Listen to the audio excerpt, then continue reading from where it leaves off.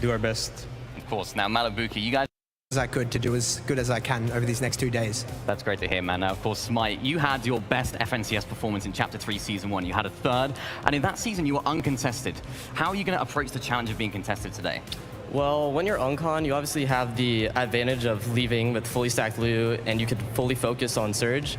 But when you're fighting a team off spawn, you have that advantage of also leaving with Storm Surge right off the bat. Yeah. So it's also an advantage at the same time. Yeah, so definitely. We'll see what happens. Two ways to look at it. Now, just quickly, we'll ask you guys, what do you think the score's going to be off spawn? The all-important question. Okay, realistically, I want a 12-0, nice and clean, but I don't think that's going to happen. That's unrealistic. I think it's going to be more like 8-4, 9-3, something like that. Okay, Smite, just quickly. I'm thinking a full 12-0 right here. 12-0. They both think they're going to win off spawn. Unbelievable. Best of luck to you both, though. Thank you so much, Mini Miter. My goodness. We've had a chance to hear from some of the players, talk about the game. I want to just take a quick moment here to introduce you to our casters for the event. It is Monster, D-Face, and Jacob PR. That's right. Thank you so much, Zeke. We do have the pleasure, the honor of calling all the action this weekend. And my gosh, the energy is already starting to, you really feel it. Yeah, it's absolutely insane. And for myself, man, watching you cast the World Cup, now being here with you, this is a dream come true. And then getting to cast this global competition, insane. Right. And that is what we have in store for us, of course. It's an amazing competition. What a special moment, not only for the competitors, but all of you who get to tune in here and watch this return to an in-person event. It couldn't be better. And already you see the content, like the real interview pieces where we get to read the players, read the room. Yep. There's a lot of contested, there's a lot of fights that are going to play out. Yeah, and like I'm saying, and it said it kind of before earlier today, speaking in the back, that these players, they're really good friends. They like to sit in the same Discord, they talk, they play Fortnite together all the time. But when that battle bus starts, Monster, they're no longer friends. They're looking at each other like they're the enemy. Yeah, definitely. You see the Pink and a Nas battle, or Pink versus Clicks, Yeah. you know, engagement that might be going down there as well. So that's us. We're going to be calling all types of action this weekend. Zeke, thanks for checking in with us. Hey, thank you so much. My goodness, we are not that far from kicking off the competition. I just want to get your guys' kind of quick thoughts here as we prepare. What are expectations coming into just the first 6 games of the FNCS Invitational? I straight up expect the crowd to be loud. We already heard when some of those interviewee names are called, the crowd was going crazy. When the action really starts to kick off, I want these players to fuel themselves with the energy from the crowd and really just take home a real solid, clean game number 1. But then also, you know, if it's not a good game number 1, use that in game number 2 as experience. Exactly, and I think that this in-person event is a really important experience for a lot of the duos competing here today, but I'm super excited to see what happens with some of our international regions, because we do have so many duos that are actually going uncontested, and one that immediately comes to mind, Runa and Peppa, for example. They've got all of Lustrous Lagoon to themselves, and with that much available loot and resources, I wouldn't be surprised if they're able to kind of kick it up higher in the leaderboards than what some people might be expecting. Yeah, that's right. And some of these duos, man, this is their first time in a setting like this, right? To have an amazing crowd like all of you here in person. So make sure you guys are just screaming your heads off. It is almost that time to start the show. So for now, let's go on over to Adam and Kelly. Yes, Zeke, it is getting very close now. This is it. Audience, North Carolina, are you ready for this? I am so excited, Kelly. We're so close now to the beginning of FNCS Invitational. And I cannot wait for what we are about to show everyone. But guys, we know what you're here for. You're here for the games. You're here for the players. So in just 5 seconds, I'm going to need your help for the countdown, everyone. All right? Join me. 10, 9, 10.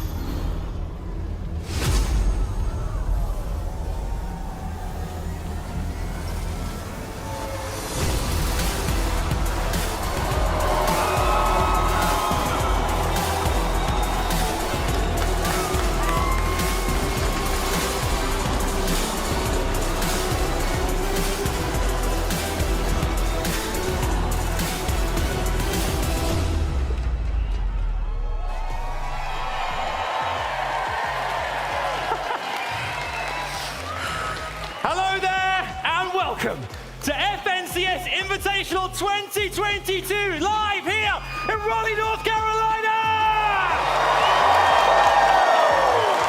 We are here live to the world for this beautiful live audience. My name is Adam Savage. And I am Kelly Link. We will be your hosts over the next 2 days. And in those 2 days, you guys will witness 12 incredible games of Fortnite. 50 of the best duos around the world, representing 7 regions, will not just be duking it out for the $1 million prize pool. They won't just be fighting for the pride and prestige. They're going to be fighting for that trophy right there. Can we get an ooh? Very good. I'm getting goosebumps here, Kelly. We've set the scene here for you guys. We've had a chance to talk to the broadcast team. We've seen you guys in the audience looking amazing. But now, are you ready to meet the stars of this show? It's time to meet the players!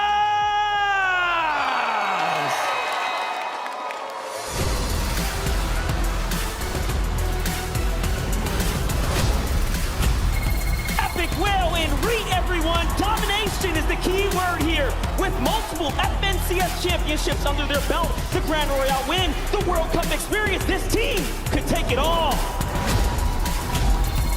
Give it up for Fabs and Snacky as 3-time FNCS champions of the NA West region. This duo is here, and they are not playing around. Welcome to PSN and Quintos, coming in all the way from the Brazilian region with a total of 5 shared FNCS titles. They are now ready to prove to themselves and the world. Put your hands together for Janice and Vadil, champions of Fortnite Champion Series Chapter 3, Season 3 Europe. They are the German powerhouses. Greasy and Vino, folks, mixing it up with the FNCS champion of Chapter 3, Season 1 and Season 2. These guys are not to be messed around with. Watch out.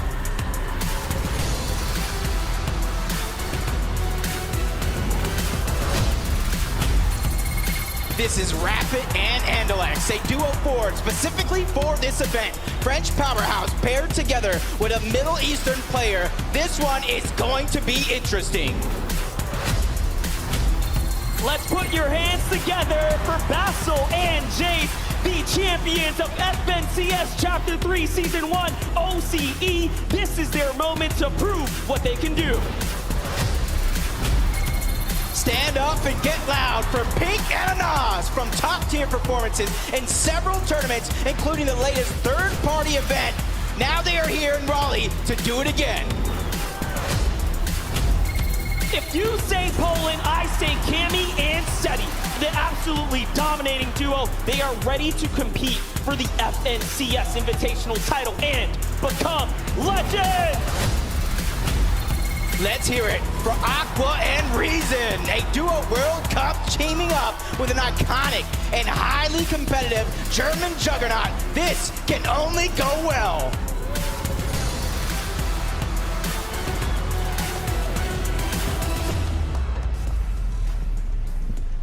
I cannot believe with just 10 players coming out, the Raleigh Convention Center are absolutely losing their minds. I hope you guys have enough in the tank until we got another 40 duos, so please don't pass out. That was just the first 10. What are thoughts? We're stacked.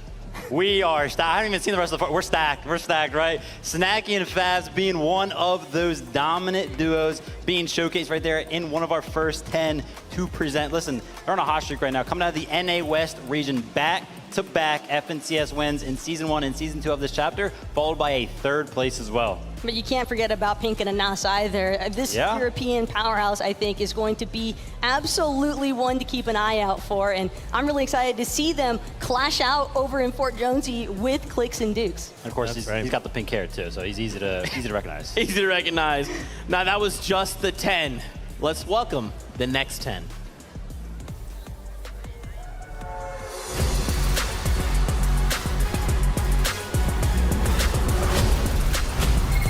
Give it up for iDrop and Mr. Savage, a true Fortnite OG teaming up with this highly competitive Norwegian teammate. This is not a drill, everyone. Let's go.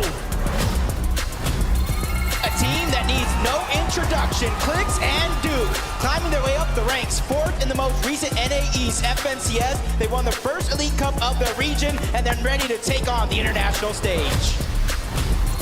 This is cold and scented. These guys are like bread and butter, best together when placing in end games, finishing both second and fifth in the most recent 2 FNCSs. Make some noise for Runa and Peppo. The Japanese powerhouse are here to rock our world. With several FNCS titles in the bag, they might just make it happen again. Put your hands together for Noah Riley and Bad Sniper. This newly formed duo for this event have both World Cup, Cash Cup, and FNCS experience under the belts. I mean, this can become dangerous.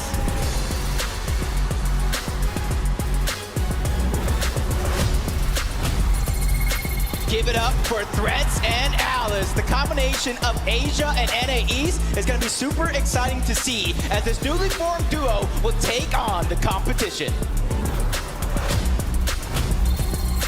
The W Keyers have arrived. Malabuka and Verstash, one of the most aggressive duos of the EU region. They have always consistently come out with the most limbs, and this weekend, it should be no different.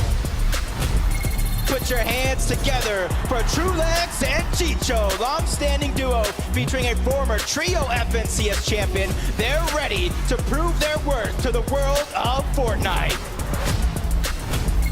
Let's welcome Bailey and Alex. Third, second, first is how this duo has placed on the Oceania region, and now they must be absolutely ready for the big stage.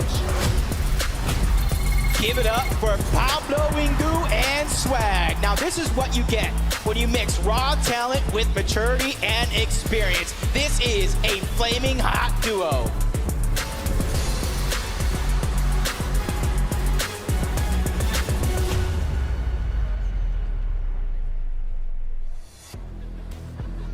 Right, ladies and gentlemen, how are you doing out there? I'm joined right now by Clix and Duke. Make some noise! All right, Clix, my friends, out here in front of a live audience, you've experienced World Cup before. How great is you back here in front of all these amazing people? You know, after 2 years, it's finally a pleasure to, be at another LAN event, seeing the crowd, different atmosphere, so hopefully we do good. Absolutely, and Duke as well, I'm going to ask you, quite new to in-person events, but being here, this experience so far, being around the players, the audience, how are you feeling going into this? I'm feeling great. It's like, the experience is insane. I'm loving it. Yeah, absolutely loving it. Are you guys loving it too? All right, Clix and Duke, thank you so much, guys. And let's over to Kelly and see who she's with. From one Savage to another, I am joined by Mr. Savage and iDrop here. Now, iDrop, I know that you guys are going to be contested on drop. Are you planning on fighting or splitting? 100% fighting. I've had it Uncon for 12 months on the best region, so we're definitely fighting. I love it. Mr. Savage, I heard that it's your birthday today. Yes, it is. Everyone, on 3, can we give Mr. Savage a big happy birthday? 1, 2, 3. All right, guys, good luck in game number 1, and let's head on to the next 10 players.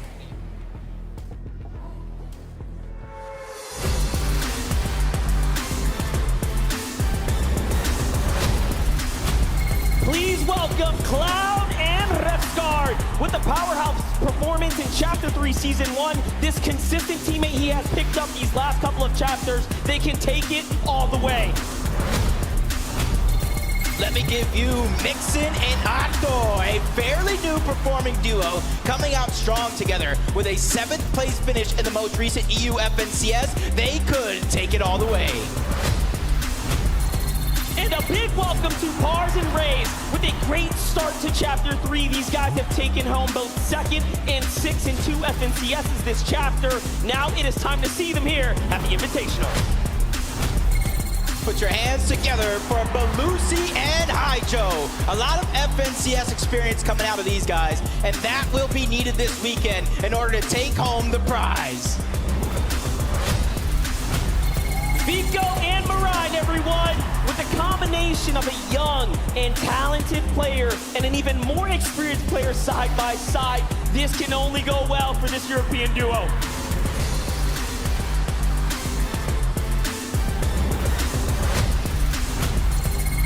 On1 and Baka, everyone. A duo showcasing their skills last season of the NA West region. With a second place finish in FNCS, they're here to take home the glory. Let's hear it for Watson Robot, a very talented, promising, up-and-coming young duo. These guys have been performing so solid lately. Can they keep it going? Pros and Rifty, one of the newer yet well-performing duos in this lobby. With his 6th place finish and his first FNCS, these guys came to take on a challenge. And a big welcome to NA East, Larson and Smite, a well-performing Chapter 3 duo. They are here and ready to compete on the big stage amongst the best of the best. Put your hands together for Falconer and Hellfire, an NA West OG, teaming up with an aggressive style European player. Now it's time to find out if it pays off.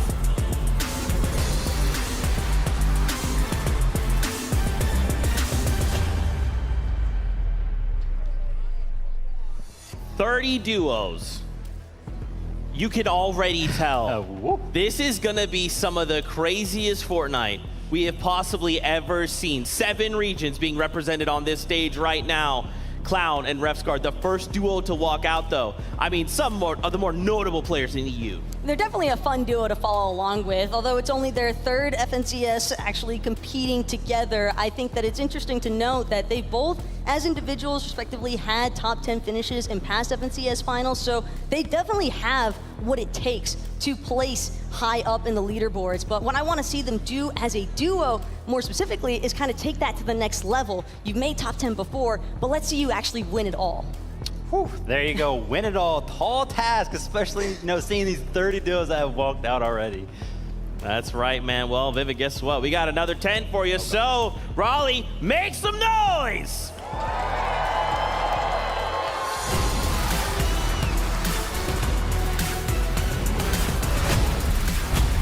Put your hands together for Peterbot and Jamper. The individual skill is so high in this duo, and despite being new as a duo, they're boasting FNCS and Cash Cup title wins.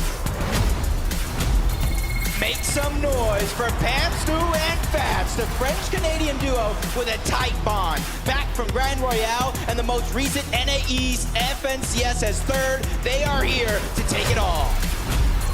KBR and Z, folks, the regional FNCS champions of Brazil Chapter 3 Season 2, and now they are here and ready to compete on the international stage.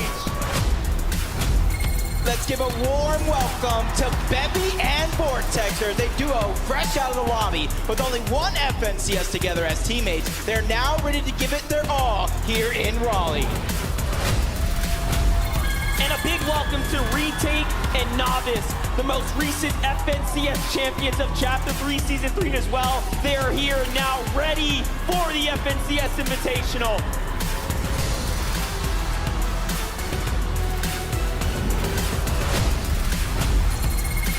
Give it up for Scram and Chimp, combining the powers of EU and NA East. These guys have great potential in front of them. They could go all the way.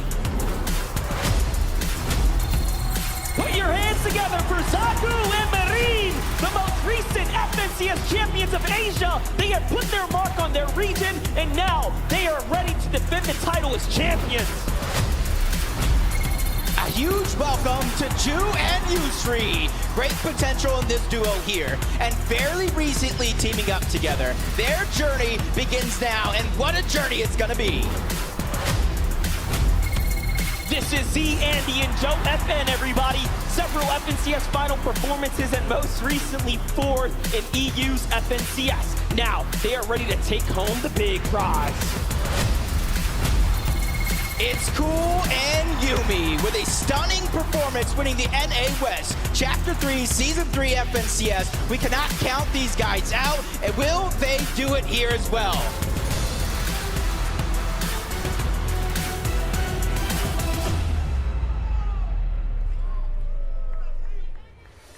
40 players down, 10 more to go here. But before we can get to that 10, I have a special interview with Swearin. And Swearin, just being here in front of all these people with this big, beautiful stage, what are you feeling? I feel really great. Like, this is so cool. I mean, Raleigh showed up, Fortnite community showed up, players showed up, like everyone's excited. I don't know, I'm hyped for this. Like, it's so awesome. I'm super hyped as well, and I know that you recently ran a tournament where it was just all goo guns. Obviously, thankfully, we're not going to be seeing any goo guns today, but what do you hope to see? Okay, real quick, I didn't run that. That was Beach Cobbler. I played in it, did really bad. I'm really excited to see people just like push for high ground and like just do like really exciting plays and stuff. I'm excited to see people like 1v2 and clutch up and just like all those classic like Fortnite LAN moments. I'm excited for it. It's gonna be so awesome. I cannot wait as well, and I believe, everyone, that we have 10 more players to introduce. So let's head on over to Jacob and MDF.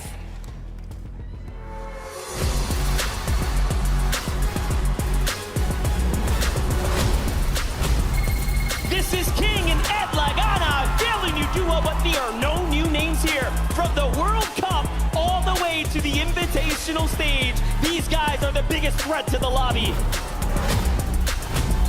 Please welcome Focus and Spy with progression throughout each and every FNCS with a third place finish in the most recent Middle Eastern FNCS. These guys are ready to compete. It is Thomas HD and Tripburn, folks. Two words: dangerous and dominating, as these two are extremely experienced and they must be ready to win this weekend here in North Carolina. A huge welcome to Macwood and Kanata. Reunited has never felt so good. These guys are looking to pick up where they left off and take home the prize. Let's hear it for Acorn and Edgy. Consistently great performances throughout their careers. They are here to continue that trend. And East, show them some love.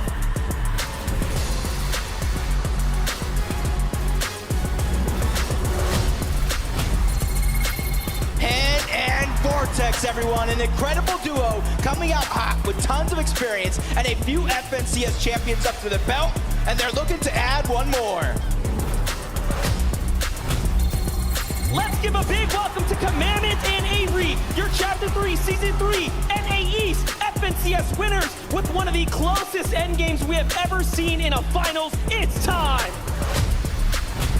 A duo that needs no introduction. Tayson and Chapix combined 6 FNCS titles, countless Cash Cup wins, and now they're ready to take on the global competition.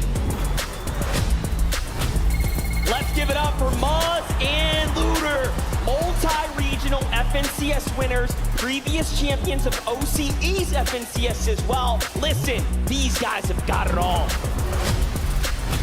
And finally, let's hear it for Booba and Miro, our solo World Cup champion with his multiple FNCS winning duo partner. These guys are looking to cement their legacy.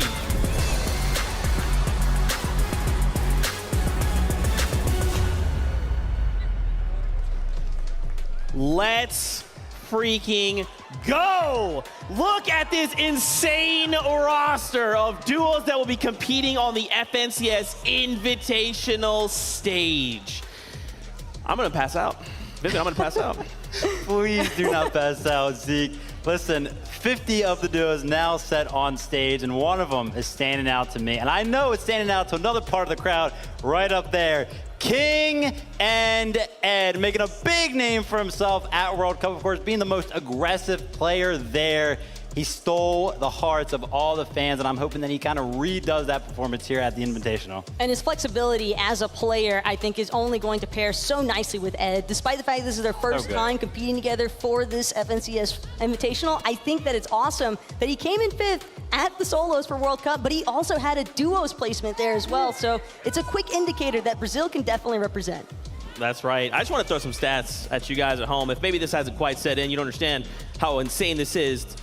15 FNCSs, 105 FNCS events across 7 regions, 88 FNCS championship titles on that stage, 47 FNCS champions on that stage, 27 countries all represented on that stage. And guess what?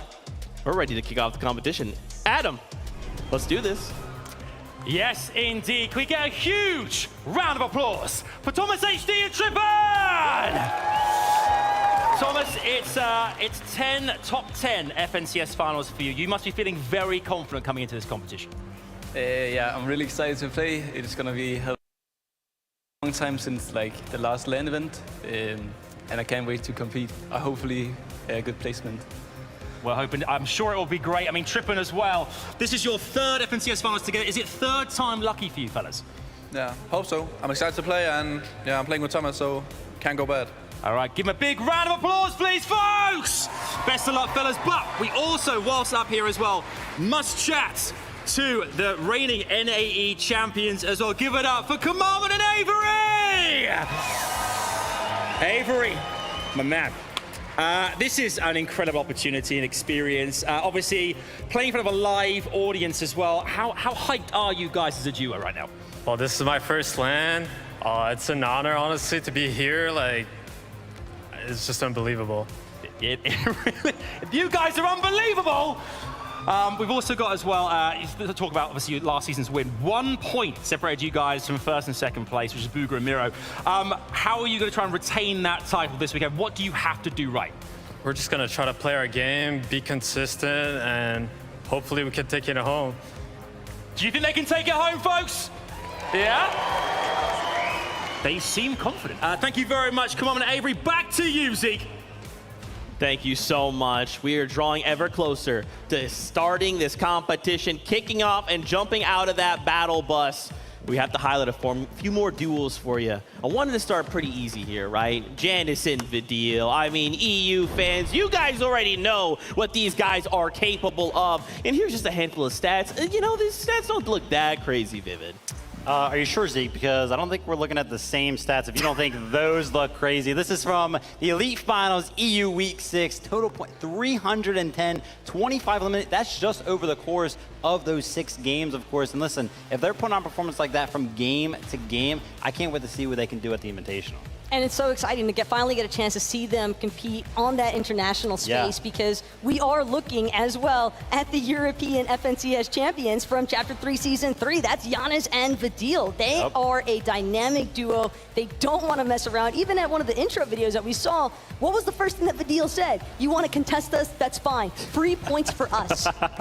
The confidence. Listen, I love the confidence out of everybody. Also, you know, shout out to Trippin, right? Because like his interview went, yeah, I'm playing with Thomas. We're going to do great. Like it literally can't go bad. That is a lot of trust in your duo right there. Love that. You love to see it. Talking about Vidil and Janice, they're currently uncontested at Greasy Grove. What does this mean for this duo? Having a POI uncontested that literally 6 other regions and even your own said, no, you can have that. That's fine. Listen, this is how it goes, okay? You pretty much get to play all 12 games, right? But because you aren't contested plus 1, you aren't finding any of those early fights. So you have to go forcefully find some of these fights, and it can be very, very hard when the pressure's on, the nerves are kicking in, the audience is cheering on the stage.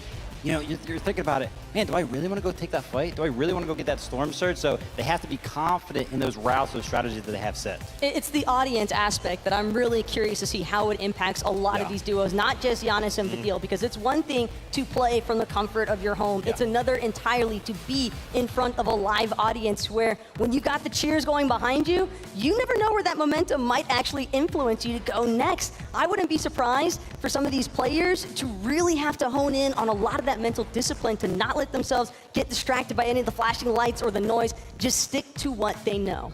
That's right. Let's talk about another duo, Clicks and Duke. We actually got to hear from them via Adam. I mean, look, yeah, their crowd's already going absolutely ham. Clicks fans, rise up. What can we expect from this duo? Listen, I'm excited, right? Because Clicks has been improving from season to season, day to day as an IGL, teaming up with Duke, of course, who is very, very good mechanically. You know, I saw him in the practice room, always grinding the creative, always willing to take on pretty much anybody in that room who wanted to give a shot at seeing if they could take him down. And it's impressive how well Clicks has managed to simultaneously totter between this pro player aspect as well as the heavy side of content creation. I think that it is not very easy to maintain both of those lifestyles styles. And not only that, but when you have somebody as experienced as Duke right next to you, I can understand where the trust comes from this duo. And knowing that they're against Pinkett and Nas, potentially at Fort Jonesy, I do believe we heard them mentioning, though, a possibility of just splitting at the start. Well, listen, I love the fact that you mentioned content, right? Because, listen, you know, he's used to that, right? He wants the reactions. He posts that content to get reactions. And here, what other better place to get reactions than from a live crowd? So maybe he'll just straight up embrace it, and it'll fuel him. That's right. I have to highlight this duo, man. Your FNCS Asia champions who are competing on this stage. There they are, Zagu and Meram. Remember, these are FNCS champions. They literally just won the FNCS that passed. And now we will see them compete. When we look at the stats, man, I'm pretty worried for everybody else. Listen, we were just talking about, you know, Vadil and Janice, who coming into this event are a lot of people's favorites, right? But right there, they had 310 points in one of those Elite Cups. Right there, I saw them have 344. There's a little bit of competition going on there. And as you can see from the camera shot, I love it, the preparation. They literally have printed out sheets of spots on the map, things that can help them out through this competition, anything to give them the edge. And from the moment that we saw just how much energy they were actually bringing with them on their initial walkout, to the point of them sitting down here now, their faces do not indicate any sort of nervousness.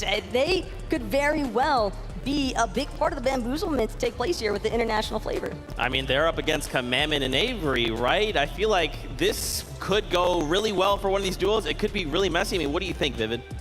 Over at the Rave Cave. Listen, I think, you know, ultimately Commandment and Avery are going to be comfortable over there, right? They did win an FNCS from this POI, and of course, you know, Zygu is landing on the outskirts of that. So I don't even know if they're going to take any of those early fights. But again, as the game develops, if they start to struggle on Storm Surge in the later parts of the game, they might want to start taking that early fight. But there is usually enough space surrounding Rave Cave for duos to not necessarily have to look for those early engagements if they don't want to. And you also have to keep in mind that they're not the only ones that are going to be landing there. There's also going to be Thomas HD and Tripper. That is a notorious favorite spot for them to go, is that south side of the Rave Cave. So curious to see where exactly these zones wind up actually taking these players and how their encounters might actually shape up.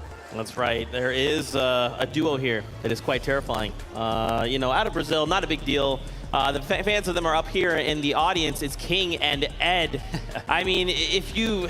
the crazy thing is, King is one of the most winningest player. I mean, the crowd's already going crazy. There it is. One of the most winningest, one of the single-handedly craziest mechanical players you will ever see in your life. But when you pair it up with just stopping power, which he also has by himself, he is a one-man army. Yeah. Listen, of course, King representing FaZe, and shout out and congratulations to Ed. Recently, just days before the event, signing the Team Liquid. Amazing opportunity there. You can see him drip out in the jersey, showing it off here at the Invitational. And what I love most about this is that, you know, again, we're here in person, right? So we can go into the practice room, we can kind of see what's going on. King and Ed, 2v2 matches almost day and night, in and out. And listen, they were dominating players from every single region. But the sheer presence that you have as an international player, and I'm speaking about King here, because the fact that he actually has audience members with signs of his name at an NA-based venue, that alone speaks volumes for the kind of impact that he has had on the Fortnite scene. These guys are uncontested. We already know what this means for everybody else. It means they're going to get a free pass into the mid-game. If they are allowed this opportunity, what the heck is everybody else going to look to do to try and stop them? Nothing. 12 games of pure aggression from King, and that's what it means. Just straight up, nothing else.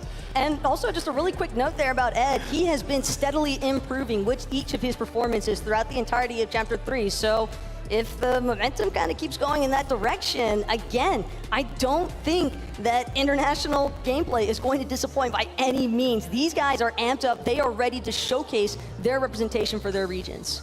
That's right. We want to come on over back to NA. We got to talk about Fams and Snacky, an iconic duo, to say the least. That's pretty good. Yeah, they're pretty good. That's pretty right. Only, you know, 2 FNCS wins just this chapter, followed by a 3rd place, all that, you know, and the aggression from Tilted Towers. I can tell you right now, watching some of the Elite Cup games, they do not like to leave Tilted Towers without at least trying to find a fight. And I think that's going to play into the part, right? Some of the other players landing at Tilted Towers might not be expecting. Maybe they came into this like, we're going to split it. No, I'm pretty sure they're going to be aggressive. And we've already touched on a little bit with this duo earlier today, but they are, in fact, certified point getters, because on top of that stat that I gave you guys earlier, we're out of 36 FNCS finals games for Chapter 3. They only went 2 without elims. Well, guess what else? They didn't go a single game in Chapter 3 FNCS finals without scoring points of any capacity throughout every single round. That is insane. Just a stat line, right? I mean, this stage is going to, it's legitimately some of the best players from all representing 7 regions from all around the world. It's absolutely ridiculous. I wanted to really quickly touch, I know both of you guys have come from competitive player backgrounds. You know what this feels like to be on a stage like this, to be in front of a crowd like this. What are some of these players feeling right now? Listen, some of them, they're looking locked in, right? They're looking like focused. They're not even thinking about the crowd. They don't even see the crowd beyond the monitors right now, which is really, really good for some of them. But I'm telling you, some of them are probably just really good at hiding the nerves, because being at these events, it's a different atmosphere. We talked about it time and time again. It is not the same as playing in your room at all. You will have all these lights. Maybe the desk is a little bit of a height difference. The chair is a little bit different than what you're used to, and it all plays into part, how well you're going to do. I remember as a player myself, feeling a little bit uncomfortable on the stage, not because of the crowd, not because of the lights, but simply because of, slight changes in how I was used to sitting. It's just not your home setup, and that's going to be naturally difficult for any player to overcome, no matter how much in-person or LAN experience they might actually have underneath their belt. But one thing that I always find a little bit fun, talking with some of the players, even yesterday and in the player lounge, it's asking them what are their kind of like little tips and tricks. I want to know how many of them like taking their shoes off, for example, because it's just that it adds that extra little safety net of just, hey, I feel more like I'm at my in-home environment. Yeah, 100%. And this is all I know it sounds like, take your shoes off. That's like a joke right now. This is legitimately, man, when a player is comfortable, they will perform better. It's proven. Why don't we go hang out with, we got with Tokata, Mini Minor. Are you guys in the player area? We are indeed, Zeke. Now, some of these players might have their shoes off, but we've got our thinking hats on about this day today at Takata. I mean, we've got 2 days of Fortnite action.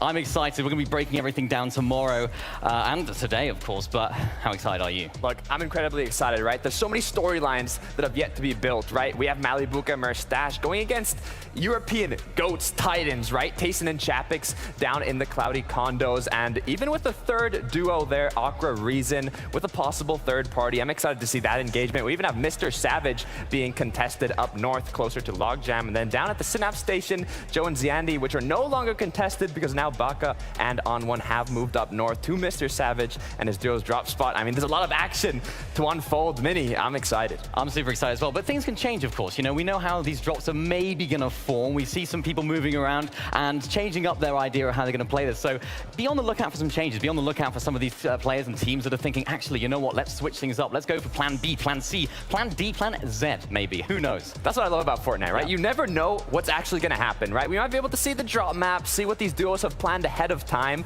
but who knows? Maybe they have a not so great game 1 and then they have to change things up, or maybe even after halftime, right? 3 games down, you're like, okay, we're not doing too good. We got to change something out. But I'm excited to see who's going to be able to show that they've been practicing. They have been in the player lounge going against each other, even in creative, doing 1v1s, 2v2s. And I mean, there's so much to see. I really just can't wait. So much to see, so much to do, and I can feel the energy in the arena right now. But Zeke, please take it away. We're too hyped. Bro, I'm right there with you, man. I just cannot wait to see all of the action unfold before our very eyes. We're almost there. Just a couple little things before we start the battle bus on its journey. I wanted to highlight another duo, Cammy and Seti, right? For you longtime EU fans as well, these guys recently just won a DreamHack. They've literally came in 1st and 2nd place in a solos competition. They were the best 2 players at the tournament. And the thing that I love about Cammy and Seti is that individually, they kind of remind me of myself, right? That really slow, methodical game play style. They're not going to go for anything too flashy, anything too risky. They're just going to play their game out and play that top 10, top 5 consistent every single game, because they are landing at that mid-map spot uncontested.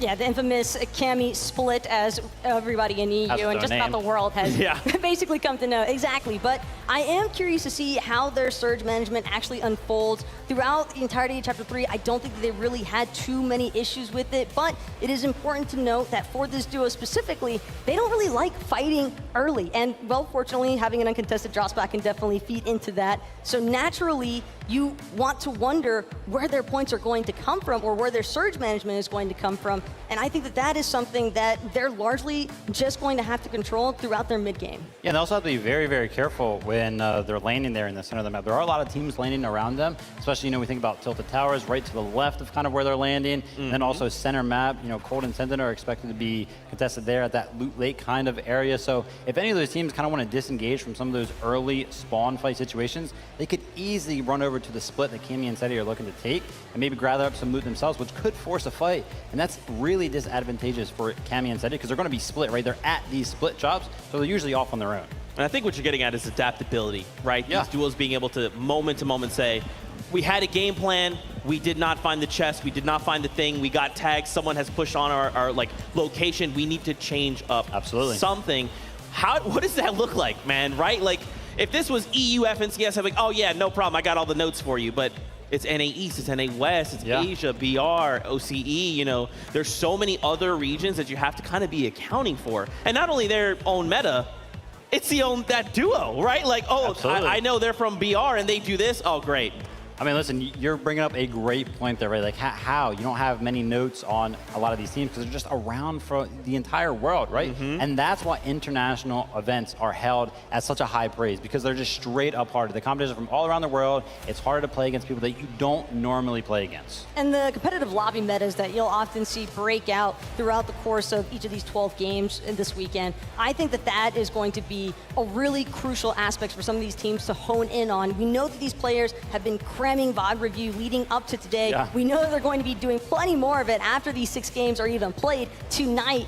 But as far as Cammy and Seti are concerned, just touching back on them, I like the fact that you brought up the early game engagements because honestly, their all-time record, by the way, first 3 zones, they have a less than 5% of elim scoring throughout those first 3 zones. So they don't like the early game engagements.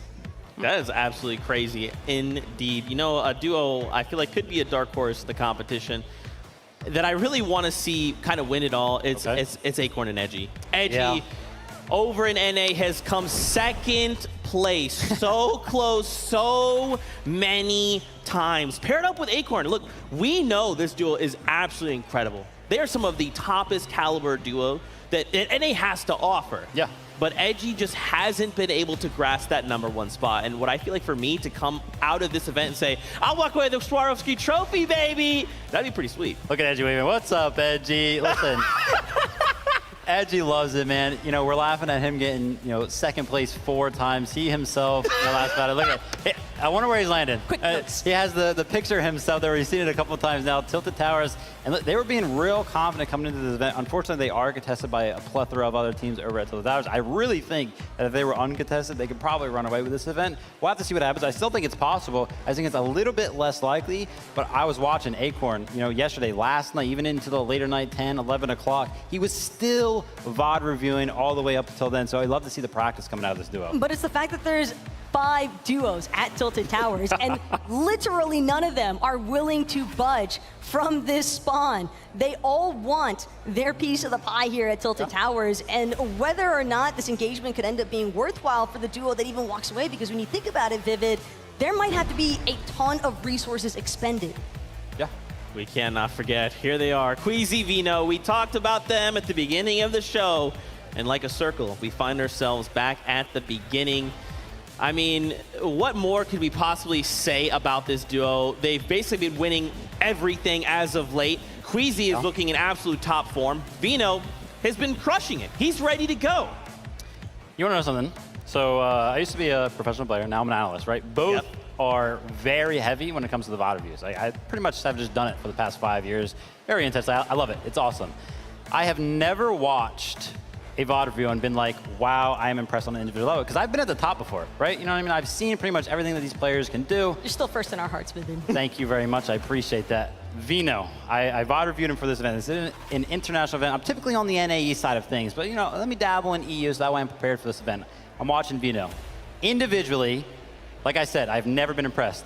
I was impressed. He seems so clean. Every single action that he does, it seems like it has a purpose. And I genuinely have never seen that out of an individual player, ever. There's a reason why he's often regarded as one of the best fraggers in Fortnite competitive history right now. And not only that, but he's got a perfect IGL to match that. Queasy is notorious for being an absolute genius for his IGLing. And I think something that I love about Queasy is that his stats also speak for themselves, because you don't go the past 7 seasons getting a victory royale dating all the way back to Chapter 2, Season 6. Without being a consistent IGLer. He just knows how to stay cool, calm, and collected in every single competitive environment. And I love the fact that you're bringing up the IGLing aspect, right? A lot of these duos are going to be making a lot of calls. Queasy, what he is known for is his very clean, high ground takes. It just always seems so methodical and flawless whenever he does it. So the pairing is very, very well. But then that's not even like one of the most exciting parts is they always seem to find those mid-game dead side rotations that work out so well that keep them alive into the end game very consistently. And it's kind of like having a silver bullet, right? You have Vino there ready to go. And if you're Queasy, you're just thinking, okay, I need to go accomplish this goal. I'm going to point my silver bullet in a direction. There's an enemy over there I don't like. Vino, why don't you just go 1v2 them for us and then bring their loot and ammo back and builds, and then I'm going to be up on high ground, okay? I'll see you in 30 seconds. So that's not a joke. I'm laughing because, 1v2s, right? They seem impossible, especially on the international stage. But no, like, literally, Vino, he just does it so often, and I cannot wait to get to the game. That's right. Guess what? Ladies and gentlemen, Fortnite fans, we're ready.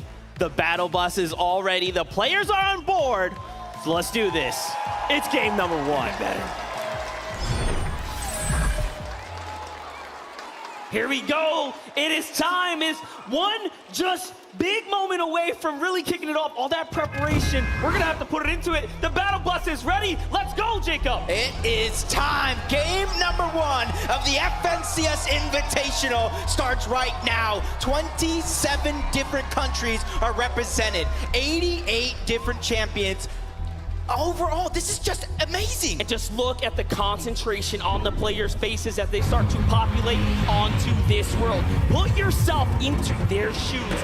Imagine the pressure as you are jumping off the battle bus here. We already know what's in store for us. It's going to be an incredible amount of action, as we know there are so many contested drop spots. Yeah, and already looking at the drop path, one of the biggest ones is going to be over towards Rave Cave, where you have Commandment and Avery, the most recent NA East FNCS champions. They're a little contested. Not going to be a hot fight right out of the gates against Thomas, HD, and Triprin, because right now they're just getting that early game done and ready. That's right, and it is going to be so important for everyone who is contested to take and walk in the path of caution. You cannot allow yourself to make any risk. Up at Chrome Jam Junction, we already know there's several players on top of each other. Tilted Towers, remember, 5 duos contesting this area, some of which are the most notable: Bad Sniper, Noah Riley, Acorn, Edgy, Babs, and Snacky just to the south. That's such a stacked stage. You might as well call that the Legends Landing, let me tell you. But see Snacky over on the side, you're talking about Bad Sniper as well, but one of our hottest drops with EU's biggest names, Cloudy, Kondo, Feet haven't even touched the ground yet, but it does look like it's going to be Malibuka and Merstash on the ground first. Malibuka, of course, representing for Russia, Merstash for Latvia. We got Aqua here and Rezon, our high ground kings. One of the most respected set of duos right here. If they really cut loose, they make endgame, it's over. You're gonna see Aqua playing for that big high ground play. And look at how they are respecting the area. Everyone making sure they are solidifying their foundation right before they really decide to make a fight. Yeah, but look at Malibuka's loot already. A green prime, a blue Evo Chrome burst. He's ready to pack a punch at a moment's notice. He's probably waiting for Merstash to probably give him the go-ahead, but another in a regional battle over towards Grim Gables. Now what's crazy about this, I got to sit down with Muzz and Looter. They are feeling exceptionally confident in beating Larson and Smite, but you have to put yourself into this kind of position right now. There's pressure all around you. To me, it's looking like Larson and Smite have the advantage right now. Just take a look at the focus right here, right? This little bit of high ground, they have them almost just trapped down below. Yeah, and the thing is, right now, Larson is a little bit separated from Smite. That is a little bit towards the low ground. You know as well as I do, all it takes is 1 second of separation to kind of do one of these teams in, as Brian and Vico over here towards Reality Tree. Another contested drop. But you can see this is only game number 1. Nobody wants to put it all on the line just yet, but I might have spoke too soon. Larson would get it. Taking down a ton of damage on the Muzz. Looter trying to back him up, and it looks like they got the first elimination of FNCS. Down goes Larson, and the quick finish for Looter. OCE gets to claim the first on the show today. It's Smite now, left with the pressure of the world on his shoulders. Can he escape these OCE players? It doesn't look very possible. We all know from the past experience that Looter and Muzz are some of the fastest and deadliest when it comes down to these engagements, and they're hip to hip right now. Yeah, Smite right now, he has to figure out a way to just really stay alive, and it looks like Muzz and Looter, they're trying to decide right now, Monster, do you continue to try to fight against Smite as he's looking to try to get that reboot card onto Larson as the third-party shots are beginning to come in from the distance. And that's the thing, you know as well as I do, any drop that's contested and you have that early game fight, and especially it builds just like this, there are so many teams that are going to look at you to get their surge. Now in the past, Smite has been known to walk away with at least 1 elim in every single major game. This time might actually break his streak that he's been on, but Muzz and Looter, take a look at the respect here to play cautious, take their time, and not overcommit even in the 2v1. That's the respect, but let's get to the real battle. Cloudy Condo, Tayson, Chapix taking on this big duo toe-to-toe. It's Merstash and Malabuka, who have a 73%, 78% win ratio when contested. The odds are not looking good. The third party in the distance, Aqua's up on high ground. They're positioning for the fight. Yeah, Breeze on A and Aqua, they have that high ground. Just put damage onto 2 different players. They're like eating at a buffet right now when it comes to Storm Surge, but in the feed, Mr. Savage is down. On one and Baka from NA West. They're trying to take control of that POI, but all 3 teams are here. But you got to keep notice, while all the action is going down between Malabuka and Merstash, you see Aqua and Reason just trying to keep their distance. Crazy how they fight back. They are not just allowing this team to third party them. Reason gets super hurt there, and it looks like the battles in the distance get to conclude. But here and now this fight rages on here. Reason all of a sudden who had such an advantageous position, right? And lands all those shots, the entire tables have turned.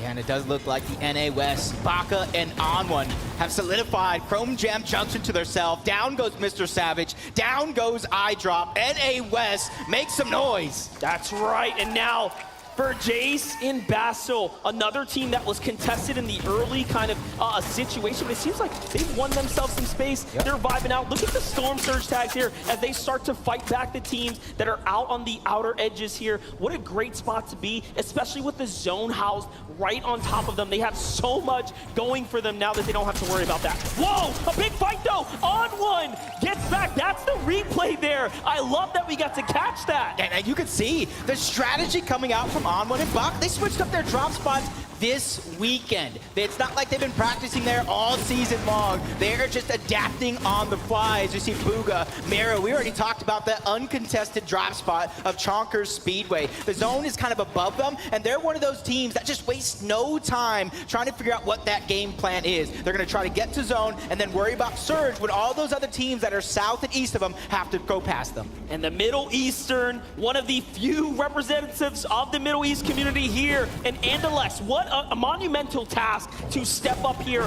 and for the first time ever compete with a duo. So we love to see what we have going on here. So much representation of all of our spaces. You know what I saw, which was in the feed as well? Japan versus Brazil. Looks like Peppo found one too. So little exchanges happening everywhere.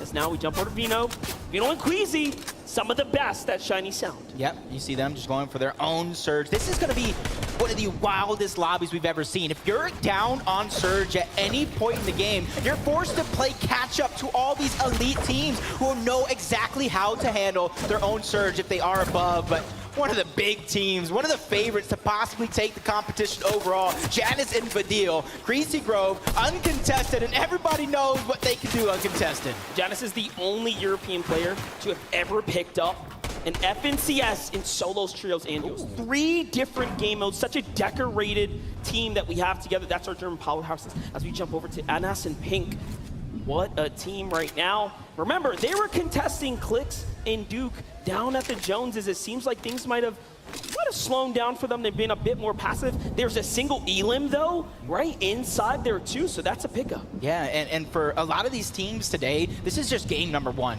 The nerves right now, they're just feeling each other out, trying to figure out how everybody's playing, and then they're going to adapt as soon as this one gets at least towards the mid-game, probably towards the end game. It's going to get super exciting very, very quick as Merstash, Malibuca, that fight done and over with. They know it's about the resource, about matting up and setting yourself up for later on. And I love that you say that because what they have that the other teams don't, tons of accessibility to the metal. You see how their metal resources really starting to cap out there.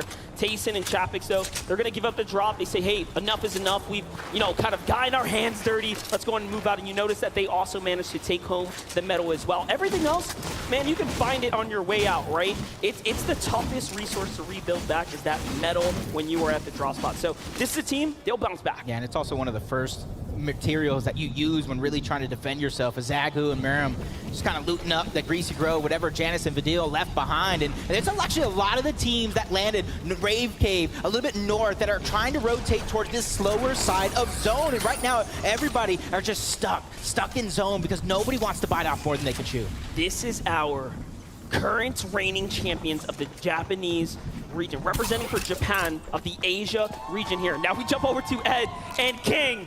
One of the most explosive duos. We talked about Ed's history, how much he's really risen to the challenge, improving season after season. Now paired up with King, they have such a fun history here. They have engaged against one another multiple times in FNCS in seasons past. Now they get to play together. Yeah, kind of rotating all the way from north, Chrome Jam Junction. They find themselves the sweet spot, but a team that has so much experience together, but years ago, now reuniting for the Invitational, Macwood and Kanata. And let me tell you, in some of those practice games, Monster, that uncontested drop spot that Kanata and Macwood have proven to be fruitful. They got first place in scrims, and now they're here to try to replicate that on the biggest stage. Only 2 duos have fallen, and now another steps into the position here to possibly take a fight, but no, Bevies and Vortex are know a little bit better. They're going to land right behind Chapix. They find Tayson out by himself. A great shot here, and now he steps up, but smarter to go ahead and defensively poise up here. No need to get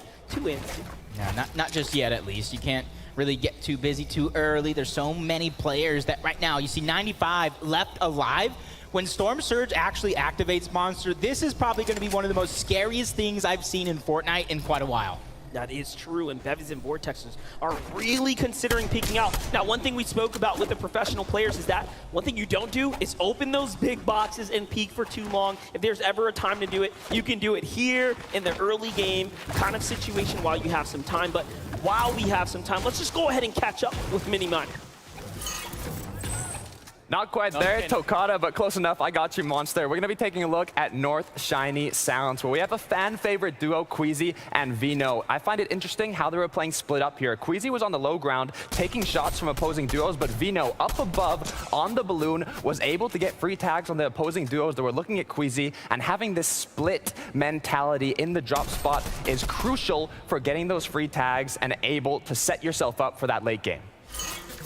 An amazing breakdown there, Jacob. Yeah, one thing that I didn't really mention it. Did you see the 18 splashes on him? Yeah. These guys are ready for that end game. If you have that much heals, that's going to allow you, if you are down on Surge, to kind of handle it. The Fabs and Stacky, FNCS champions from NA West, hurting on Storm Surge right now, trying to get themselves back up. But it does look like the fight, maybe the dust have settled, and this is the aftermath. As you see, yeah, Fabs does have one elimination, 36 above the damage threshold. Even though right now they have a little bit of comfortability, that threat is still looming in the back of their minds. That's right, and they rolled up, they took down a team there, and now they get to go ahead and reap the rewards. They needed those tags, but that's not going to be enough. There's a little bit more in front of them. Ooh. A team that's well below the Surge right now, our full Middle Eastern duo, Spy and Focus, are sitting here, and it's not looking too hot. 220 damage below. I had so much time to catch up with Spy. He is an incredible, and I mean incredible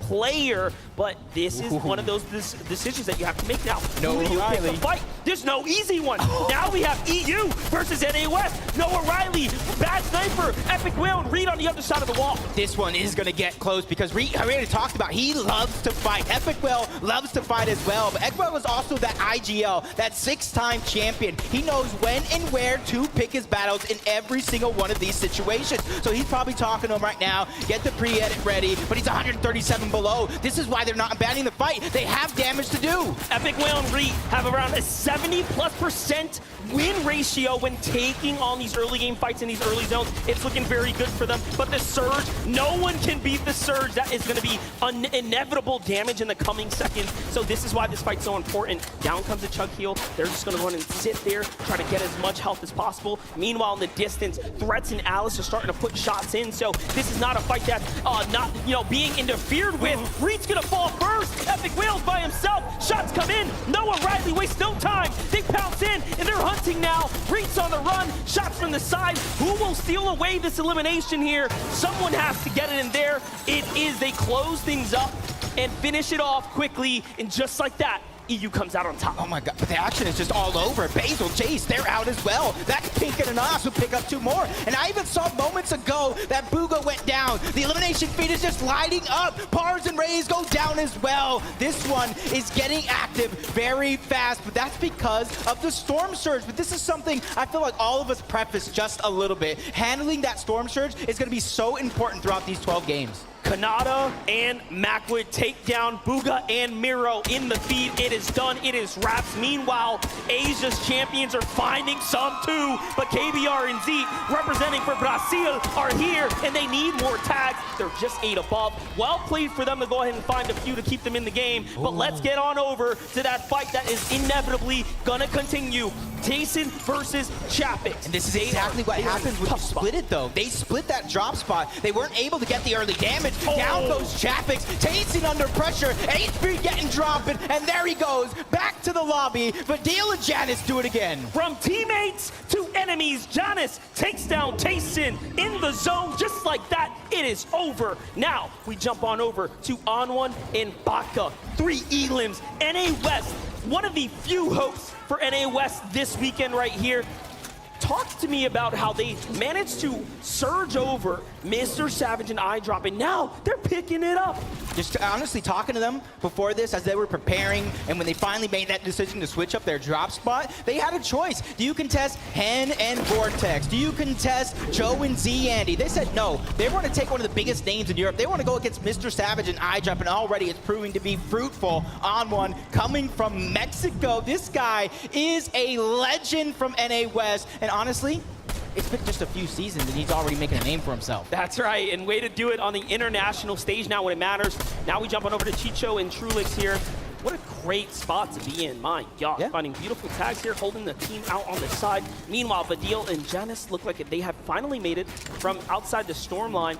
Tough spot to be in. You have a lot of water here, very little land terrain to work with, and take a look in the distance there. You see the stacking starting to happen.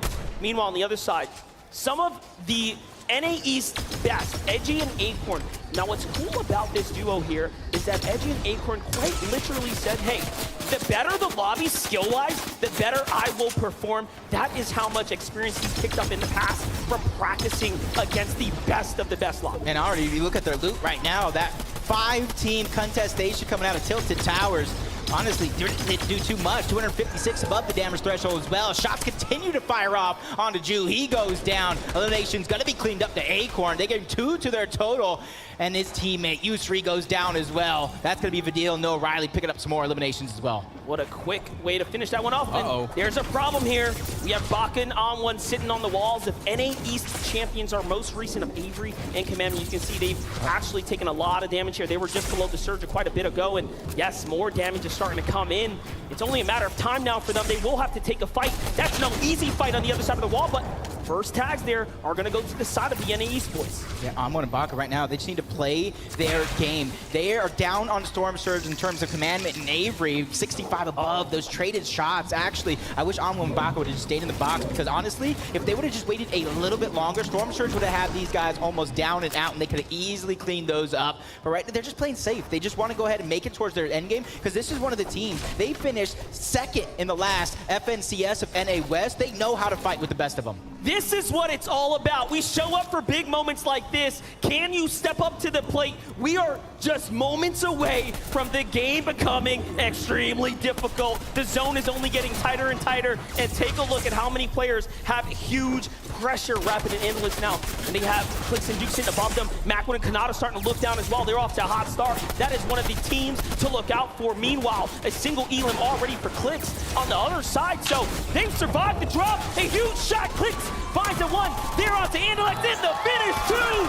Clicks and Duke managed to get 2 more eliminations. Oh my gosh. Hey, you got to give him credit, though. He said it himself. He has that World Cup experience teamed with an FNCS champion in Duke, his first time in an in-person event, and he's already loving the environment. Even though he didn't take that off-spawn fight, it was so that he can make it toward this end game and continue to do things like that. Alice and Threats, they're communicating with a translator between them. NA East and Japan playing with each other, but hold up. Vadil, Janice, this is a problem. One of our favorites. When you look online, you look at Twitter, you look at what everyone is putting together for a top 10 list. You expect this team to do so well in game 1 and already broken apart. Yeah, Janice was down inside of the storm. Vadil really couldn't go and save him. He has no HP really to regain. Merstash and Malabuka, another one of those teams towards Cloudy Condos who are nobody really fought it off spawn. They got some tags and left, 31 below. The pressure is on. They're so close to zone, but they can't necessarily travel to zone because they have to worry about Storm Surge. That's actually doing a ton of damage. 31 below. Not looking good, Jacob. Tags are coming in. Clock is ticking. They do have heals. They can survive for a little bit more, but you hear the shots raging everywhere as the lobby turns online. But Dio fires back. He catches Macwood in the feed. That must have been incredible, and that's happening right above us. Meanwhile, turning the story around, Vadil is known as one of the greatest box fighters, literally made his name known for taking on fights and destroying players across Europe. Let's take a look at that one more time. Yep, you see Vadil just kind of peeking through the cone, catching Macwood off guard. And honestly, it looked like Macwood was going to try to do the same to him, peeking through that cone. You better watch where you peek. Aseti and Cammy, another favorite to probably take the top spot here in this event. 306 above the damage threshold. They're still continuing to put that pressure on the lobby. That's exactly what you got to do when you make it to endgame, especially if you're a team that doesn't fight off spawn. Becoming Legends, Cammy and Seti have 2 launch pads. They have material. They have heals. This just might be their game. But let's jump on over to Seat. KBR. How's it going here? 132. They have Z-Handy and Joe FN on the other side of the wall. It's going to be a tough one. 23 duos remaining here. The surge is still active.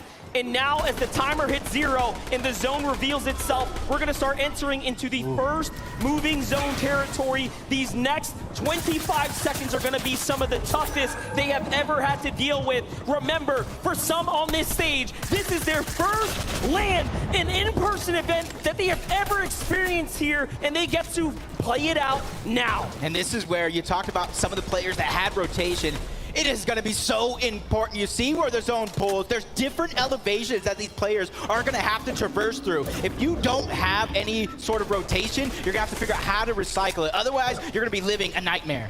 Fadil, he has a launch pad. He's going to play for it. High ground. The first ones to go is Pino. It's Queasy. This is where you expect them to be. They're up top where they are so comfortable. Now, can they hold it all the way? The launch pad comes down. They don't want to stay there and commit the map. They're going to go ahead and switch it up. Merstash in the low ground down to 40 HP, but he still has some movement to work with. You can see him just speaking through the cone, gathering that information. He has a launch pad as well. He can easily try to find his way through, but there's so many players stacked all around him. They don't want to make it easy, but 28 above the damage threshold. He's not only looking for the perfect rotation, he's looking for some players to put some shots on, but a high ground goes over to Peppo. Whoa, Asia on height now too. This is big. That's something you did not expect, but Vino and Queezer are now looking up, take the side to go for it. They land on top of Asia, and it's all or nothing now. Vino fights for it. The wall gets edited. It's not quite his. It's a battle on all fronts here. Can they win it off? And he does just enough. Vino and Queasy have managed to fight back for high ground in the first game of the FNCS Invitation. Yep, and there goes Assault to the feed. Vadil and Janice, their run came to an end. Vico picking up Anas and Merstash. Two different players as Alice is trying to break through. 118 below the damage threshold. He knows he cannot stay in one place too long, trying to reunite with Threats, but he goes down as well. Storm Surge really eating these guys alive. Alice has to do something, but the options are so thin. He doesn't know what to do. Finally finding one player, puts the shot on. Storm Surge still going wild. He's below, but that Siphon coming through just in the nick of time to keep him alive. He is alive. He takes down Moran, steps into the zone, and look at this. A huge pickup now. That's going to buy him more time. That could be the absolute difference. Meanwhile, Seti and Cammy playing their game. Pamstu and Fatch still alive as well. High ground has Queasy and Vino. Low ground has Chicho and Trulix playing and leading the front side of the zone. There's not a player in sight. Clix is still alive now, working his way through. He has lost his teammate. The full finish comes through. It might be all or nothing now. He still has so much left in the tank. Yeah, but I'm not too worried about him because of him and Duke's high placement last FNCS was because of solo clutches from that man himself. But talk about solos. Joe gets one as Andy goes down. Shots coming in from the high ground. Pressure is there, but Joe's trying to find his way to the front side of zone, but it's a hard journey trying to find it. 12 HP, continuing to drop. Shots still coming in. He's going to find a moment of an oasis to try to stabilize and figure out what's the next play. Cammy and Seti find their way to the high ground. Down goes Clix to the hands of Cammy. That's a huge one. Hello, Vino. You have to turn and run. Cammy wants to hear nothing about that noise right there. Meanwhile, Seti's keeping eyes on the general area. Very solid. Chicho fighting his way, but no. An edit comes through. It's Zagu and Mareem, who's right above them there. Our FNCS champions of Asia are still here. Down goes Pamstu as well. What a huge elimination here. The top 7 duos alive. 11 players total left in this game. One of them being Seti and Cammy towards the high ground. The analyst desk called it. These guys don't play too many early game fights. They wait for this end game and for every opportunity. But Acorn, he's trying to sneak some extra points. He has the med miss sitting in the zone. Vino doing the same, but he's almost all out of opportunity. This is absolutely what you expect of the best players in the world coming together for this invitational here, to have this opportunity to step up to the plate, represent for your region. This is what it's all about. Vino by himself, just working his way, ratting his way through the build. Acorn is as well. There's a set of major points separating them. Vino looks to high ground. He says, I'm not going to allow you to just sit there and focus me. Trulex is meanwhile in the low, looking for something to do here, turning builds into Chrome. And remember, he can slip through any one of these now, becoming desperate. He's just trying to reinforce a little bit of the builds that are around him so nobody can quickly edit through and try to pick that shot from Miram and Zagu. They don't have that high ground, but they have that mid layer trying to find that comfortability. Vino, only 2 HP, no med miss left. He's gonna have to try to find a Siphon here, but no, he gets dropped. Acorn finds another one from the outside of zone. 7 elims for Mareem and Zagu, representing for Asia here, looking great. Meanwhile, Yumi and Cool are getting one step closer now to taking this fight. A huge shot out to Mareem. He's gonna feel that one as he plays defensively, but Zagu is here to back him up. They're going hand in hand. The fight breaks out. They clap back. Down. Oh my gosh! Cool steps up to the plate. We are now down to 3 duos in the end game, 2 solos and a duo up top. Carrying that momentum from last season's FNCS, but he has so much more work to do. Seti and Cammy, the only duo left in the game is Acorn staying alive. Still 4 eliminations on the back of Cool, trying to find his way through. But there's, like I said, there's only 1 duo team, and they have the high ground and the recipe for success. You cannot write a better story for becoming legends. Seti is fighting back.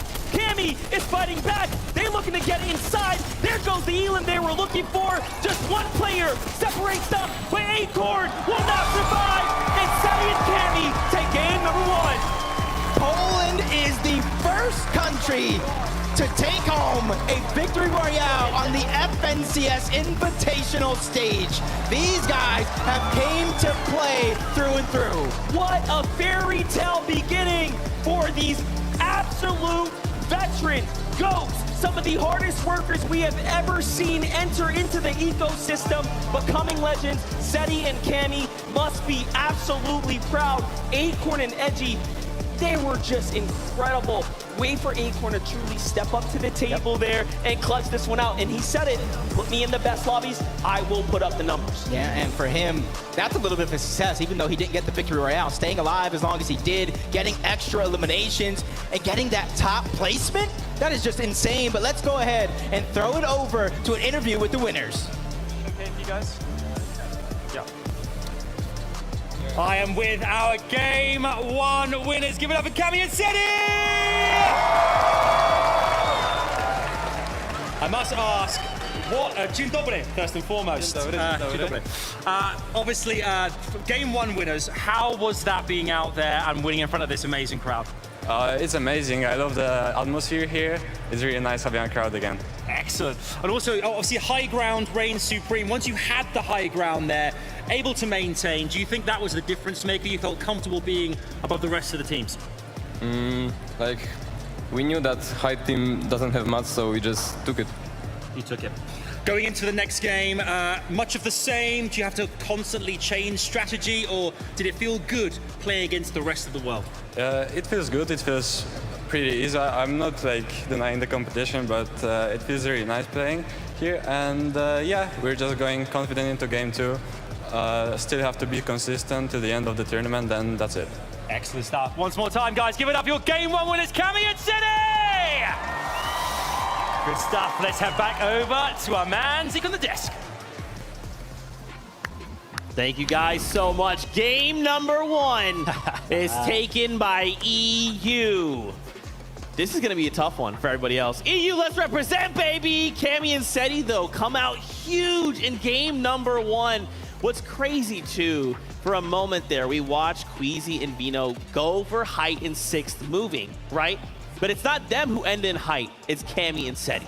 It's crazy, big developments there. I can't believe Cami and Seti are the ones that actually end up on the high ground. I love the fact that you mentioned that there were a little bit of flip-flopping going on the high ground. Somehow Cami and Seti, probably the least likely duo in my opinion to find themselves up there, do so well played coming from them. And also, not to mention, this end clip right here doesn't even tell the full story. Seti goes down in that mid game and Cami clutches up 1v2, which is why he has so many eliminations coming into this. And then to close it out here, just 2 separate solos, and they make easy work of them. It was right around the start of Zone 8 that we saw Cami just sweep Queasy completely off guard there on the flank. Didn't seem as though Queasy was fully aware of the fact, because there were so many teams trying to challenge that high ground at once, but it was Cami and Seti who actually successfully walked away with it, and they just had so many builds. That vertical play throughout the entirety of 8th and 9th zone, there was just nothing anyone else could do about it. And the thing that I love, right, is we came into this game and we were like, who's going to be nervous, who's going to be confident?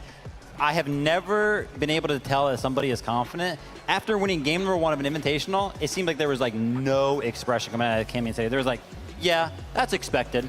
That's what they're used to, right? That's how they won the most recent DreamHack. This is almost like, it's like their life is on repeat, but this time instead of DreamHack, it's FNCS Invitational, right? I'm curious to get your guys' thoughts. We saw a lot of like self-regional eliminations, right? EU eliminating EU, yeah. NA eliminating NA. It was kind of crazy. I'm surprised there wasn't more, I guess, intermingling.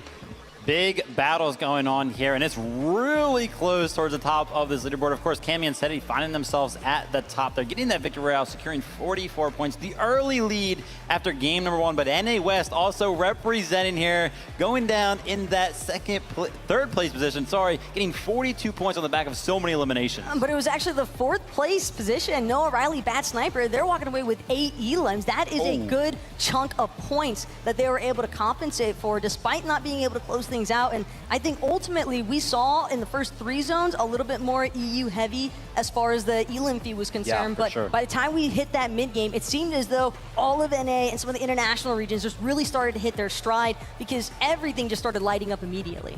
A lot of these players, right, they're using this initial game as a kind of a feeler, right? Let's just kind of see how this all works and everyone the land looks like, and then we'll look to go ahead and fight back. But real quick, we have a mini miner standing by. What you got for us?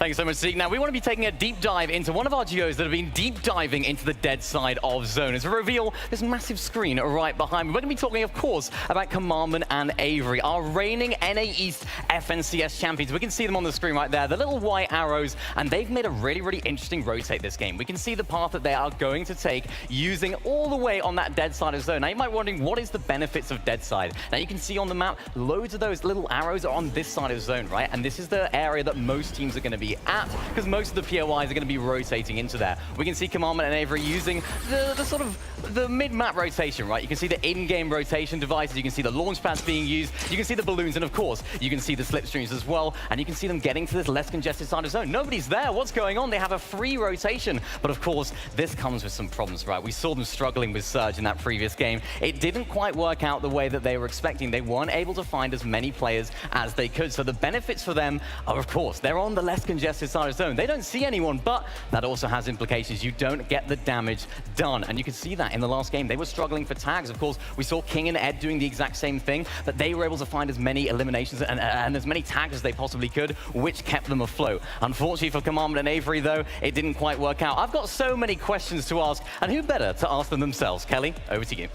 Thank you so much, Mini Mani. Joining me right now, I have Commandment and Avery. And Avery, I got to ask you, man, how do you feel about game number 1? Surge was pretty rough. We had to run through Hauler's shield pretty early, so we died on half zone.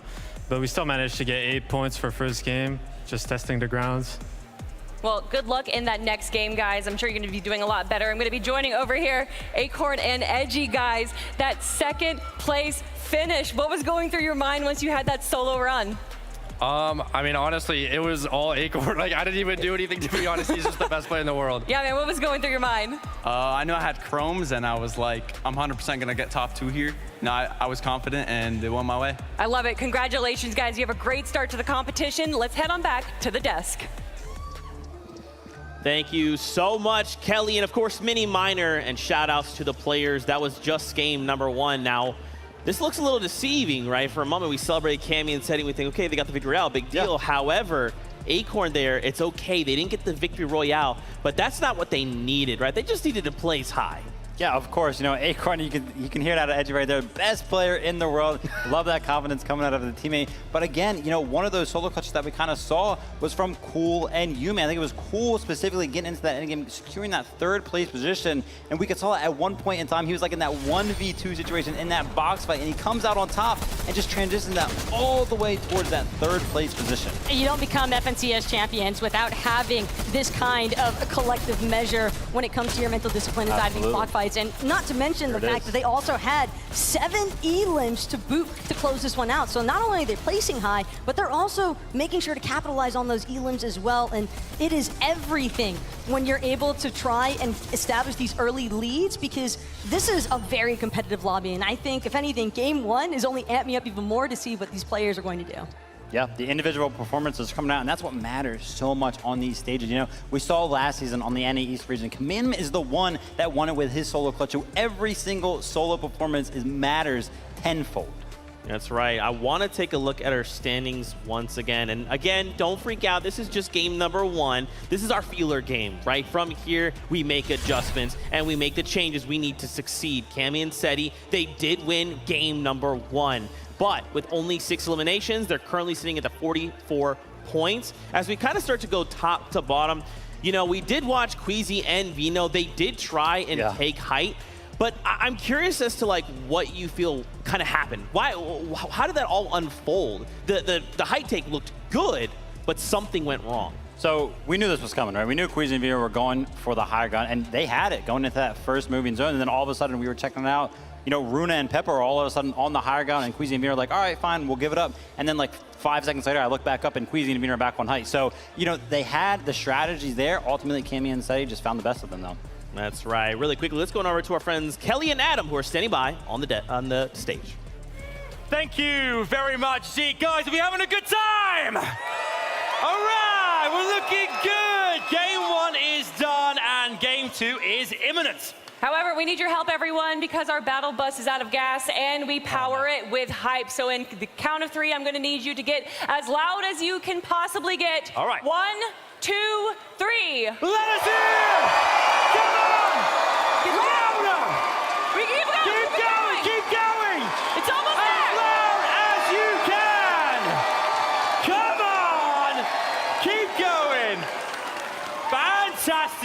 beautiful out there. It's time for game number 2. Now that's how you kick off a battle bus, Jacob. Whoa, the crowd is really coming together for that one. Yep, and Acorn clutching it up by himself as a solo. Cool, and Yumi from NA West. But you got to give it up to EU, Cammy, and Seti taking that top spot, and they're really putting the lobby on notice. Hey, we came to play, we came to take over. So much representation from all of the players showing up in that last game there. NA West, NA East, Asia, EU, of course. You saw what they were able to do there. And again, that is what makes this all worth it. That is why we tune in for these moments. Yeah, but that was just game number 1. Sure. I'm pretty sure with game number 2 right around the corner, the nerves are beginning to settle. The players have figured out how the lobby is going to be. And one of the things I've noticed after that first game, everybody is stingy with Storm Surge damage. That's right. But listen, the show must go on. Let's just go ahead and keep things rolling. Thank you guys so much. We're trying to get our players back on that battle bus so we can start game number 2. Now that we have a moment here to just breathe, the biggest thing I think on a lot of these players' mind, as you even saw some of them talk about in their interviews, Storm Surge.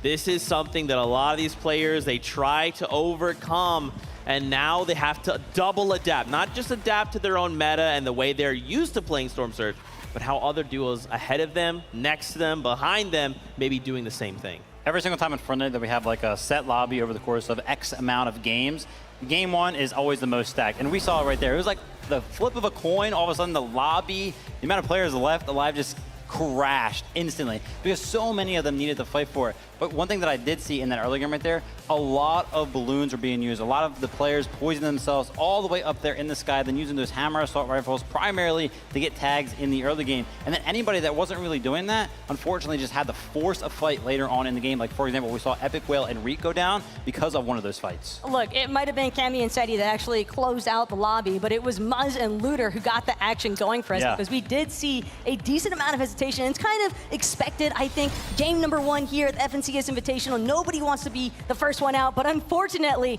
for Smite and Larson, that was the case because Looter and Muzz actually winning out the immediate trade. And this is one of the POIs that we touched on at the start because we knew that Grim Gables was going to be popping. We knew that Muzz and Looter have the experience to tango with the other regions. You want to know something? This is what I love because, you know, we're talking about how some of these all-spawn situations are going to go down.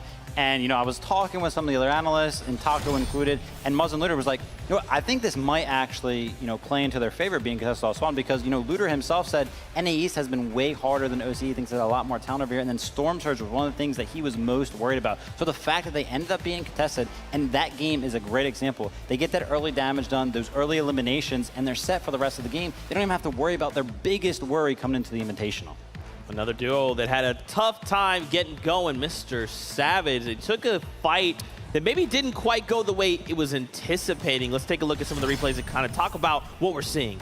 That one was definitely a bit of a heartbreaking moment because when a duo that hasn't even naturally been practicing this off-spawn situation up until recently challenges you and beats you, iDrop said it himself in the pre-game interview. I've been dropping here uncontested for the past year. It's not going to change the outcome, and yet we're witnessing the downfall of iDrop and Mr. Savage. Yeah, and honestly, shout out to On1 right there because, you know, the discipline, right? Sometimes when you go to clear buildings, you're kind of just running down the staircase or running through corridors, and you're just like, I'll be fine, I don't hear him, I haven't seen him here. But no, he actually pre-builds off the wall, the floor, he catches Savage trying to go for a sneaky little shot, and Savage at that point is just kind of caught in this box, and On1 cleans it up after placing that wall to make sure Savage can't get any control over any of those builds. So really well played from On1 for sure. And something that's also worth considering, I think, for Mr. Savage and iDrop now is you have to remember when you have so much information out there on how you like to drop, loot, and land this spot, like what we've witnessed from this duo, I think that that is pertinent information because I would be very surprised if On1 and Vaca haven't been utilizing a lot of vibe review to their favor leading into this. Yeah, I mean, iDrop himself said he's been laying here for 12 months, so there is a lot out there on it. Yeah. Now the question is, do we get the repeat of this again? Will we watch this happen again? Do we think they're going to change something up? Do they feel now like they have no choice? They have to try to take this fight. You know, I think that, the players, especially up there, they are pretty set on going for the fight. So I think we're just going to see a fight happen again. But, game one jitters are kind of out of the way. If you get eliminated early in a game, you kind of can just sit there, right? You can mentally reset. Obviously some of it's going to start to wear down on your mental a little bit, but you can full reset, maybe come up with a new strategy with your duo, kind of talk to them in that meantime. You pretty much had that whole game to talk strategy and kind of, mention what went wrong, you think. Exactly. It's not the end of the world by any means because we are literally only one game through. We still have 5 left to go. There is ample opportunity here, not just for the players to have a chance to, I think, boost their placement points on the leaderboard, but also it's just the simple fact that they can make the tiny adjustments that they need to. As far as iDrop Mr. Savage are concerned, now I think they're a lot more wary of the fact that All1 and Baka, they're definitely willing to take a super early engagement. They don't care about the fact that it's the first 3 zones. Both of these duos, I think, are going to continue trying to look to establish their surge management early on. And I love the terminology used right there, more aware, right? Because, again, All1 just recently decided to land here like 2 days ago. So it's like, whoa, for Mr. Savage and iDrop. We had no idea. There's no information because this duo hasn't really landed here before. But now, game 1, the information is starting to reveal itself. All1 is obviously, leaking some of those things just naturally as he plays through the games. And we know that Savage and iDrop are very well experienced, so they should be able to turn that into something positive. Yeah, it's not kind of like the one beats all, right? There is going to be this back and forth that continues to develop. And it's kind of what we talked about like at the beginning of the show, is that adaptability factor. How many duos could just say, okay, this went wrong, let's go ahead and change these things so that doesn't happen again, right? Fortnite is primarily a game of what you would call RNG, right? You landed a POI, what's there? Where are the chests? Where's the guns? Where's the builds? And for these duos, they're trying to limit as much of that as possible, right? They want to find that spot. Hey, I know there's a gun here every time. I know if I hit this building as I open this door, pick up this thing, I'll have 10 builds. That's a wall I can use to defend myself if I'm jumped, right? So I'm excited to see how in game 2, a lot of these duos look to say, what do we got to do differently? Well, for Beppo and Runa, I was actually very happy to see that they were the ones that initially started off at that Lustrous Lagoon. And again, that was an uncontested drop spot for them. You're talking about loot, you're talking about resources, Zeke, and there is ample of it at Lustrous Lagoon. A lot of these players have even been talking about the fact that it's kind of crazy that they have gone this entire time leading up to the event without anyone wanting to establish an immediate contest at that POI. So I like the fact that they were able to hang in that top 10 of the leaderboard as well, really representing their region, I think, excellently there, because the fact is there was a lot of traffic coming their way due to the way that the zones ended up pulling towards that north side. So the fact that they were able to not only stay in that surge management position despite being uncontested, but they also just made do with what they were given there. Yeah, absolutely. It's really cool to see that they actually also took the high ground from none other than Queasy and Vito in that game. Ultimately, yeah, they did end up losing it, but I want to see more of that, right? Just because you lost at just this one game, you may have a very good strategy that takes out, something that Queasy and Vino aren't used to, and that's kind of that multi-regional invitational that is just so good, and all the strategies start to come out and catch players by surprise. You'll love to see it. This is just kind of our insights here from the desk, but we also have Mini Miner standing by to get his thoughts on that game. Absolutely, Zeke. It's not just me, it's Takata alongside me as well. Now, we've been watching all of this action unfold behind the scenes. We've been able to see some extra POVs, Takata. It's been intense, right? We've seen some crazy plays. Look, players from all around the world, it's what I love to see these players shine, right? Zagu and Mirim, they were fragging out, Mini. They got, what, almost 8 eliminations in that match? Even players from the West Coast, Cool and Yumi, they were also popping off in that late game. And what's going on with Seti and Cammy? Up in the clouds, right? We never seen them up there, right? Playing up top, it's something that you love to see in game 1 of an international event like this. And this is what the invitation is all about, right? We have so many different players from so many different regions, bring different strategies, but it can all change. As we talked about earlier, things can change so quickly. Cammy and Seti on the high ground, what's going on? This is crazy, but of course, Cool and Yumi as well, you mentioned it, right? I had a few questions to ask about their surge. I actually spoke to them in person in the player area, and they said, we have all the answers, Mini Miner, don't worry, don't be concerned. And I was like, mate, you carry on. You do it, mate, if that's what they're gonna do, and they're pulling out all the stops today. I mean, they proved it, right? The way they played that late game, they were ready to dominate. But I mean, Seti, Cammy up top, I think that was more of like a situational thing, right? We had Queasy Vino earlier up top on the high ground, but then Seti and Cammy saw the opportunity and they striked, right? I don't think it's going to be an every game type scenario for this duo. We know they like the consistency, so I wouldn't, be surprised if they switch it up a bit, but I'm excited to see what they continue to do. I am very excited as well. I'm sure as are the devs. Let's throw it back to them to see what they think. You know, you got a good laugh out of our boy Vivid here. I'm down. I'm not opposed. Yeah, you chuckled. That was pretty good. Another duo I did want to take a moment to highlight on screen right now, Zagu and Miram, coming out of Japan. These guys were just looking so good. 7 eliminations there in that game with a 41 total point. Now, this is just out of game 1. And I mean, consider, we kind of talked about it. They're contesting Commandment and Avery over at Rave Cave, and they were allowed to leave Rave Cave.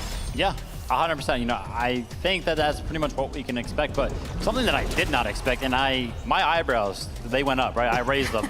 That stat sheet right there. They did 2,200 plus damage this game. That is incredible. You can see it right here. A lot of it coming from this end game, actually picking up a plethora of eliminations. Their box fighting skills seem to be catching a lot of these players off guard in the game. Woo, look at that.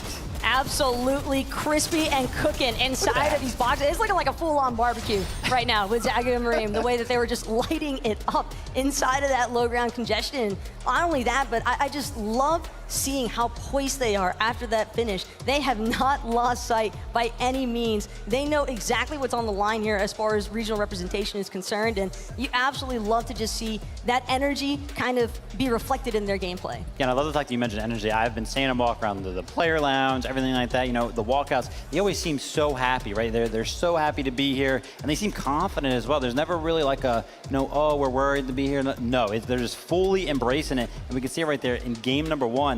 They came on top pretty much. When you have performances like that, I can imagine why they're so confident. Because again, I think a lot of duos may not have necessarily been anticipating some of this aggression that we are witnessing right now in game 1 from the other international regions. But at the very least, I do expect a little bit of a bite back from NA East, West, and EU. I think for me, I'm looking forward to seeing how many more duels try to go for height, right? For in this instance, Zagu and Miram, they were just in that mid ground. They didn't even care about high ground. They're like, exactly. No, you guys battled out. We want more eliminations. We'll stay right here.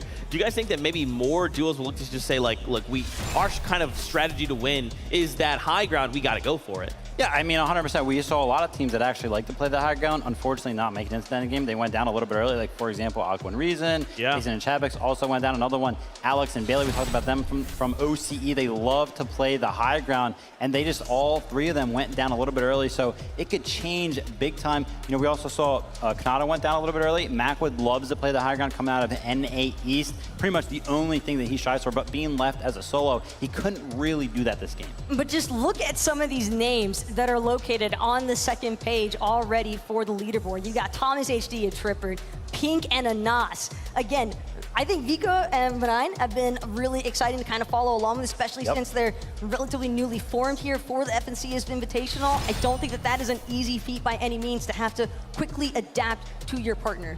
100%. And listen, I can't believe it, actually, because Clix and Duke were actually popping off towards that end game, right? And, you know, the crowd was going crazy. We on the desk were like, wow, they're really showing up right now. And, you know, on that leaderboard, it's really showing as well, finding those eliminations on big name teams as well. They're coming into the Invitational with the experience, and it's showing. How many of these duos are thinking to themselves, game 2, I'm ready. I have that strategy locked in. I think I know what I need to do to get going, because I want to make the crowd here in the Raleigh Convention Center just lose their mind when we're taking shots. Because, man, there was some eliminations happening, and I was just on my feet screaming with the crowd. You know, straight up, ultimately, it's going to be based on an individual level, I think. You know, how good are you, and how good is your mental at taking something that could be negative and turning it into something positive? Because, you know, not everything went right for any duo of that game, so they have to think about those things and like, okay, what can we do? What have we scrimmed before that has kind of helped us throughout these situations? And just make those changes come into game number 2. But there's also duos, plenty of them, especially the top 10 on the leaderboard, who, you know, found things that worked for them.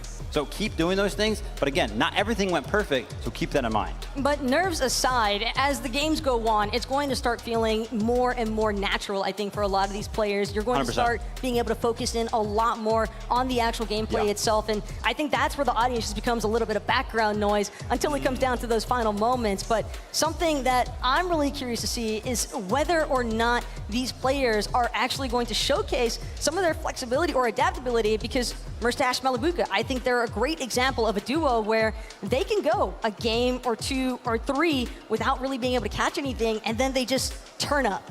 That's right. We've heard from us. We've heard from Mini Miner and Tokata. Let's throw it on over to casters to hear their thoughts on game number 1. Thank you so much for that quick, of course, toss there so we can start getting into our perspective here. I mean, Jacob, let's talk about what we know just coming out of game 1. I mean, what we know, NA West, Cool and Yumi showing up big. Not only getting that 3rd place finish, but you saw that 2v1 off the back of Cool. Another thing, Acorn, NA in general, just kind of showing up. Obviously, EU won the game, but I think we need to start giving NA more credit. Yeah, definitely have to give them that credit. They show up and then wait for them to win those early engagements. Yep. I mean, listen, we got to sit in the player lounge, quite literally stand over the shoulders of Anwan and Baka while they were practicing. They took on the likes. You know who they're training against? Who are they training? Reet and Epic Whale. That's their training partners. And I don't know about you, but if you were following Twitter, I posted a little clip of Reet taking on Merstash and Malabuka. So it kind of all ties together if Merstash and Malabuka are known as some of their greats. And then Anwan and Baka could hold their toe-to-toe with someone like Reet. I mean, it all just starts to make sense. You know what I'm loving out of all that, though? You talked about the 2 partners, right? Anwan and Baka, and who they're sparring against, Reet and Epic Whale. That's NA West. That's NA West showing each other some love. I talked about a lot of these guys being friends, but when they're on the battlefield, they're enemies. That is just inner region training, and that's something I love to see. That's right, and of course, the upsets, right? We saw a couple edge battles there. Bugha and Miro taken out so early. This is one of the things we didn't really get to talk about. You would think that a team like Bugha and Miro, who have drilled and trained their drop spot so perfectly, they almost have it conditioned, this should be another walk in the park situation for them. What do you think went wrong as they were rotating out? Because it seems like they face planted into Macwood and Kanata. That was the big resistance, and they were just taken out. You know, without seeing too much of their POV, I can only go off a few educated guesses here, and just judging by 95 players being alive when Storm Surge hit, I think they were one of the few teams that were having problems dealing with that. And that's one of the things that I said in an interview before this event, that Storm Surge is going to be hard for these players to deal with, because the players that are above Storm Surge, they can hide in a box, they can focus on those rotations, but the ones that are below, they have to fight outside of Storm. They have to fight the first person they see in that first moment, because you can't continually falling down on that damage. That's right. Well, listen, that's our perspectives here. We have so much more in store. Thank you guys so much for those insights. We actually have a really cool moment here. The casters kind of talked about Bugha and Miro going down earlier. We had a listen-in moment. Let's take a look. We need to find extra heals somehow. You should pop cabbage maybe for whites. I need to heal. Unless you throw me a mini now. Yeah, come. I'll throw like Looking right for there. Surge, yeah. I want that big ammo crate, but I know they're just gonna get above us. I mean, I think you can go for it. There's a chest there as well. It's definitely worth it with our loot. It's just glid off the thing. Minis, yeah. If we could get Surge here, we can get enough. I mean, make sure this isn't baited, bro. It's not. Here, we can get stacked, bro. I'm chilling. If we get Surge, we sit in zone, bro. We should look. Yeah, like where though? We'd have to follow right side. Yeah, like, we have to go right side. I'm just gonna go up. No, we should bump. Alright. You can already tell. Even Bugha and Miro are like, hey, we need Storm Surge. We need to make sure this is right. It is absolutely affecting many of these players. We will come back and talk about more of this in just a moment. First, I do want to throw it on over to the player area for a little special interview.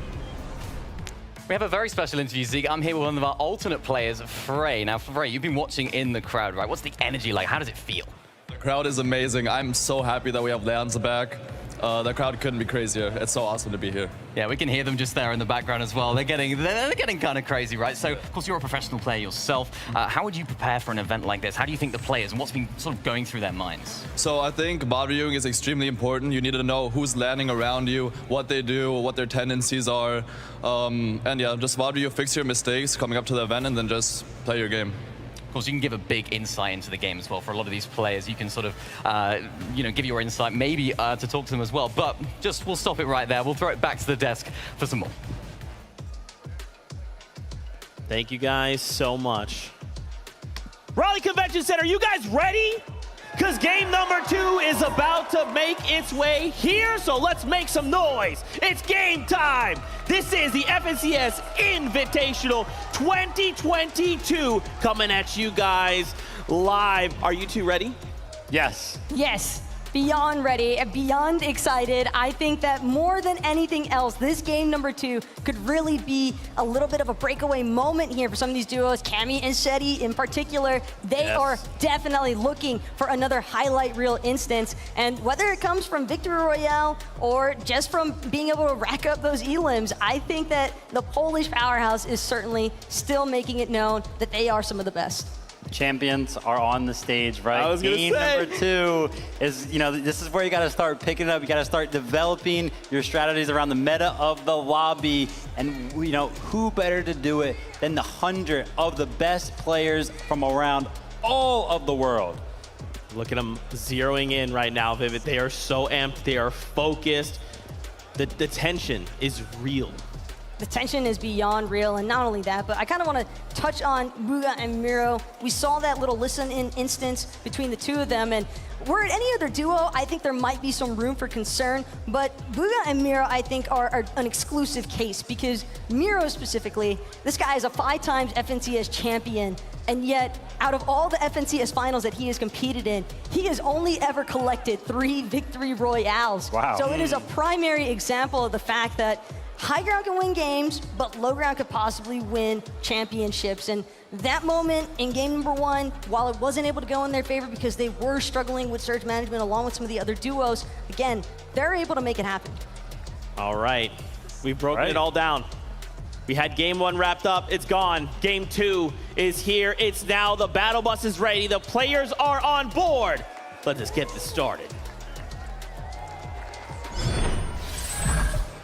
Here we have it. Thank you so much, Zeke. We get to start gearing up for this battle bus to take off now. Yeah, this is finally setting in for a lot of these players on the stage. Game number 2 is starting right now, and hopefully all those nerves from the end of game number 1 have settled, because now when push comes to shove, some of these players that might be at the bottom of the leaderboard, Mr. Savage, iDrop, that went down early, they might have to start dealing with that storm surge early. And that's right. We saw what happened in game 1. The real question is, how are you going to adjust coming into game 2?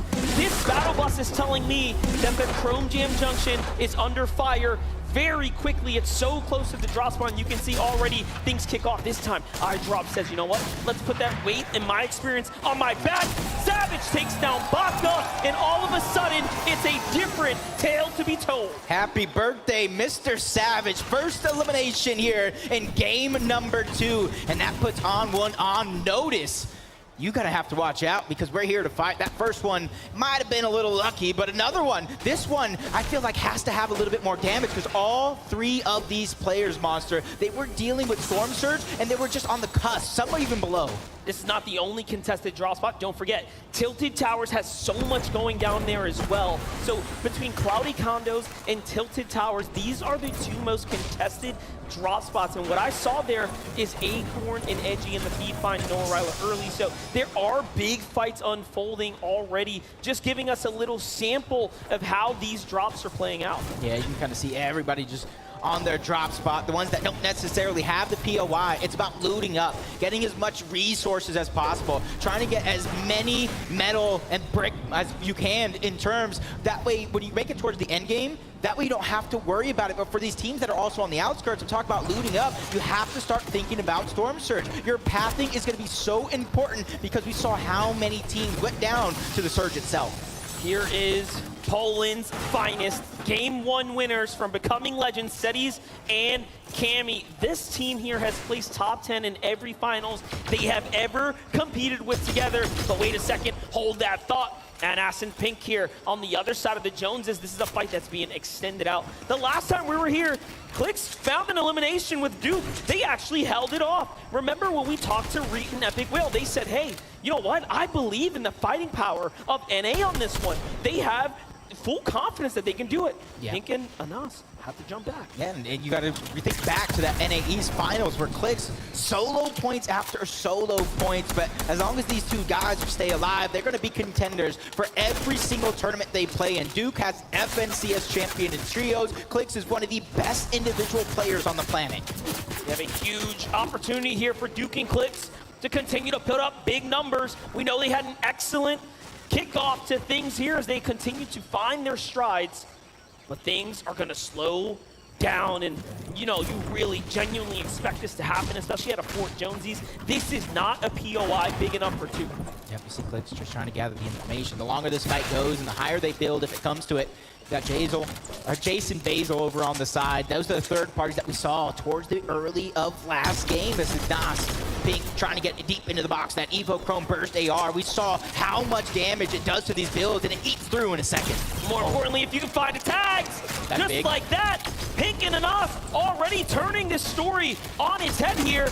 That's fate there. He sees the shotgun that moment. Duke does not let it drop. Now, mind you, Clix has some of the greatest track record in history of taking on head-to-head battles like this. This is why he is so recognized as one of the greats of the space in these kind of moments.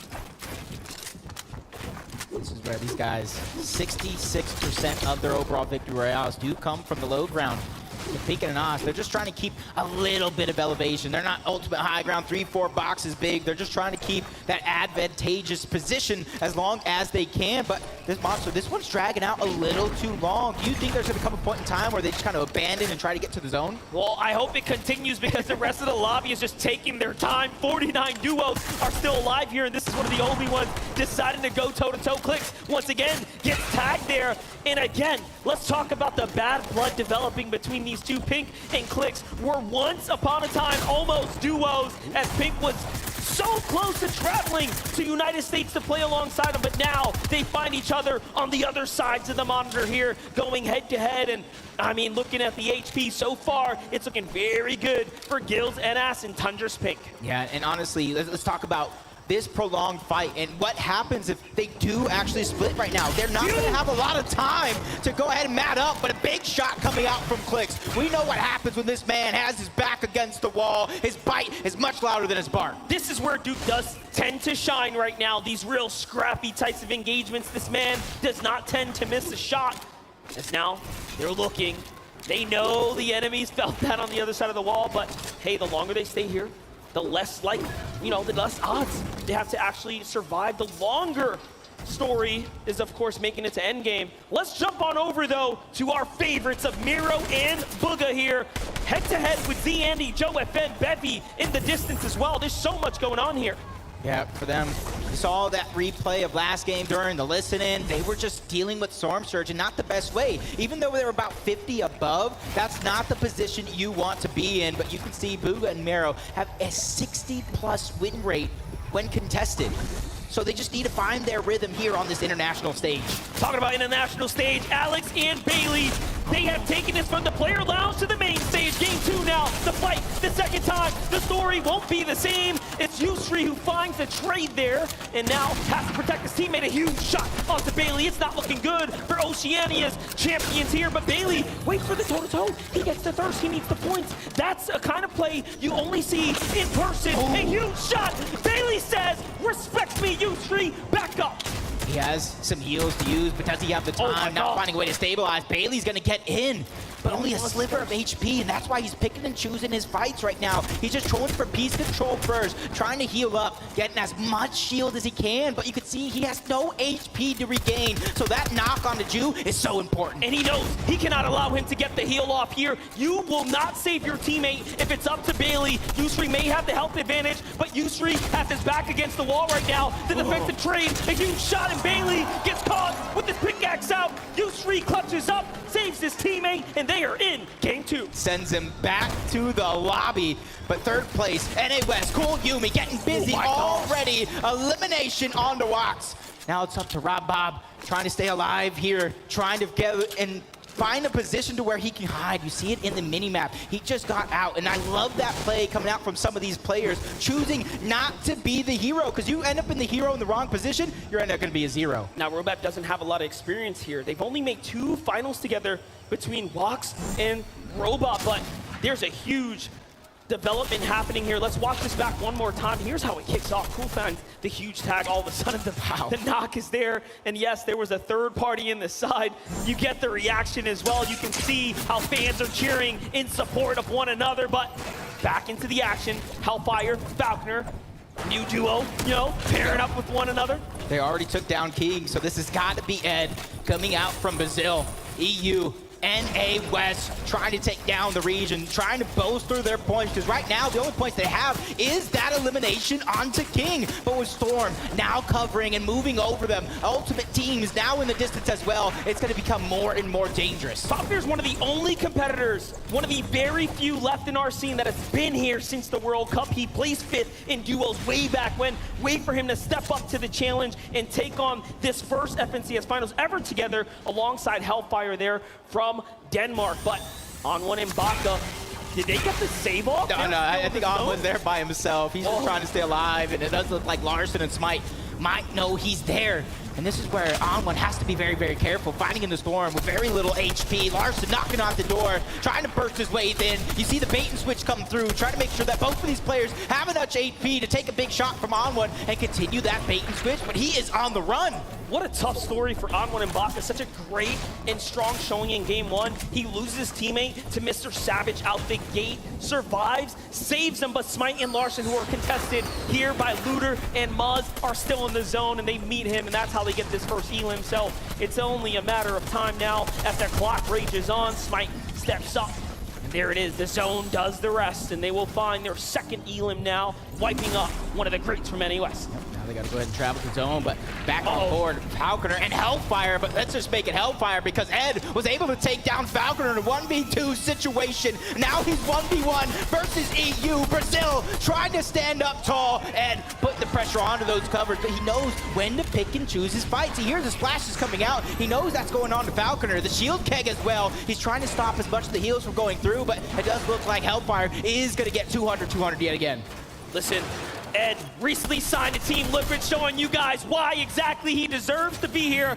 He has had some of the most impressive rises in recent times on his region, but now he's looking to represent for Brazil and, of course, for Argentina. His teammate King, who is already down. Hellfire manages to lose his teammate. The wall gets taken, and Hellfire has to react quickly, but look at that. He does not miss a beat. Ed finds the siphon, and now it's an even exchange. Yep.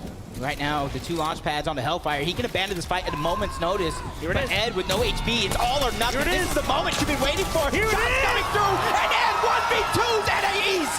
Brazil and Argentina are probably standing on their feet right now. Ed clutches up a 1v2. Oh my gosh, and if somehow, some way, he found a way to get King's card, but they've on over to Chonker Speedway. The action will continue. Reason and Aqua going up against Hen and Bevy and Vortexers. They have a lot of practice going against each other on the EU region, so this is no strange fight to them. What's scary about this is the fact that they've rotated out of the condo down to the territory of Booga and Miro at Chonker Speedway, and yes, they get met with this incredible duo, but it shows you that no one is safe. This entire area is such a deadly play zone, and now you have Reason with the scraps, with his back against the wall, below the storm surge, absolutely ready to commit to this battle.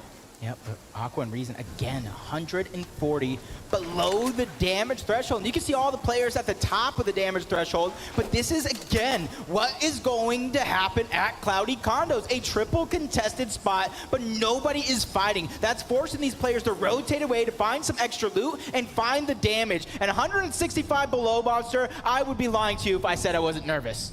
Copenhagen Flames, Pablo and Swag on your screen right now, also below. But hey, a good little tag here of Elim for Swag right now, puts him in a nice position. They find a player out in the distance, Snacky and Fast have a window open there, focusing on the duo as well. So they're all looking to target Noah Riley and Bad Sniper. Remember, Noah Riley was eliminated very early to the hands of Edgy while they were landing, and he didn't even get to touch down before he was swatted out the sky. And game number 1 winners, Cammy and Seti.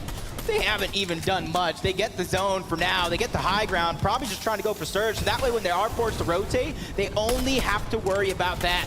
But we knew they were down onto Surge. Now the Peace Control is trying to come over. They're trying to break into the boxes. It's now or never because damage is being dished. A huge shot from Aqua's onto Bevy, who's forced back into a defensive position. Well, here we go. It's now enough in 20 seconds left, but so the Surge gets active, and they have to turn up right now. This is game number 2. Aqua needs these points here. Bevies manages to go ahead and chug splash his way down. He's back up to Vex HP. He's looking pretty solid, but Aqua not afraid by any means. Meanwhile, Reason finds a wall. That's an angle, but he doesn't like the defensive edit. That responds from Bevy and Vortexer. And now, here it is. Things are going to get dicey as the Storm Surge turns on.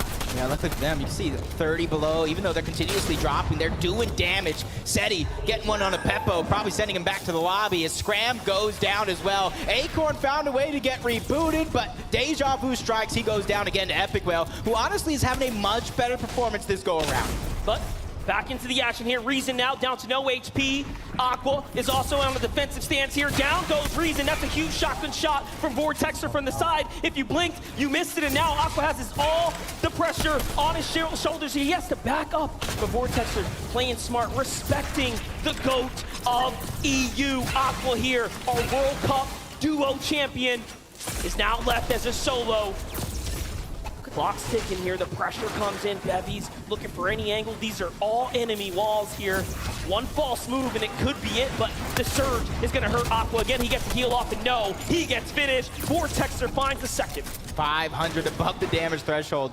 This is only their second FNCS playing together, and they're looking like they are longtime teammates already as Joe and Z Andy uncontested over towards Synapse Station, looking to get some damage as well. Even though 79 is above the damage threshold, you know as well as I do, that is absolutely nothing.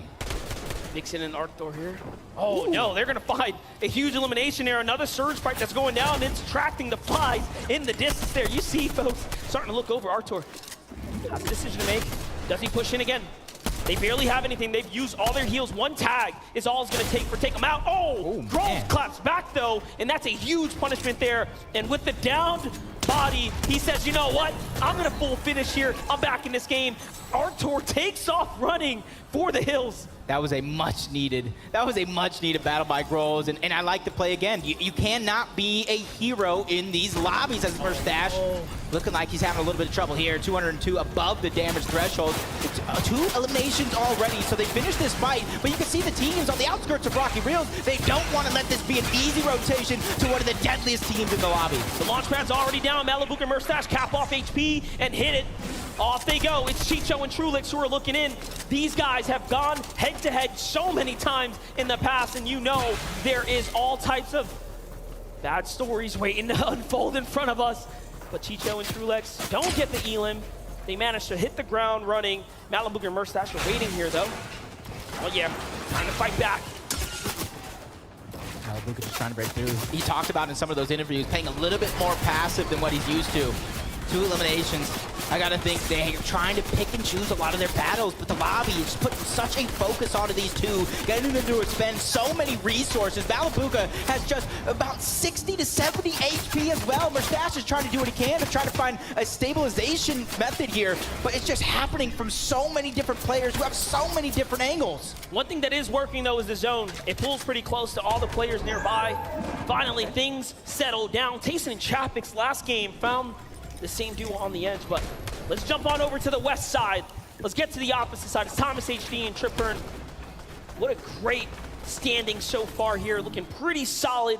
They have Janice and Vidil weakened nearby. Bugha and Miro are also making it much further this game, looking like they've adjusted, learned from their last mistakes, but here we go, that familiar story, 3 above. Yeah, and you can kind of see in the circle is, the zone is literally in the center of the zone. So I don't think there's going to be too much of any slow side for a lot of these teams to try to travel to. With Miro taking a couple of shots, but the team that won off spawn trying to have a much better performance. Mr. Savage and Eyedropper under siege, under pressure. Mr. Savage is going to get dropped for now, trying to pass on the resources to Eyedrop because he knows he's going to have to deal with a lot.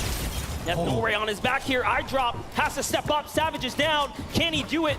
He's been in so many finals with Mr. Savage. His 3rd appearance now in a big setting like this. But of course, the first return to in-person. They're going to allow, Marine might actually allow him to get the pickup. Whoa, that is a huge mistake there. Yeah, a huge mistake. And honestly, these are one of those things that you take a picture, you record this moment right here. Mr. Savage went down. You give a player like that a second chance at life, they will make you regret it as they're trying to launch pad away, trying to find some sort of safety.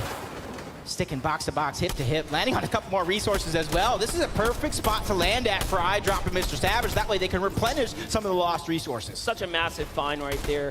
It was looking like it was all over for a moment, but there, they get a little lucky.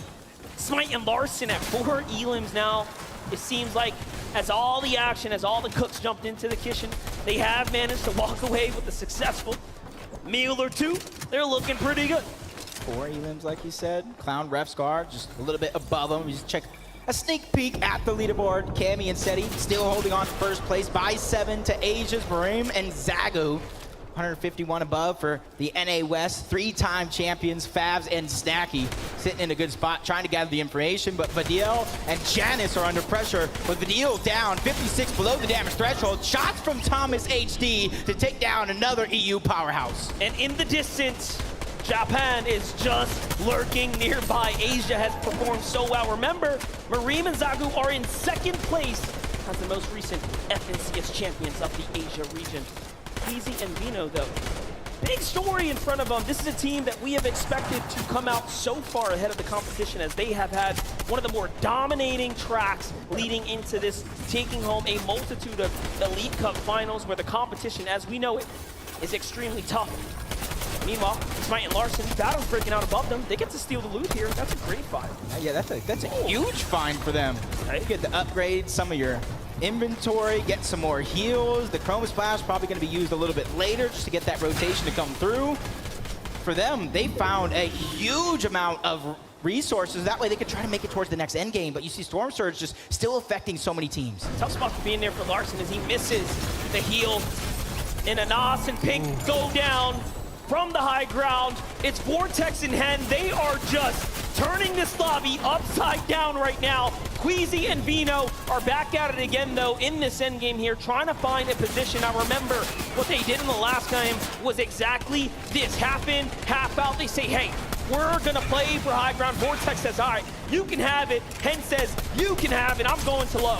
Yep, I gotta be careful here. Queasy and Vino both know 6th moving zone, which is about to happen here shortly, is one of those zones to where, yeah, you might have the high ground now, but with the amount of launch pads going around, the amount of threats that are in this lobby, you might have to stagger your teammates 1 forward, 1 back, just to make sure nobody is able to sneak it away. Oh, it's looking like a tough situation right now for our champions, Mareem and Zagu. Once again, leading into this game, 2nd place. No heals.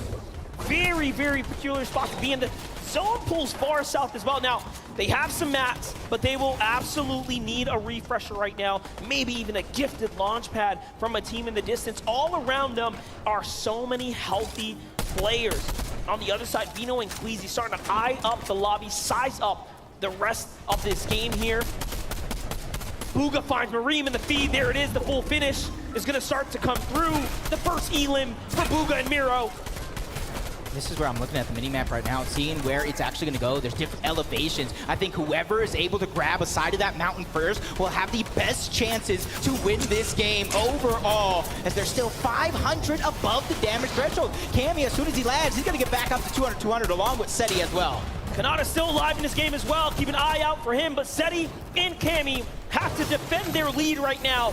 3 elims, what a way to do it so far. Meanwhile, Queasy and Vino are still on height.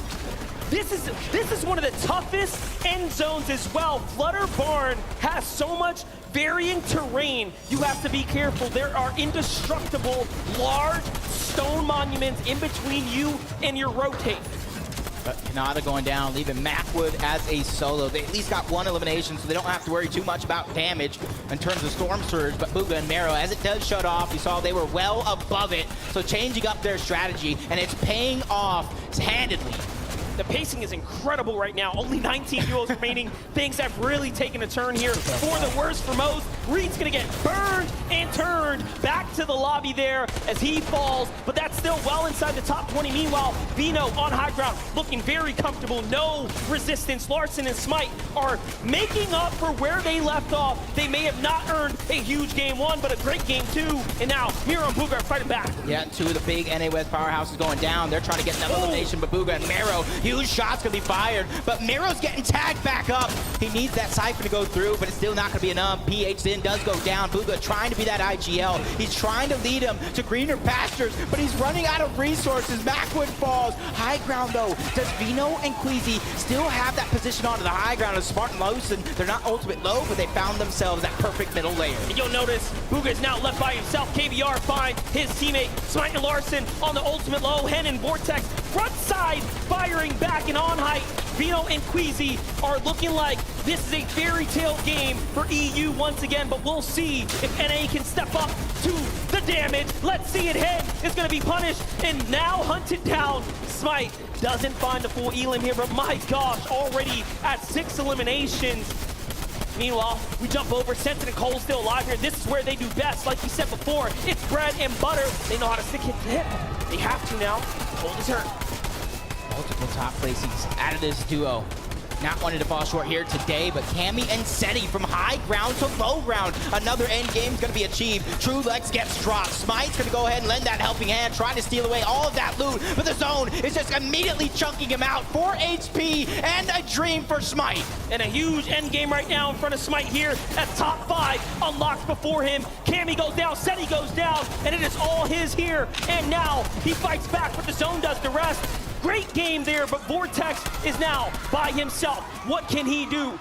Cole and Sentin now have the high ground. They've turned the story around. I don't know how they stole it away, but Kitos is solo as well. High ground versus low ground, but it's a 2v2. Sentin and Cold versus Vortexers and Hen.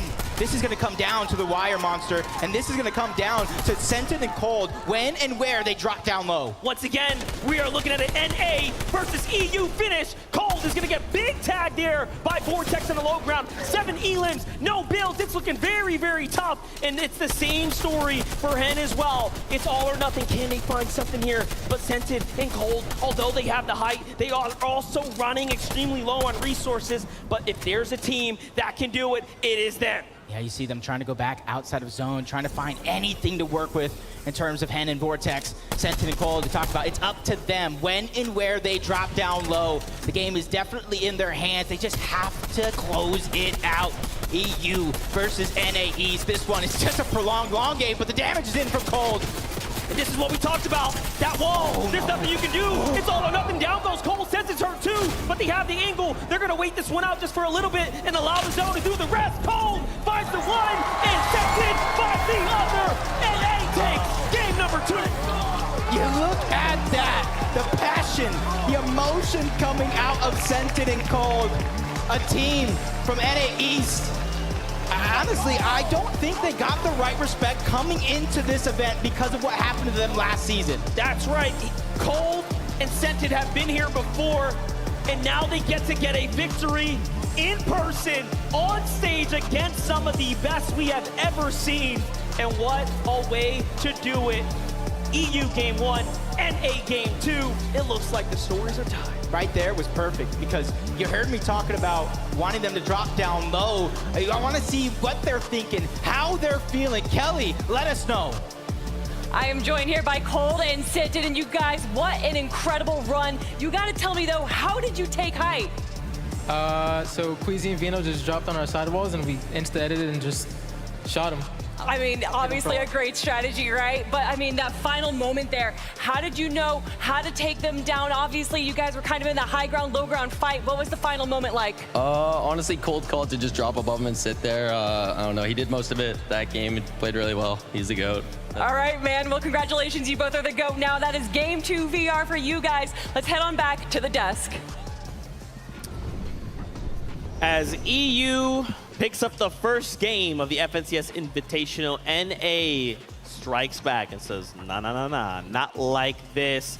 Cold and scented. Really quickly, I do want to touch on this. At the start of the show, we talked about possibly taking your shoes off as a form of being comfortable. Taco, you're right. It's a legitimate strategy, man. Anybody that has played competitive will tell you the same thing. It matters, but more importantly, what matters even more so is that jump in the leaderboard positionings that we are seeing happen now for Cold and Scented. A 41 placement jump.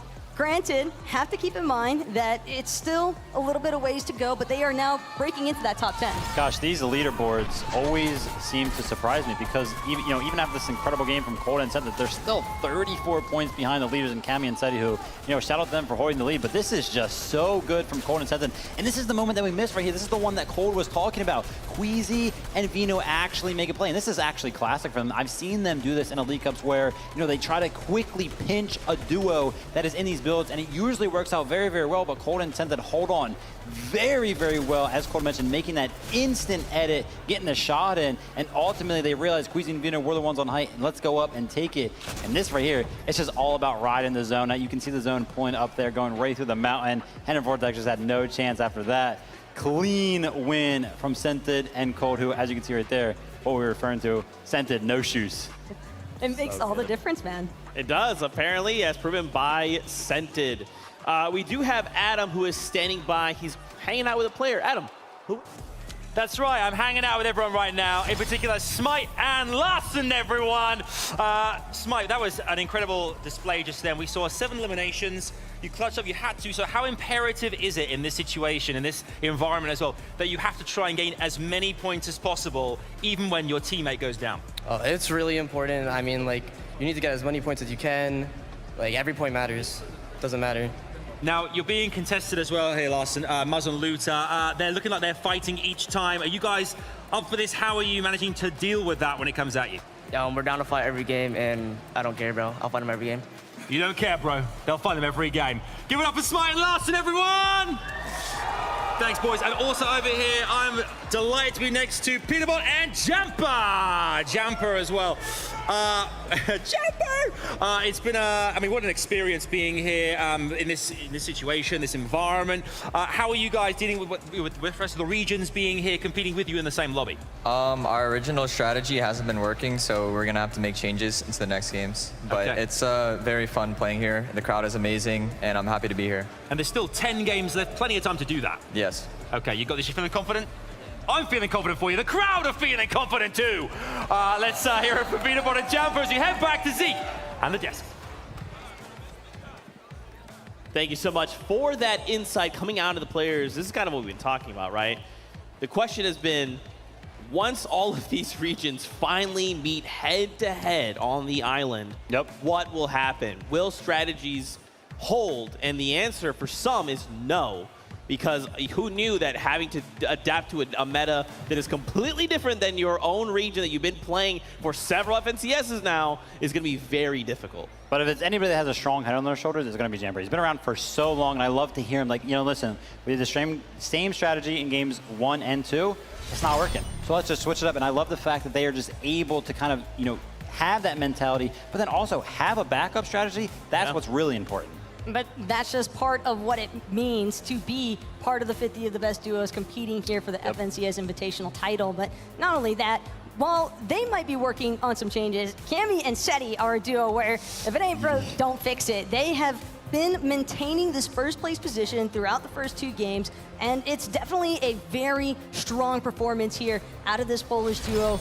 More importantly, I think that Cammy and Seti have just been able to consistently stay working throughout this mid-low ground element, despite the fact that we've been seeing a lot of high ground takes and a lot of high ground play from the close of the lobby. I think that Sadie and Kimmy did a great job just holding on to this underside congestion control. You know, we talked about it after game one. It's like, whoa, Kimmy and Sadie are on high ground. This right here, this was more so their style, where it's just like, you know, we're paying attention to the higher ground changes that are going on. And then all of a sudden, we load up the leaderboard, and it's like, okay, they had 44 points after game number one, and now they're at 77. They just got 33 points that game. When did that happen? You know what I mean? Like, they love to play these games where they don't like to show up and show out. They just consistently get those points. A couple elims here and there. They're not popping off the elimination feed, but they're just so consistent. And those are the type of games that are scary because, you know, we saw a great performance out of Cold and Scented, but still, even after game number two, they're still like 30-odd points behind because Cammy and Scented are playing so well. And it's the competitive experience, I think, that also helps them with understanding, hey, even if I've lost my duo partner in this moment, I can still hold on for moments longer. I think that that was a great display there, that closing kit there for Seti and Cammy. And I think that ultimately, they're going to probably just keep trying to stay consistent here. Yeah, I mean, one point we tuned in and they were 500 above Surge. I don't know how that's humanly possible, but for Seti and Cammy, it's just another day at the office. Let's talk about Queasy and Vino there. They did get edited on, right? And listen, we have, as the viewing audience, we have the much larger perspective, right? For them, in this opportunity, this was the only chance they had, and we're going to start to kind of figure out what happened. Yeah, I'm hoping that, you know, throughout these replays right here, we can maybe catch some insight into why they actually ended up dropping down, because it seemed like they were getting refreshes. I know they specifically got one right at the start of, you know, moving zone number 2. So it looked like they were chilling on mats. And again, right here, as you can see, Queasy actually only 2 builds up. So that was the call. Let's go try to get a refresh real quick. Unfortunately, Cold and Scented, they're so good in box fight situations, especially Cold. I mean, you know, Scented picked him up just because he is such that well-rounded mechanical player. And Cold and Scented, you know, one thing that I love about them is they're always on the same page. And it's always incredible to see. And right there was one of those situations, unfortunately, for Queasy and Vino. But I love that out of them, right? Going for those plays is what is going to make the difference on the international stage. As far as the IGLing is concerned, Queasy seems relatively confident still in that decision. 2 times over now, we've seen this duo go for high ground by the time that first moving zone actually comes into play. And maybe 3rd time's the charm here for this duo. All in all, though, the high ground strategy is working, right? Second place right now, only 4 points behind first, so just keep doing their thing. Yeah, and I mean, I feel like, especially looking at how many eliminations they had, man, 5 eliminations, 5 refreshes, and that wasn't enough to take them through that game. So we'll have to keep an eye on that. Cold and Scented back on them, 44 points, 6 elimination, currently sitting in that number 1 spot. Again, 2,800 damage dealt. That's my favorite stat. At game 1, we saw it was 2,200, and I thought that is an astronomical number. Yeah. Cold and Scented said, hold on, 1 moment. So we're going to see, you know, hopefully we keep seeing those stat lines, because as the day progresses, teams are going to get more and more aggressive, which means that this storm threshold is going to progressively go up, which means that teams are going to need to do more and more damage. So hopefully we'll see, you know, maybe we'll break into the 3,000s for an individual team, but yeah, 2,800 damage, that is a lot. But entering the halftime point, essentially, because heading into game number 3, if there were ever a time to look for a shift in strategy, like what we heard from a couple of duos earlier, I think that Peterbot and Jamber, they had like the right idea. They're like, hey, it's not working out. This is where you would want to make the adjustments, is heading into game 3. Let's find out. It is time to see who will rise, who will fall, and how they will adjust to these games. This is game number 3 of the FNCS Invitational. And just like that, we are already gearing up for the next round of action. Yeah, game number 3 right around the corner, but 2 exciting games. Battle Bus is ready. Not long to wait, because game number 3 starts now. Now we're moving at my pace. Let's do this. Take a look at your screens. Take a look at these players. Someone here will walk away with it all. $200,000 for first place. A trophy unlike ever before seen in Fortnite, and a chance to call yourself one of the best in the world of Fortnite, not just your region. And it looks like we have a very similar bus to the last round. That means these northern contested teams are going to fight first. One of the biggest things we saw from game 2 was that early elimination onto Noah Riley. Edgy quite literally, you know, took him out before he can even touch down. And then, of course, there's this battle here, a battle of who can get the best drop, and what a great way to kick things off. Such a powerful loadout to really start things here. Yeah, and it does look like Baka and On1 making yet another adjustment. They win the off-spawn fight in game 1. They lose it in game 2, and this time around, they're not even contesting for a fight, but blink and you might have missed it. A first elimination is going to be on to Looter, so Smite and Larson are finding ways to get things done again. And A fires back first onto OCE here, and a great find, a great reward comes out of the very little time Larson and Smite had to loot up there. Take a look at these loadouts. It all comes together for them now. You know, sometimes it's all it takes, right? Sometimes it's all it takes is a little bit of luck. You get the right loot, you're able to take that fight, that fight nice and fast and clean it up. You can see now the picking and choosing comes through. They're going to slow things down, try to loot up as much as possible, making their way in towards one of the only houses towards Grim Gables, and you can kind of see in the distance, Muzz is still floating around, and he's not trying to cause too much commotion and put the focus onto him. He's just trying to wait for Smite and Larson to leave so he can try to get that free reboot onto Looter. All this pressure onto Muzz's shoulders now as he is trying to wriggle his way through this low ground here. He knows that material is going to be the key to allowing him to do something big here, achieve the unthinkable, win a 1v2 against Smite and Larson, who built their entire reputation this last chapter off of these early game fights. Smite wants none of that. He walks to the wall.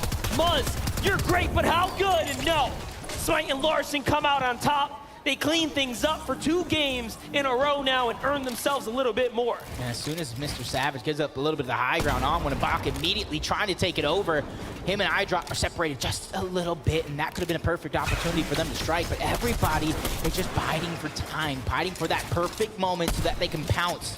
And this one that we talked about, you heard it from Mr. Savage, you heard it from iDrop. I've been landing here for a year straight. No one is going to scare me off.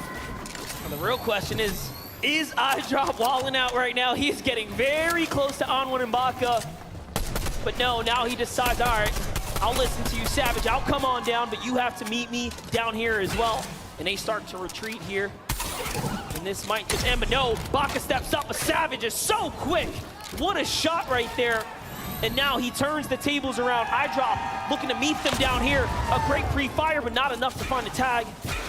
And all of a sudden, now they reevaluate. Yeah, I like the outside of the box thinking, coming out for a couple of players in the game already, bringing out their protractors, trying to find that extra angle. And that's the thing, if you have all that confidence in your teammate as a solo, you'll allow them to kind of play with the angles, play with the high ground, and try to see what they can get. And they get 149 damage, disappearing off the back of On1. Another shot's gonna be fired. Hey, Rob goes down. It's a 1v1. Mr. Savage versus On1. Savage wants none of it. He wants none of it. He finishes it up. And just like that, 2 games now, he's back in it. Meanwhile, Malibuk and Mustache, one of the greatest duos we expected to show up today, put on such a performance, have been met with so much resistance every single turn. There's a new great team waiting for them. This has been probably their least favorite duo to meet, though. Yeah, Chapik and Tayson. It does look like they're fighting over the vault that is right below him. Doesn't want to let that one go easy. But you got to be careful because there's a 3rd team landing towards Cloudy Condos, another team towards the north in the form of Kanata and Macwood that could be lending that helping hand, trying to get that Storm Surge damage for themselves and make your job that much harder. For Malibuk and Mustache, it's all about trying to find the perfect angle, trying to find that information so they can try to catch a player off guard, because we already know they're one of the most aggressive teams in this lobby. See it. You're waiting, trying to capitalize on any opportunity here. We all know what Tayson is capable of. One of the most winningest players in the European region. He has done it all. He has proven it all. All that's left is for him to show up in person and put the numbers up. But it's no easy task right now. Malibuk and Mustache are so good playing defensively right now. They're doing a great job, but Tayson is slowly, inch by inch, getting closer and closer.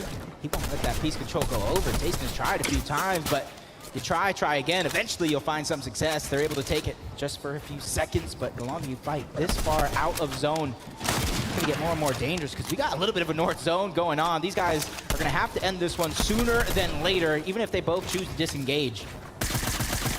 Merstash fighting back here, trying to regain the walls here. Oh, that's a nice one. Huge tag onto Chapix here, nicely done. He's gonna open things up, allow him to get some more territory, and closer he walks, but Tayson fights back. The 4X FNCS champion is all of a sudden now with his back against the wall here. But no, he's hurt. Malabuka says, forget that. It takes him down, and now it's up to Merstash, and no, he finishes it off too. And Chapix is left running, trapped now, inside the box. Oxygen starting to run out. He fights back, but for how much longer? Chapix does so much damage. He loses the wall, and no more shield now, and it's all over. Chapix and Tayson fall. And for Malabuka and Merstash, that is huge. Because not only does it get you elimination points, it gets you the Storm Surge, so you don't have to worry about it later in the game as Chimp and Scram trying to get things going for them. Chimp, one of the most consistent players in NA East. You got Hamsu and Batch on the other side, also from NA East, so they have a lot of familiarity in terms of fighting against each other. Scram is going to be the odd man out, and you see him trying to find some separation because him and Chimp are not that close together. And all it takes is for both of them to kind of bum rush into one box and kind of end their run. Now jumping over to the other side of the map. As we all know, this area, one of the most hotly contested zones right now, Tilted Towers, at every single in-person event, has always been the home of fireworks. And Chicho and Trulix are looking to go ahead and see what they can spark up nearby, but that's not going to be anything. On the other side, NA West, cooling Yumi. One of the few teams on NA West showing up in the top 10 so far. Yeah, had a fantastic game, number one, third place. Cool, got to be living on a prayer right now because for him, he's 1v2'd. Unfortunately enough, he was unable to get Yumi up in that game. He had to finish it off as a solo. And for this duo, it's kind of slow and steady. They land out here towards the island, a little uncontested. They might have one team just a little bit south. For them, it's about getting the resources, looting up, and then they go on the top of the Mighty Monument to find their surge before they eventually try to rotate out. Robob and Wax now, stepping up. They're chasing down Peppo here. Runa's already gone, too. And of course, Runa, yeah, way off in the distance No, here. he's gone. He's out. He's watching. Uh-oh. This is going to be good. Bob. Forced to kind of in a defensive position. Wax trying to alleviate some of that pressure. Peppo doing all he can. One of the best in his region, but the wall does look like it's going to be taken. Wax with a huge shot. Runa and Peppo go down in 45th place. Tough spot to be in for Runa and Peppo. One of the few representatives for the Asia region have now been taken out. Cold and Sensed on the other side after a hot win there are now positioned up dead center, and it seems like they have done enough. This villain story that we've seen unfold over the weekend, contested in the lead up. Malabuka and Merstash still problems on the horizon. Could it be, of course, Booga and Mira who were looking off and picked them off? I knew they were going to go on top of the Mighty Monument to try to get the Storm Surge. But great minds think alike. Peterbot and Jamper from NA East beat them to it and took down one of the players from the NA West Championship duo. It's going to leave Cool by himself yet again. But how many 1v2s can you take? This is Peterbot, though. Put some respect on his name, and he makes it look easy. And just like that, Jamper and Peterbot earn themselves a huge elimination onto a team inside the top 10. What an Elin. And for them, you got to think Peterbot and Jamper don't have to worry about Storm Surge in the immediate future. But you know how active this lobby is. They got to start thinking about it later on in the game once they find that rotation. Well, listen, we have Mini Miner here to update us on more action. Thank you so much, Monster. Now, this is a prime example as to how to finish a fight quickly, right? We know PH Scene and Ketos are fighting in the middle of the map. They need to finish this fight quickly, and look at that. Pinching from both angles, getting that Storm Surge done early, as well as bolstering their loot. Look out for this team for the rest of the game. And that is such a huge set of elims there, because that's another team that is huge, like honestly showing up for the Brazilian region. PH and Ketos, man, wait for them to just really show out. You know, the discussion and lead up to this entire event was things are going to be easier. You know, let's not respect these guys. And now all of a sudden they're saying, hold up. No, hold my water. Hold my mini shield. Let me show you what I'm capable of. And I am so impressed by what we have seen so far. And you're seeing a lot more activity in this game than the previous two, because they're starting to fill each other out. They're realizing how hard it is to get Storm Surge later on in the game, so they're trying to get it as early as possible, so that when they end up in those close zones, they're boxed up, they can pick and choose when they have to peek, instead of Storm Surge saying you have to go or you're going to go back to the lobby. Vidio, no stranger to victory royales, but falling very much short so far. You saw the standings there, 4 points separating first and second. Still a very much competitive competition, but EU has taken big strides to start leading the pack here. Pamsu and Thatch are solid, but let's get on over to Clix and Duke here. They've had such an uphill battle fighting their way out of the Joneses against Pink and Anas, and we've already seen it has not been easy for them. 35 below the damage threshold. For them, they have to worry about it, yes, but it's such a low number. They're just trying to get ahead of a lot of the rest of the teams, so that way they can easily try to look back. And the shot still coming in from the high ground. There goes Duke trying to poke a couple of shots. He finds some good damage, but takes some as well. Going to be above the damage threshold, so once again, they can find a way to kind of rotate forward. And I want to see them do that now, because history says when Clix and Duke fall behind the zone, they somehow find a way to kind of not have those good games. I think the player base tends to forget, the scene tends to forget. Clix has also competed in the World Cup for solos and duos. This is where it all began for him so many years ago. And just look at the difference now. All grown up here at the international stage, still competing at the highest caliber. Remember Reem and Zagu, similar stories. They've been putting in work for a very long time, but look at this, tough right now. This is the worst we've seen them. Yeah, we're pretty active in game number 1. Trying to do it again in game number 2. Game number 3, 164 below the damage threshold. The lucky thing for them is not only are they right at the edge of zone, they have rotation right above them, they have elevation right above them, so they're going to be able to kind of lay their eyes on the land and try to find the shots. But Bevy and Vortex are under siege yet again. Luckily for them, they're 153 above the damage threshold, so they can pick and choose. Do we fight this here? Do we kind of wait a little bit longer? And it looks like they're just going to peek, try to get even more surge, and hunt down these teams as Vortex takes a huge amount of damage. Vortex versus Vortex Surge for a secondary. Don't be confused. Two very different duos. Kanata and Macwood, though, are alive right now. We've seen them put up some exceptional performances today so far, especially in that game 1. They were the upset to Bugha and Miro. Game 2, not quite where they wanted to be, but this here is a chance at redemption. They find Robab and walk on the edge of zone. Malabuka from the Storm to the new safety of the zone. It's not looking good, though. He has lost his teammate. Yeah, early games, they were below on damage, not getting too aggressive. And you see the A's duo taking out Brazil as well. King went down, but that's Jason Basil above Malabuka.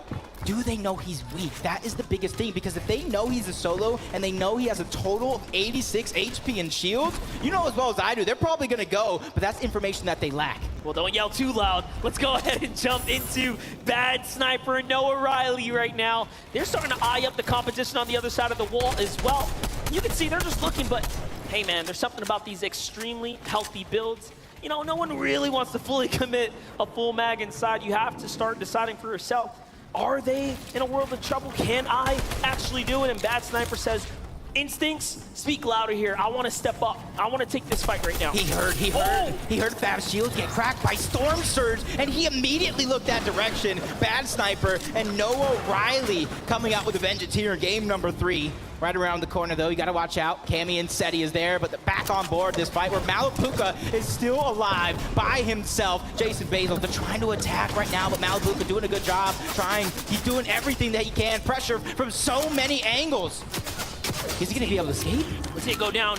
Jason Basil have an incredible win rate in these close game battles in the early zones, and look at that. All of a sudden now they add to it, padding the stat, making it look nice and solid.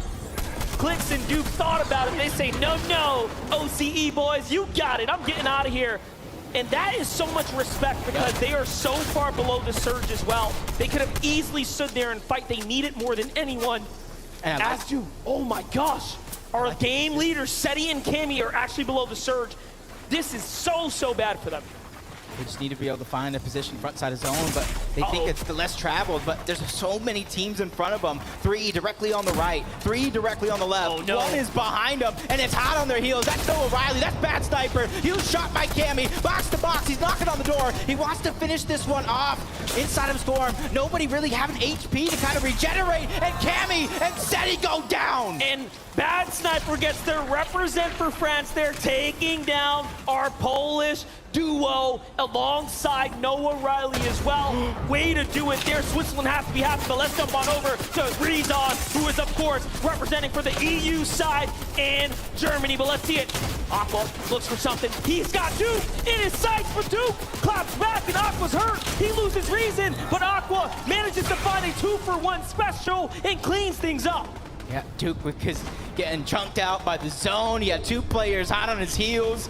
It's not the exact position you want to be in, but these guys can show up at any moment in any game. But for them, they're down 3. And 1 shot, 2 elims, a very rare occurrence.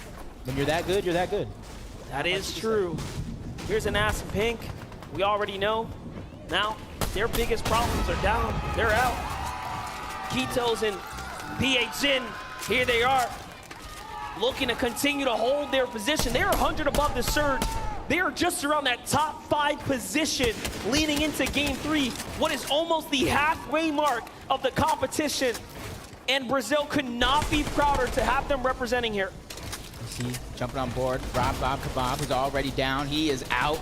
Chimp's going to be able to get 2 more points in the elimination for himself, including Storm. Surge just walks.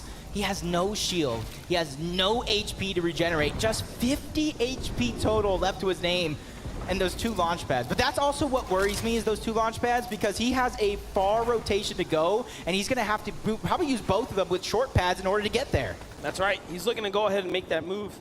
There's nothing in front of him. Meanwhile, Miro and Bugha, decisions for them as well. How do they want to move out? They hear the launch pad go off. They say, hey, let's save ours. Come up here. Let's go ahead and recycle that. Can they find it? There it is. They do get it. And they go in the opposite direction. That is the difference in strategy. Miro and Bugha go right. Closest way of least resistance directly to the zone. Wax stood far left. And that probably would have been the saving grace, because he ran into Aqua and Reason, who immediately took him down. His threats is going to fall as well. Pablo gets taken down to Brazil's Ketos. Alex going ahead and taking down TSM Reed. So much action going down around the lobby as Bugha and Mero trying to find that sweet spot, because you know as well as I do, as long as they make it to end zone, those eliminations will naturally present itself. This is a team that has struggled in the early instances of the chapter this season, but they have managed to find their way into such a great position. But now, let's jump on over to some of the GOATs. Vino and Queasy, 2 Elans already poising themselves up for an excellent game here. Near max material, so they have to be coming just off of a fresh refresh right there. Quite literally bounce them back in the game. And man, you don't see this very often, where it's your drop spot where you start off and the zone just lands directly on top of you. So they are being served up. Yep.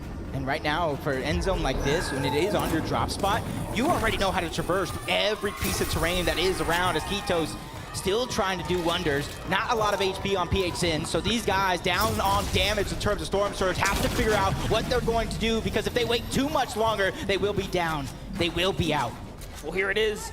Luckily for them, the threshold is met, and they do not have to fight, but they know what's in front of them now. They have a huge monumental task to step up here. You can see there, that's a wall that cannot be built there. Here it is. So it's all or nothing now, right? We know the Brazilian region to be one of the most aggressive. PHN is literally tied for 3rd for the most FNCS champions individually in his region and globally. So that's a team that has everything to play for right now. But jumping over to Zagu and Marine, they're still alive right now. Some of Japan's best are here. Trippin and Thomas HD, one of EU's best as well. And honestly, one of the fan favorites to take it off. 296 above the damage threshold. Joe and Z Andy right in front of him. Piece control is going to be important towards this end game, because if you go into the wrong box at the wrong time, they're going to take you out, and they're just trying to gather that information. They know they don't have far to go as the shot's going to be fired and landed onto Hen, who's dropped down to about 50 HP. And with that, you see other teams taking notice, and they're also putting that pressure on. Trippin has full trust in his teammates, but their Elim gets sniped up right there. It's Zagu and Mareem who are just coming out and literally reaping the benefits, taking all the spoils. Edgy and Acorn have high ground right now. What in the world? An excellent game, 1 second place finish, leading into game 3 in a such dominant position right now. Yeah, and I was one of those people last season saying Edgy can do it on NAEs, try to be the 2 region champion. What would you call that here? Would he be the 7 region champion, 8 region champion if he wins this? I mean, at this point, he's looking to break that second place curse too. He wants to make sure he gets one for Queasy and Vino caught lacking. Don't forget, they were the most stacked duo in this lobby. This is their home position, the drop spot of Shiny Sound. And now all of that luck and hard work, preparation out the window. Yeah, it was 2 different teams, one from Asia, one from EU. They actually got an elimination each on the team as Scented and Cold trying to get to that front side of zone. They have that victory royale in the last game. 32 above the damage threshold. Luckily for them, not too many players have to go down before they go ahead and have to not worry about it. Is Aqua, Reason, not too much to worry about in terms of Storm Surge, but they have to find that sweet spot in zone. They're gonna use the launch pad to get there. When you see Reason and Aqua looking up, you know there's only one thing in front of them. How can we take this high ground? Trippin, though, has a problem in front of him. He gets punished, he backs up. Great defensive maneuvers right now. Okay, and Thomas takes the lead. He says, hey, you go ahead, pause down, heal. I'll continue to tarp out. We have the zone right here. See Andy and Joe, even with a messed up finger, Joe is not gonna allow him to stop playing for the big positions right now, and he's got this high ground. It doesn't even look like it's been affecting him at all. Yeah. Look at this, 3 Elans. He had all the mats to hold on to that high ground with 7 moving zone, even if it's contested. Reason and Aqua trying to fight for it, but they're gonna get stuffed. They're gonna get shut down for now, and you can see the pressure from Joe and Z Andy. They're looking towards the backside of zone, and they're putting shots on players who are suffering the Storm Surge. Oh, he goes for the low pad. Aqua wants to get down to the low ground here. No reason to play for the builds. He doesn't have enough to make it. Is Reason behind him is the real question. Meanwhile, another endgame for Kitos and PHN. They have 4 Elans representing for Brazil right now, and they are almost inching their way to the top 10 right now, but Cold and Scented are right in front of them. This is where they do the most work. This is where they play best. Yeah, they're just recycling a lot of those builds towards the low ground. Trippin trying to take that cheeky shot to the backside of zone. Elevation up, Thomas HD probably leading the charge, making sure that these guys are on the same page through and through. Booga backside of zone, 2 men miss. He's just trying to go ahead and stagger himself out, and he found an elimination onto Jew.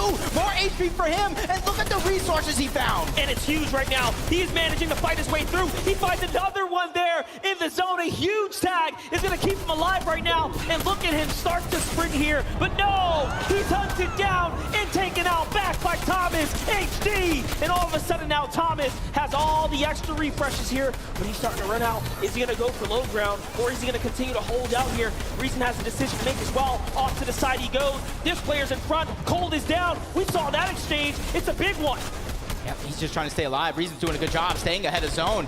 And now he just has to med-mist up to find a way to stabilize. It's Thomas HD. He's trying to stagger himself towards the backside of zone, running out of sticks onto that med-mist. A huge shot's going to be fired. Thomas HD is trying to stay alive, but he goes down. Zagu from Asia strikes again. It's just not enough. Zagu says, I am here to play and put some respect on us. Scented is going to fall to EU Scram. And again, Zagu is now by himself. Chrome Splash comes out. He finds his teammate. Does he get the save? Now this is what you want to see. A big save here in the ultimate low could change the entire story. This could be huge for Asia. This could be huge for Zagu and Miram. But Joe and Ziani, they have the high ground. Oh no, he wasn't able to get the revive off. This is going to be huge. He's the only solo left in the world of duos. Oh no, but he knows that's enemy build. He goes up, the side jump. He has enough. He takes high ground, but no. Ziani is here to back up up. He goes for the falling shot, doesn't quite find it. Chimp and Scram, Heal this going down, and they are having an opportunity here, but no. Chimp does not take advantage. He is now by himself. He has lost his teammate.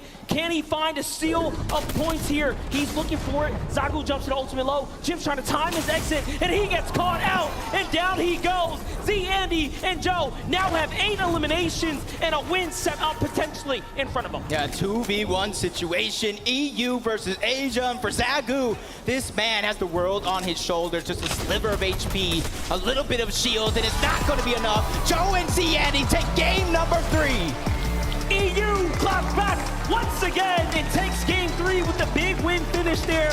But what a performance for Zagu and Marine to show up. That is an incredible way for them to go ahead and make a statement today. Yeah, incredible indeed, because it's all about consistency, not necessarily getting a victory royale in every single game. If they can keep this up at this pace, it'll do wonders. But for EU, Joe and Z Andy, they take the game and they have all the momentum now. And this is what I love about in-person events, because they get to take that walk straight to center stage, and we actually get to hear from the competitors. What a treat for us to really dive inside the minds of these players, right? To understand what makes them tick and how they find the success. Kelly, please give us the update. Joined here by Z Andy and Joe. Everyone make some noise for our Game 3 winners. So I swear, I was watching the game and I saw Acorn and Edgy had height. I turned around, looked back, and then you guys had it. How were you able to take it? We just faded up and cleared 90 to the sky limit. It was absolutely incredible. Not only did you get the VR, but you also walked away with 9 eliminations, I believe. Is aggression a big part of your play style? Yeah, we want height, just spraying down, getting kills. So from now on, are you guys going to be going for height every game, or is it mostly circumstantial? We'll see. Yeah, and how are you feeling about the remaining 3 games today? Feeling good after that game now. As you should be feeling good. Everyone, one more time, make some noise for these 2 right here. Thank you guys for joining me. Enjoy your break, and we're going to be heading on to the desk. Joe and Z Andy, victory royale in game number 3 of the FNCS Invitational. A huge way to show up, and not only the victory royale, but accompanied by 9 eliminations. Tokata, that's what you want to see on this stage. It's what you love to see, right, Zeke? Those big VRs that boost you up in that leaderboard. I mean, we saw Queasy and Vino dominating the high ground in the first 2 games initially, but Joe and Ziandy now showing how it's done, not only securing the VR, but also with a good amount of elites. And you know what's more impressive, right? This is a very, very north zone. These guys land all the way down to the south, down in Synapse Station, just before the zone started closing. It was 5th zone, I believe it was. They had 3 eliminations. They sorted out their Storm Surge early on. They got the materials, and they were able to take high ground so effectively. I like the way they played it too, Takara. They were playing one up front side, one up back side. No one was getting up there. I love how they've adapted. They were actually originally going to be contested by Baka and On1 in the Synapse Station, but now having it uncontested, they have to figure out how to get that damage, you know, before the late game and not have to worry too much about those rotations, but they've done it, and it's showing. Looks so good here, especially to finally be able to kind of, to get those wheels moving, right? To get these players finally in that place where they can say, look, okay, game 1, regardless of what has happened in the previous 2 games, we're all ready to go, and we're ready to put numbers on the leaderboard. Let's take a look at said leaderboard and see how things are shaking out. Remember, we have another 3 games left today. We'll be back tomorrow for the last 6. Queasy and Vino now tied with Meram and Zagu. And I just gotta say, the international teams here, Japan, Brazil, y'all are showing up huge. This is what you love to see from an international event. Queasy and Vino were fan favorites coming in from EU, but now seeing Miriam and Zagu tied for that first place spot. Remember, Queasy and Vino, they got knocked out in 6th zone this last match. They had a very strong first 2 games, but this 3rd one was not so strong. But if you want to get that first place spot, you have to stay on top, and that is what the duo from Asia is doing. Yeah, and things were looking peachy for them, right? They were picking up eliminations, they were looking good, they had the materials to go for their classic high ground take, but unfortunately, it couldn't quite work out for them, right? They were just getting sprayed from all different angles. Maybe it was a positional issue, maybe Queasy might have to take blame for that, but you know what? There's still plenty of games to go. You gotta hope that they can just make the adjustments, right? It's fine, they're still in first place, right? Even with the situation, they go down in 21st place. In that game, they're still in first overall in the leaderboard. But for right now, why don't we toss it over? Adam is standing by with Vortex. What's he got to say? Thank you very much, Zeke. Here, actually, Hen was just complimenting me on my. I smell a candy floss or cotton candy kind of smell. I'd love to take credit, but it could be the points you've scored thus far. 2nd place in game 2. Hen, how are you feeling after the first 3 games of FNCS Invitational? Not good enough. Obviously, we got 2nd place in the 2nd game, but the 1st and the 3rd game weren't good enough. And hopefully we can fix that after the break. Yeah, that's about it. I mean, Vortex, coming into this competition, you say it's not good enough. Do you set real high expectations every game? Do you set certain things you must do on a game-to-game basis each time? Yeah, we did okay the first 3 games. First game I did a dumb mistake, and yeah, we need to fix it. Gotcha. And I think when it comes down to this competition as well, playing against the rest of the world, there is a pressure, but there are still 9 games to go. 9 games to go. That sounds like fun. That sounds like fun indeed. Thanks very much. Massive shout out to Head and Vortex. Let's head back to Zeke on the main stage.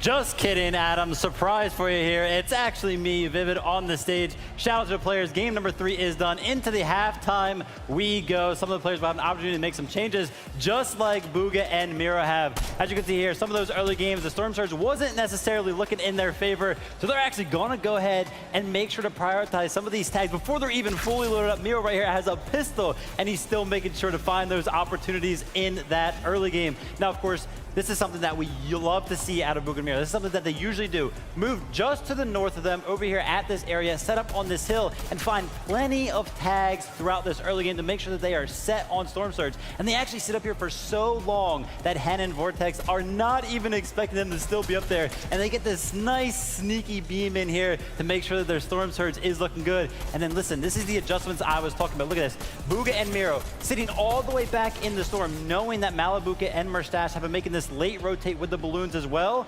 to make sure that they get some Storm Surge tags on them as they fly through the air. He does get the knock, ultimately doesn't find the elimination, but the adjustments are being made, and that's what we love to see. Now let's check out what Zeke has for us. Thank you so much, Vivid, for that breakdown. As we come back to the desk, we have a very special guest joining us here on the analyst desk. It's none other than Cypher PK. You guys can give it up. I mean, we all know Cypher is pretty incredible at everything he does. I mean, you can hear the fans absolutely losing their mind. Cypher, how's it going, man? Okay. Yeah, that's awesome. That's awesome. How are we feeling so far about these games? The first 3 underway, done. We have 3 left. What are your thoughts? It's been exciting, man. We've seen some crazy changes, right? I mean, we went into it kind of having expectations. We thought, we thought these teams were going to do well. We saw the Queasy and Vino, of course, still doing very, very well. But some of the smaller regions, some of the maybe lesser-known players have turned up today. It's been great to see. We've seen changes in strategy, of course, as well. Some crazy zones that have really put these teams to the test of time. It's what you love to see, though, right? In an international competition like this, teams from all over the globe popping off, right? I mean, the leaderboard right now, I saw some predictions coming into this tournament, and they did not look like the leaderboard is reflecting currently. Yeah, that's right. We are back here on the analyst. Sorry about that, Cypher. I forgot to turn on your mic. That was on me. It's all good. It's all good. Welcome. How are you feeling now that everyone can hear you? I'm feeling great. First Fortnite event since World Cup, and you guys blew it out of the water. That's awesome. What are you thinking about the competition so far? How are you enjoying the games? Well, it's great to see some of these players in a LAN environment, and because there has been one in such a long time, a lot of these players, this is their first ever in-person event. So it's a completely different kind of shock when you're playing in front of a crowd and you hear the cheering and roaring. So some of them are veterans, some of them have LAN experience, and that is going to benefit them, but then the rest are kind of here for the first time. Yeah. Is there a duo you feel like you're following? You're like, yo, I'm vibing with this duo, and then maybe one that you're like, yo, these are the ones I think are going to win? Well, the duo from Japan, I'm glad to see a small region pop off on an international level, so I'm kind of rooting for them. That's right, dude. Zago and Maram, they are absolutely, it's weird too. They're just running around, and it's wherever we look, their action, they're just there. They're just hey, there's action over there. I want to be there finding eliminations. Who are you hoping to see change things up as we kind of move into the later half of the day? Well, there's a lot of off-spawn fights happening right now. You got a little bit in Joneses, a little bit in Tilted Towers, and whoever's just on the bad end of that, I want to see some adjustments from them and see if they can put aside their ego and just make the right play, maybe land somewhere else or change it up. I mean, there's some spots on the map that might still be uncontested, but you're looking for that scrap loot and trying to make it to end game. You might not want to make that change in the middle of the tournament, but it could be beneficial. Yeah, I mean, you are pretty much known as one of the guys that can adapt to anything, right? Think back all the days of I'm going to build a tower here and I'm going to throw a million traps in here and it's a convenient launch pad. Do you maybe have advice for some of these players? Maybe things you would hope they kind of consider as we now have that time to kind of collect ourselves? Okay, so my biggest advice, I mean, as someone who's played some of the pro-ams and in-person events, my biggest regret sometimes is just not going for it. There's like a little bit of like panic, a little bit of nervousness on some of the plays. You gotta really just get into that mindset. Like you're playing at home. Like if you can get into that mindset, play very comfortably, like you'll make plays and people will be shocked by it. They won't expect you to make those plays. Yeah. Do you have like a favorite moment that has happened so far? Like anything that stands out like, yo, that moment was wild. I mean, I've seen some crazy 1v2s, which is, I mean, just think about this lobby right here. Yeah. Like, we talked about the accolades that these duos have and the amount of FNCS championships. It's insane. I would not want to be playing against these guys. So to do a 1v2, and we've seen a few already, and I think we're going to see a little bit more going on, that's super impressive. Yeah, I mean, watching a lot of these 1v2s happen, kind of like to what you're saying, it doesn't just happen, right? Like, it's kind of like walking up to professionals of your equal caliber and just be like, I'll just 1v2 you guys in front of a live audience, kind of casually, no big deal. Look, it's a feeling that's unique, though, especially in an in-person event like this. You hear the crowd cheer when you get that clutch, and it's exciting. But I'm curious, Cypher, we've seen multiple duos from Brazil right now in the top 5, in the top 10, a duo from Asia tied for first place. We've seen a lot, but I want to know, what do you want to see that has not happened yet? Let me know if there's something that you're looking forward to happening. Well, I guess one thing that I did want to see was some of these smaller regions pop off, and we're seeing that with Brazil and Japan. And I think like some of the less conventional play styles and duos that people don't know about showing up on the main stage and doing really well, like that kind of shakes up the scene, and that's what I wanted to see. And we're seeing it live, and then you're also feeling the crowd react, and they're rooting for some of the underdogs as well, which is great to see. So it's been a blast. Yeah, it's absolutely incredible. I mean, seeing all these players here together with each other as well, getting to interact, how important do you think that is on a player level? How important do you think it is to, like, you know, have some friends, make some communities, and enjoy it? I mean, it's so important on a player level, but even just from a competitive standpoint, like this is esports, like competing in front of an audience and you know, having that pressure on you and still performing and still doing well.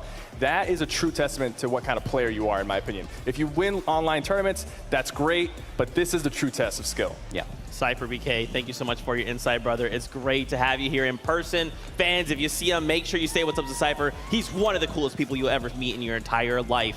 The players are currently on a little bit of a break as they collect themselves, so why don't we go hang out with the casters, Monster D-Face and Jacob PR. Thank you so much, Zeke, there for, of course, introducing us. Now, listen, all that hype about what you're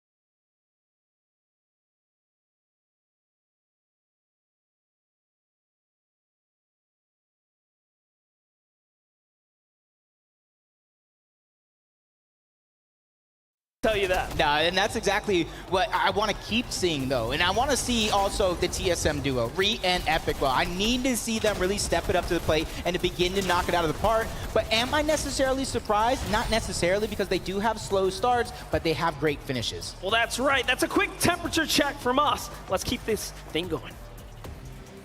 Thank you guys so much. Fantastic insight, just all the way around. As you can see, we've got a lot of empty chairs here. Our players, after the first 3 games, have a moment here to collect themselves, go back to the player lounge, talk amongst themselves, potential coaches there, whatever they need to do to kind of recollect and prepare for the last 3 games on the day. Now, earlier, we had a really cool moment. We got to listen in between Bugha and his from up above. I want.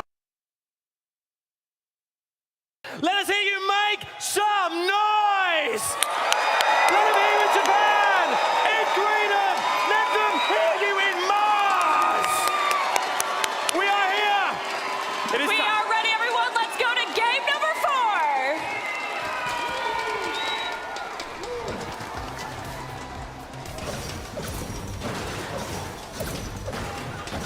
4. Now that's what we like to see. Let's go ahead and just pick things up and get right to it. Game 4 is underway. The players are already landed off the battle bus. If you were walking around, take a seat because it's time to get into the action. And it's already looking like Kanata trying to get busy.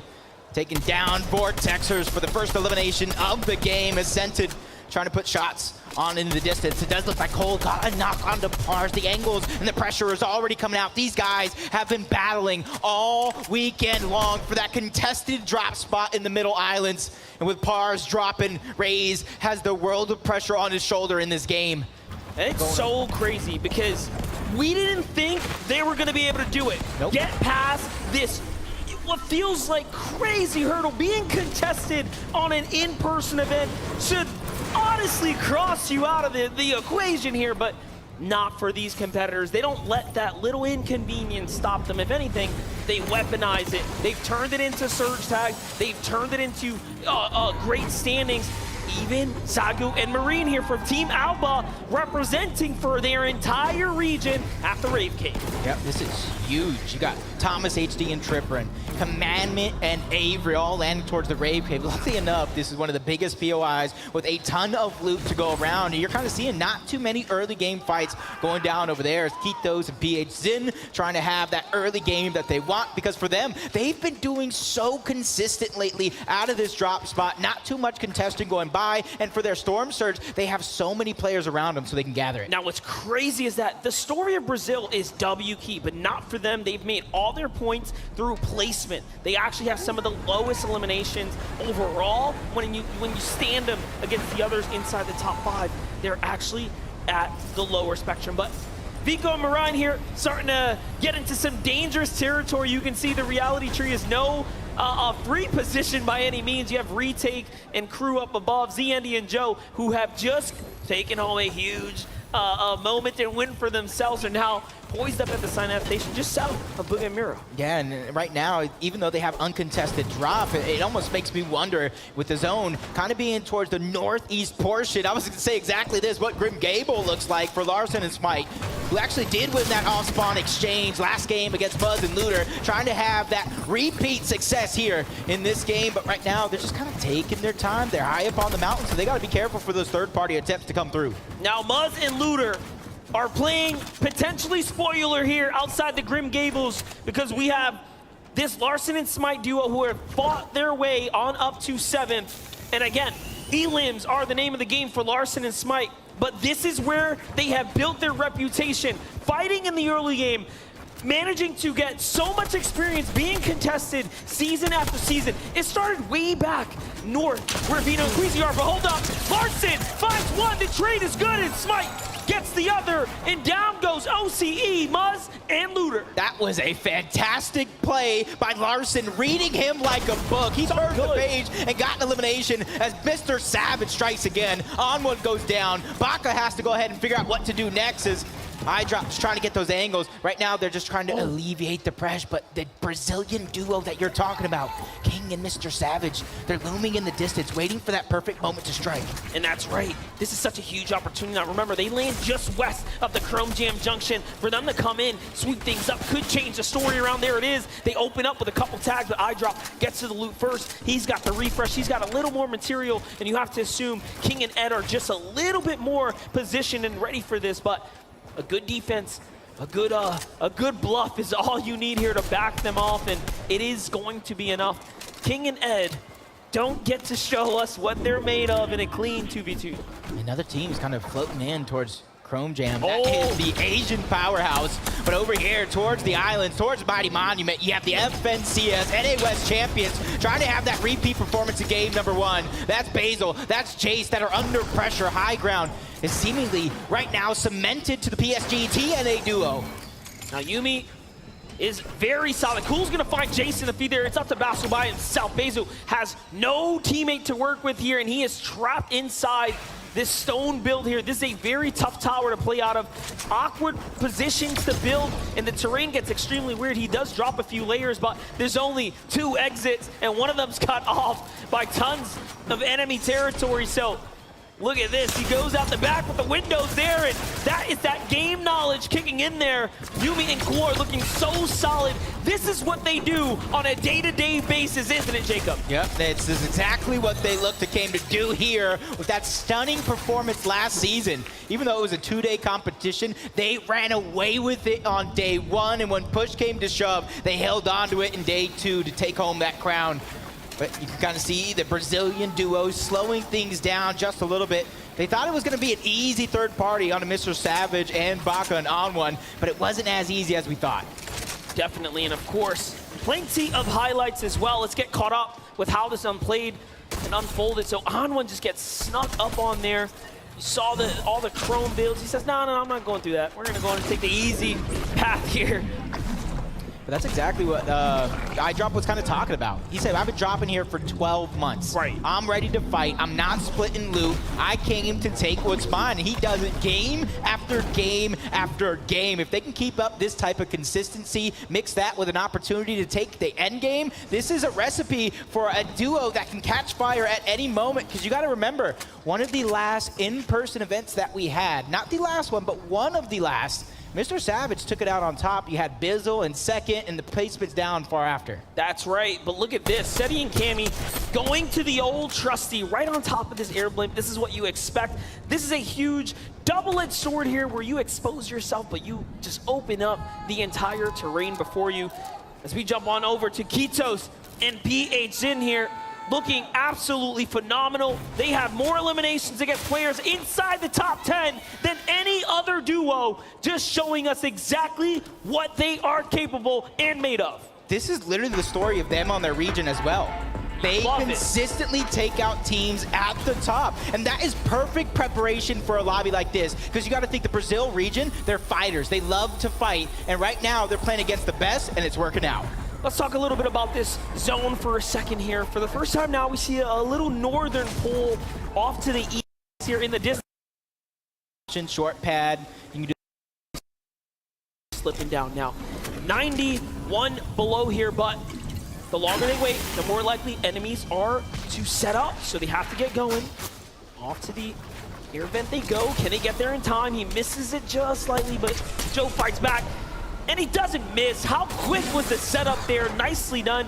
That little bit of defense is something, sometimes all you need to go in and buy you some time. But they're still 46 below the damage threshold. They have a lot more room to cover as well, but luckily for them, they have the Chili Chug Splash. They have the Mighty Monument. As Vico has an elimination onto Miriam. Can he be able to clean that one up and get the spoils after that falls all together?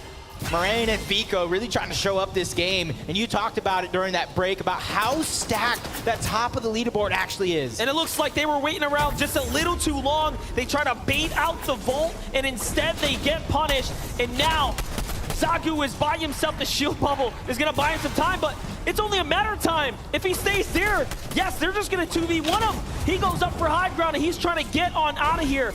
Vico and Moran decide better. They say, all right, I'm okay with that. with Swag and Pablo here, let's just get to the new storm. Let's get safe, and that's what they do first.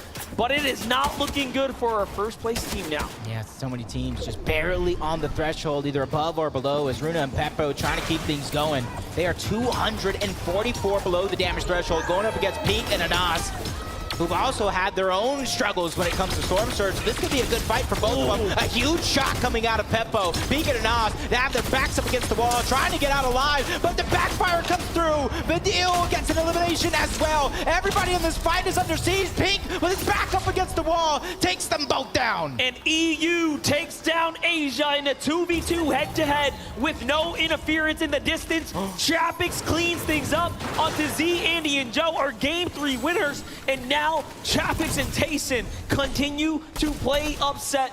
Let's just take a look at the highlight. How did it all go down? He walks up. Man, this is why Chapix is so good. This is what he did in the World Cup. This is what he's doing here now. And oh, you can see the pain. That was a tough one. Yeah, that's definitely tough here, but luckily for them, they did get that victory royale. They're at the top side of the leaderboard. One bad game does not decide your future, as Queasy and Vino under siege yet again. Just a sliver of HP. Storm Surge doing its wonders, but they have 10 splashes. But Vino has to try to get him out. That means Queasy has to alleviate some of the pressure with the builds. But shots coming in from the distance. Luckily for them, there's another team that is struggling to surge, so they're not the sole focus of the lobby just yet. Now this is insane. First place has already lost a teammate. Now Vino and Queasy, who are in second, just points behind, are so hurt here, and the surge is continuing. They will have to take this fight. That's not an easy duo, and that one isn't either. This is looking very, very tough now for Queasy and Vino. As Merrim gets knocked down again to Edgy.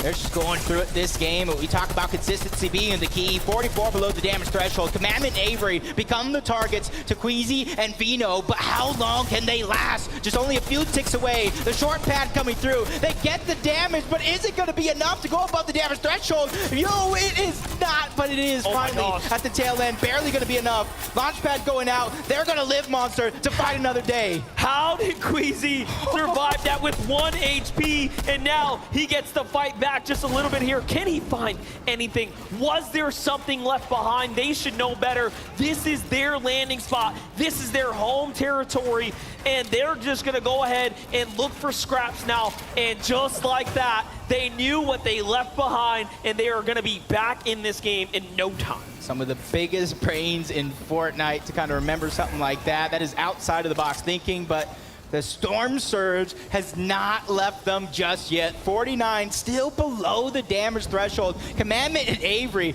I don't know how they made it out alive either, but they're still doing a good job this time around. 187 above the damage threshold. Let's see what they can do when it's not going to be a worry. Let's not forget, these are our previous NA East champions, but hold up, Vino says we need some elims, but no, he gets taken out, and Queasy, it's up to him, and he falls too.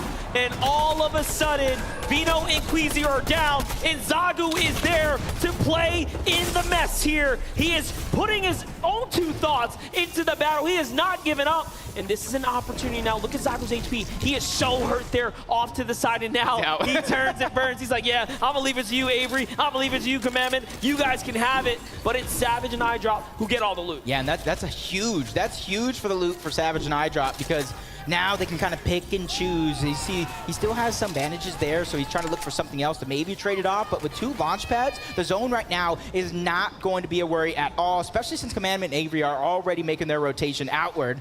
But another team landed towards Cloudy Combos, Malibuca and Mustache. So let's think about this, right? Third place is out. Joe and Z-Andy are out. That's going to allow things to get really competitive at the top. But now that we see Queasy and Vino crossed out as well, it is that much closer here. Let's take a look at these quick highlights here. How are they so far ahead of the Surge? Well, there you go. You ask and you receive. Jamper just gets clotheslined without any notice. It almost looks like they were thinking the same thing. Let me knock on this door, take this piece away, but Jamper was just a little bit too slow to the punch.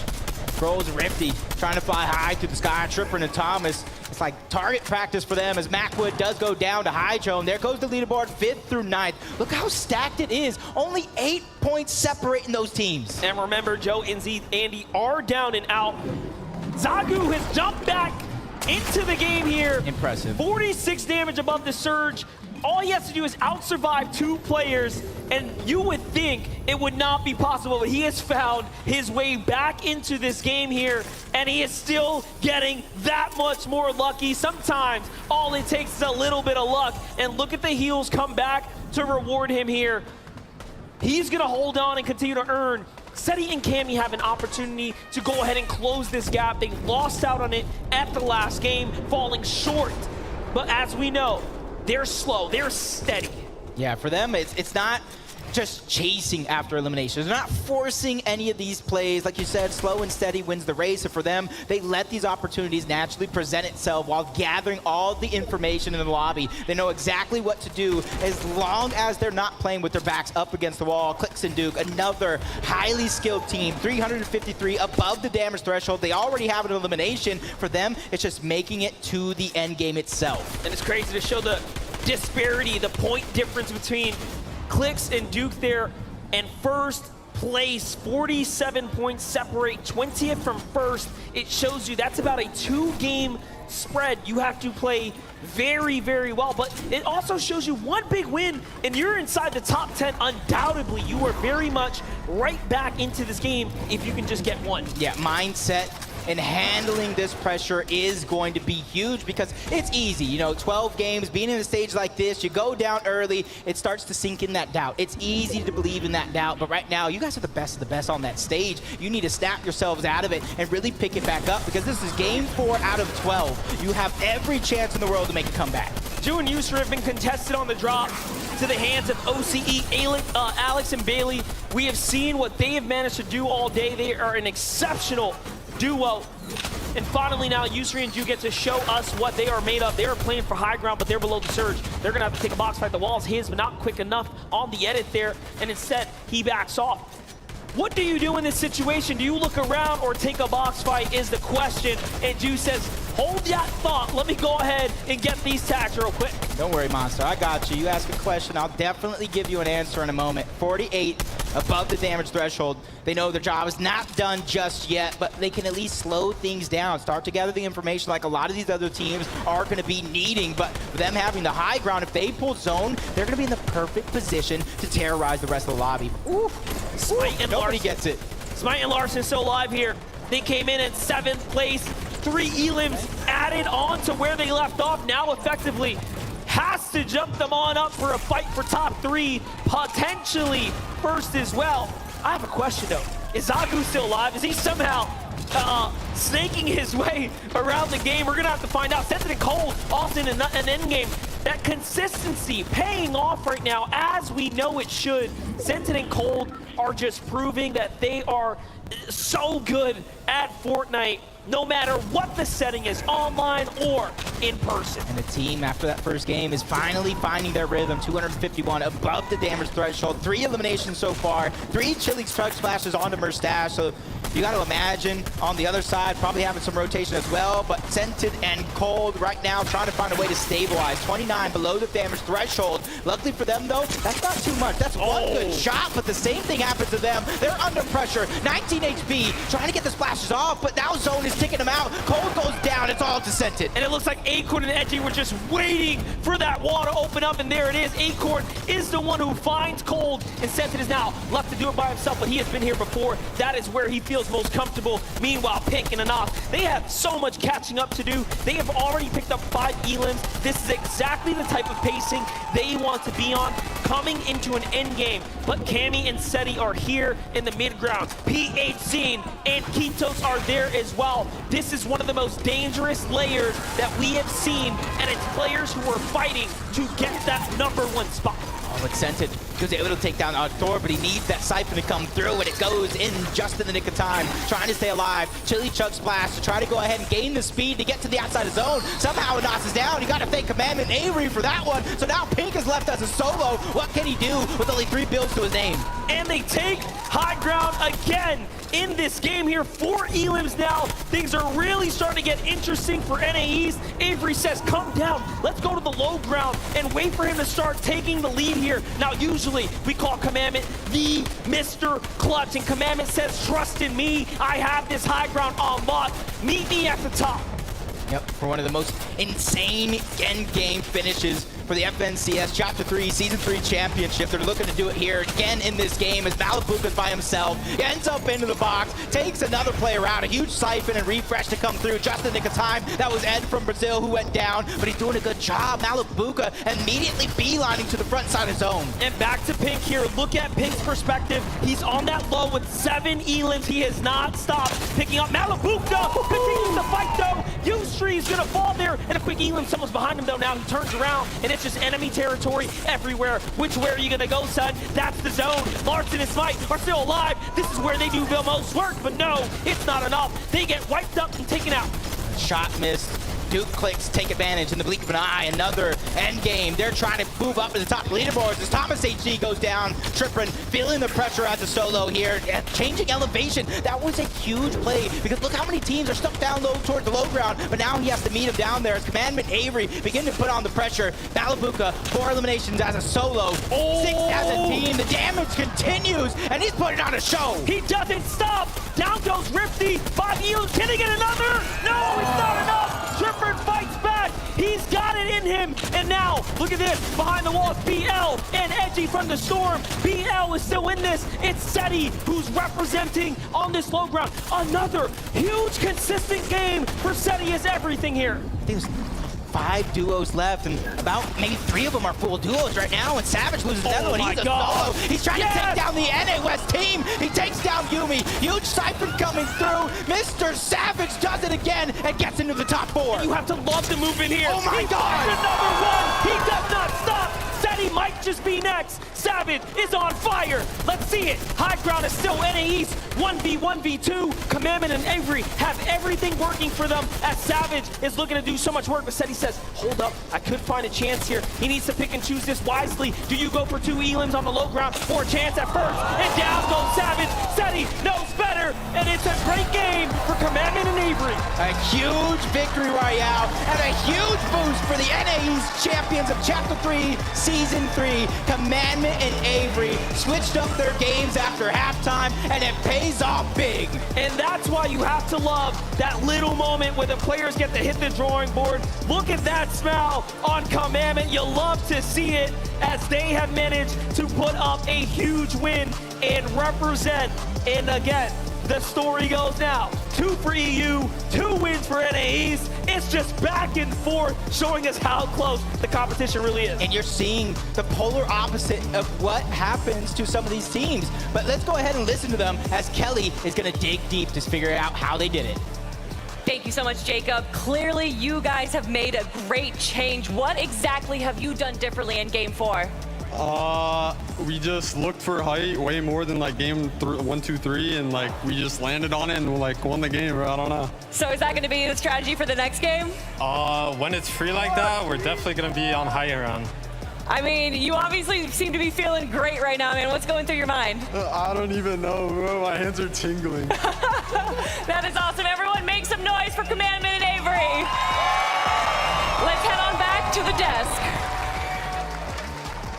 Thank you so much, Kelly, for checking in with our Victory Royale winners from game number 4, Commandment and Avery. And I'm so thankful they kind of had that moment to be like, yo, my hands are shaking, right? Like, that's what's going on. This pressure is unlike anything. And the moment that these guys took a pop off, you could hear the crowd going absolutely ham.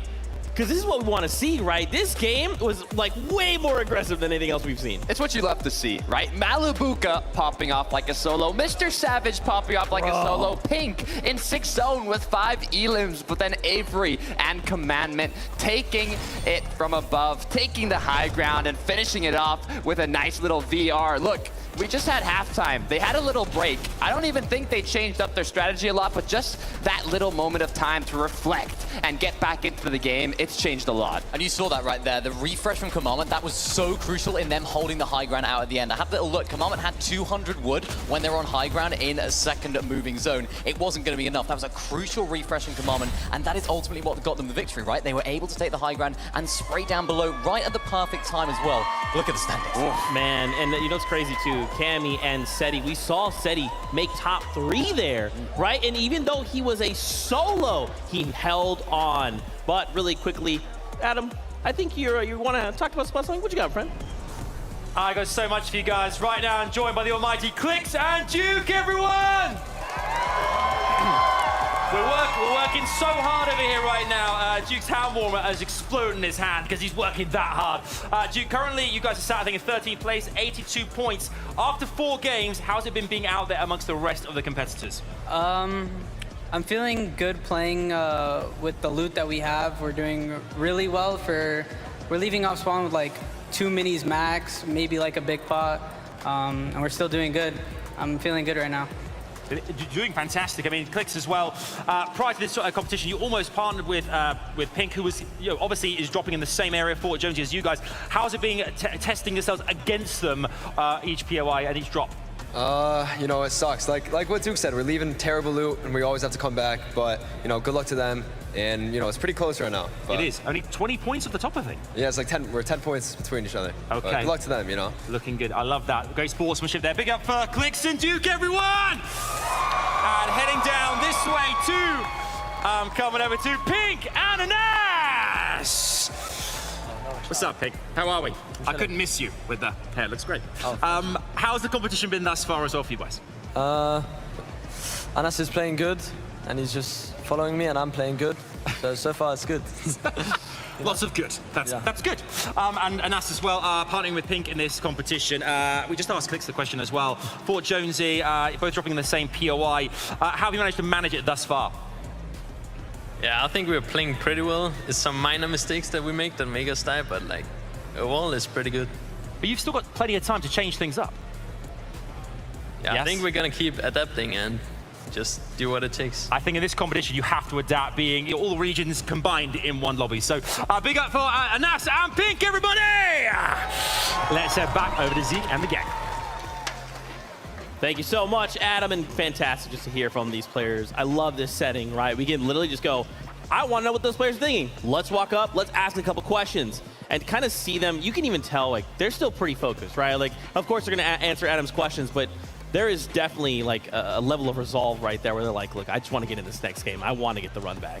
Look, I want to speak a little bit on our current first place duo, Seti and Cammy, right? We normally see them XL in day 2, but now they're popping off in day 1, 120 points. They're showing their consistency, but I just really hope that they can keep it up. Yeah, and what's interesting about this duo, right? We saw them in the mid-ground layers that time, and usually we do see them there, but a little bit higher up than usual. And that's what they've been doing this season. They've been switching up their playstyle, which hasn't worked out too well for them in the past. They're traditionally low ground, very, very calm, very, very passive, if you like, in the early stage of the game. They're just riding on the surge, of course, that I mentioned earlier, but they are really trying to change things up. And you can see it didn't quite work out, of course, Cammy going down early. So you know what Seti thought? He thought, you know what? I'm just going to go back to basics. Back down to low ground. We've seen him solo clutching so many times. And oh boy, was he doing it again. Absolutely crazy scenes. I mean, they always put on a show, right? Seti and Cammy, they're well known. They've accomplished so much. And now, if today and tomorrow combined, they can keep it up. They can take home a title, an international title. It would be something that I'd love to see. But them having secured the VR, game 1 from height was surprising. And now seeing them keep up the consistency is not as surprising. We know how strong they are, but we're only 4 games in. There's still so much more to be played out. That's right, man. 2 games left on the day. And remember, this is kind of setting the pace because we're back tomorrow for another 6 games and we're going to walk away winners. But it is that time. We are ready for game number 5 here from Raleigh, North Carolina. This is the FNCS Invitational. Thank you so very much, Zeke. There we get to kick things back off one more time. It's Monster D-Face and Jacob PR calling all the action here. What a set of games we've had so far. Yeah, this is nothing short than entertainment at its finest. Right. I feel like a gladiator calling all the action in an arena. This has just been dreams come true. But right now, game number 5 is about to be underway, and this is where some dreams could become nightmares. Hopefully no one's dreams get crushed here, but it is inevitable. At the end, you have to step up. You have to perform. And we've seen so many great performances already, especially when it comes down to this Becoming Legends duo of Cammy and Seti. Wait for them to represent not only for Poland, but the organization. I know my boy Reno is proud sitting back right now as these players are competing at the best of their capabilities. But Once again, this northern bus shows us there's going to be trouble for Savage and iDrop here, or Baka and On1. Yeah, I want to see Baka and On1 kind of really either do one of two things. Be the aggressors first, or just kind of get what they got out of their loot and try to get out, because right now, it just seemingly time and time again, Mr. Savage and iDrop have that high ground, but waste no time. Muzz and Looter getting busy, putting damage onto Larson before he can even touch the ground. Baka does it! He does it over towards Chrome Jam. He gets the double and takes down Mr. Savage and iDrop. Man, oh man, there are big stories developing now. Green Gables will have a fight soon here. Looter and Muzz have a chance at redemption. But the story has been told for the Chrome Jam Junction. We have to close that book out for now. Meanwhile, don't forget, Kondo has the battles there too. Let's take a look here. This time they go for high ground. He beats them to the drop. Whoa! Best Savage turns and burns on iDrop. What an incredible 2v1 representing for NA West. You didn't think it was possible, but they're putting it up. That's 2 for 2. And another action going down very early yet again. Cloudy Condos, we haven't seen too much of it right out of the gates, but Chapix is down. Aqua was able to get the knock, and they're hunting. They're hunting for Tayson right now. Let's see it. Cloudy Condos is a tough spot to fight, especially at the southern area. The southern area is more often taken by a singular team of Reason and Aqua, but Malabuka and Murstache got a little lucky here as Tayson tries to steal in and sneak away some loot. But you see the knock body there. No save just yet. They're going to leave him behind. They're baiting it. They want Tayson to try to go for Chapix here. Aqua gets punished, though. And now, little lesson learned, he slows down. This is fabulous for Malabuka and Murstache, though, because now they have options. They can loot up, they can get the resources, everything that they want, and more as Aqua gets knocked, but Tayson gets taken out. Chapix and Tayson are the second team. EU are the only 2 teams down out of this game so far, but if you look at the leaderboard, Seti and Cammy sitting strong in first, Thomas and Trippin close by, but now Malabuka and Murstache, knowing that that fight just ended, they can either go right away and try to clean it up, or they can continue doing what they're doing, loot up and try to get out, but we know how aggressive this team is going to be, and I think it's going to be the first choice. Let's see it. There's still a chance. There's still time left in the ticker here, but things are not looking too hot. Let's jump on over to Larson and Smite. Larson and Smite, Grim Gables. This is now, again, the second time we get to catch it real early where they have this slight advantage. The last time it was Looter who fell first and then left it all up to Muzz. It's looking like this might be the same story once again. Looter and Muzz, notably not that successful in early game battles versus Larson and Smite as a comparison who have such better odds just historically. And so far, it's been just like that. Yeah, that was a huge shot landed by Muzz, but in that 2v1 situation, it's easy to kind of stabilize yourself, heal up, and now Muzz is just trying to get out. He's trying to survive, and it's going to be up to Larson and Smite to kind of let him. Do you let him survive? Do you continue to chase? And right now, they are hot on his heels. They don't want to let these 2 points. They don't want to let that refresh. They don't want to let the elimination slip through, and right now, it is not, but that was an explosive ending. That almost makes magic happen. Smite says, you want a show? I'll give you a show. Hold this pickaxe. And down goes Muzz. What a way to really assert yourself here. Meanwhile, on the other side, Vico and Marine push up on retake and Novice here inside the box. Vico with a quick finish and then steps over to the side. He 2v1s at the reality tree as well. And oh, the punishment there, that's tough, but it happens. Yep, and the fights, they continue all around. Pink and Anas, they're trying to do it yet again, but it's not Clicks, it's not Dukes, it's Peter Bot and Jamper this time around. What are they doing And here? they're ready to fight.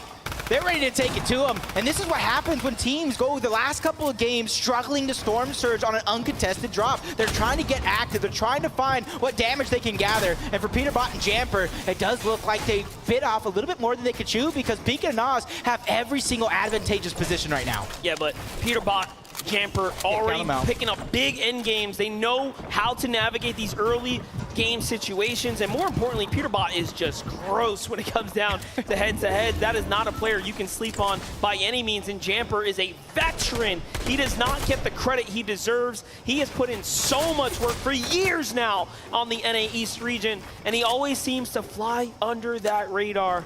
What more can do? And this is a respectable disengage, right? They come on in and say, oh, look, these guys are healthy. I don't know where's Clicks and Duke maybe, you know, let's get out of here. Yep, but now you can see Rob, Bob, Kebab, and Wax trying to bring it over towards Chimp and Scram, towards the outskirts, and another team looming in the distance. That's Peppo and Runa, and another team coming from the Lighthouse. That could be Pamsto and Fatch, who knows? Either way, we're gonna have a house party in a couple moments. Let's see it, the breakdown though, looking for the chop here, it's held on by nothing, and now it starts toppling over, but there are players in the distance here, making it tough for them, ruining their plans. But down come Chimp and Scram. So, okay, there is a little development here. They do get to reset. Blind shots into the bush. Robobs is like, hold my mini shield. Let me show you what I can do. And he hits some huge, huge tags there. Peppo and Runa, though, are looking at Chimp right now, and oh, they open fire, but no tags there. Yeah, and you can kind of see Chimp and Scram. Chimp, you're talking about one of the most consistent players on the NA East region. He knows exactly what to do in a lot of these different situations. He's just trying to get out. He realized so many teams are here. So many teams are trying to disrupt and kind of put their hand into the mix, and that's not something they want to be a part of. But that piece control and the peaks, the shots on the defensive end are huge for Chimp and Scram, because now that put that fear into Peppa and Runa. Do we continue to fight this off? Do we continue to lose health? As it looks like they're even trying to keep their distance. Yeah, Chimp doing an excellent job defending here, but you know, a refresh would be even better in this instance, but the pressure comes in, he loses his shield, and they are starting to run out of gas here. Robob and Wax walk up to the wall. They say, hey, Chimp, we thought we forgot about you. But no, too much pressure from Runa and Peppo, and they leave the damage to them. And they go ahead and take this as a small W. To Scram really left to defend himself here, and he's doing an excellent job. This is going to be interesting right now, because everybody tried to disengage in a moment. But at the same time, they're so close together, there's only so much you can do. But Runa, he takes a huge amount of damage. They got to figure out a way to stabilize right here. But Chimp and Scram, they know so many teams are around. They don't want to bite off more than they can chew. They don't want to put themselves in a position they might later regret, as the shots are still coming in. Scram goes down. Chimp under siege. He's trying to figure out a way to survive. He has no fields left to his name. Rabab Kebab as well. Every single one of these players are now going to be stuck in zone. This is crazy. Runa and Peppo start to fight back. They have the shield chug there, and it's going to allow them to go ahead and heal back up. And now they run in to the zone, hunting for Robot. Peppo's like, no, I want this fight. Robot plays the low ground. Runa comes to support, and all of a sudden he is trapped like a mouse chasing cheese, and it might just be all over here. 10 HP, moments are ticking. Runa's down, he's hurt, but Wax falls first, and Peppo gets the first elimination there for his duo. 1 HP for Runa. Whoa. He got the med mist to stay alive. Can they? Okay, there's another rift there. I was going to say, I thought they were going to get the rift in time, but there's another rift there. Not too much to worry about for them. But every one of those teams that were fighting there that might not be the most healthiest are still going to have to go through Pamsto and Fatch. But on board, Belusi and Hijo, they're feeling good. They got themselves a spot in the zone. Yeah, and you know what? This is a perfect time to catch up with Vivid with a mid-game analysis. Guys, the action is popping off so much so that we missed the fight over here at Chrome Crossroads. Alex and Bailey haven't had the best of starts to the day, but game 5 here, they find these 2 early eliminations, and we know that they love to play the higher ground. We want to show you guys these reactions. They're so happy to find this as well. The dances come out. We'll have to see what type of momentum this uses for them. Excellent. And now we jump over with PH, Zen, and Ketos, who are sitting up on high ground, you know, hands off the desk, relaxing right now, just soaking in what an exceptional day it has been for them. They have played so well, and the zone is now going their way. So for the first time, we have this zone pulling far northwest. This is the backyard of King, Ed, Merim, of course, and Zagu here. Excellent players up top. This could be actually a recipe for success for the Asian powerhouse, the Japanese team, to kind of take a big game and take up that first place spot right back. They're right now in center zone. They have the highest elevation in the lobby, and a couple teams all around in case Storm Surge does become a problem. As Commandment and Avery over still towards Rave Cave. They have launch pad to use. They have enough rotation. So they're going to be one of the last teams to leave the spot altogether. And again, just excellent. Command and Avery coming off a Victory Royale, zone pulling their way. This is a perfect recipe to take that momentum and bring it on home. So we are watching several teams now literally catch a little bit of that favor in the feed. Hellfire finds Booga, and down he goes. Trouble in Chonkers down south. That's that late zone rotate, and that is what happens when the zone pulls far north. You could do your little dead side western rotates, but at the end of the day, there are players waiting there too. It's just textbook reads. Oh, I saw on the feed there just a few seconds ago, Queasy and Vino, they were able to get a knock onto, I think it was Miram or Zagu there for a moment. Are they going to be able to kind of run up and clean it up? I think they got the elimination altogether. Now keep in mind, Marine coming into that last game, they were in first and second tied leading, and they have fallen to fifth. So this is a huge opportunity here. That's where you take it into your own hands, take full control of that one. And you can see he was just out of position. You cannot be out of position in a lobby like this. That is what it's going to be a decision you regret for the rest of your life. But Miram, we see Zagu pick up a ton of points as a solo last game. Now it's Miram's turn to return the favor. And you see what he does here. He recognizes, hey, wait a second. That's scary. Vito and Queasy might know I am the solo. I think I've been outed. Let me defend myself to the west and put all of my focus on Vito and Queasy so they do not sneak up. Excellent plays right there. Just smart play. We're seeing what Asia is capable of. Meanwhile, Seti, Cammy, inside the storm. This is their home territory, dead center, more or less on the split. And now they get to hit that rotate. PH Zen and Kitos from Brazil. We talked about them, 186 below the damage threshold, but they're a team that can pop off at a moment's notice. They have the most eliminations on players in the top 10 on 6. Look at that stat, flies up right when I'm going to read it right there. But the 189 below the damage threshold, that is so concerning for me, but it looks like Midton and Arthur are closing the distance. They might be below as well. This is between two teams, two powerhouses trying to land big shots. BH Sin loses his teammate, 2v1 situation. Arthur and Mixon trying to get into the box. This is the first time we see PH Jin lose his teammate this early in the game. This is a huge development for him. And notice the problem is he didn't quite get to the zone early enough, and Z, Andy, and Joe capitalize on that solo opportunity, and PH Jin falls. And now they have a chance to fall down the standings here quite substantially. This is really beginning to open up and become much more interesting. And let's not forget, 5th place again is Mareem, left by himself as well. So this is the second game now too where the Japan duo is struggling here.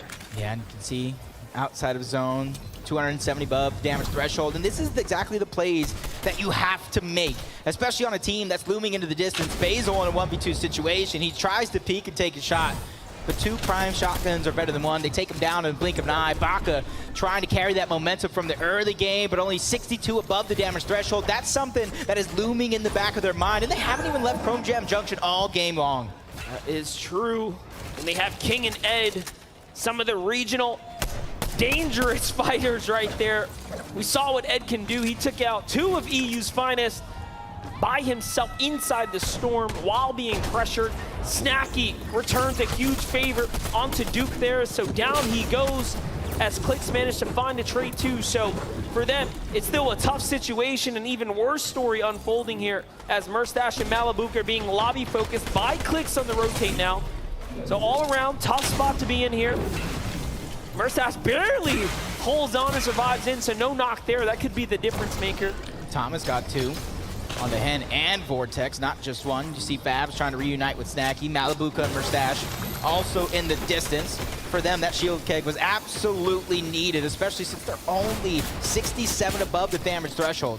Oh, but I was just going to say, soon we might have to turn our focus to Peppo and Runa. They find Clicks right above Snacky and through. Cammy and Seti put the shield bubble on the boat, and they are gone with a clean rotate right up the river. That is just a 500 head play. Look at the play right here. We absolutely love to see these crazy strategies play out, and there's a reason they are up at the top. This is just outside of the box thinking at its finest. That is the freest rotation I think we'll see all weekend long.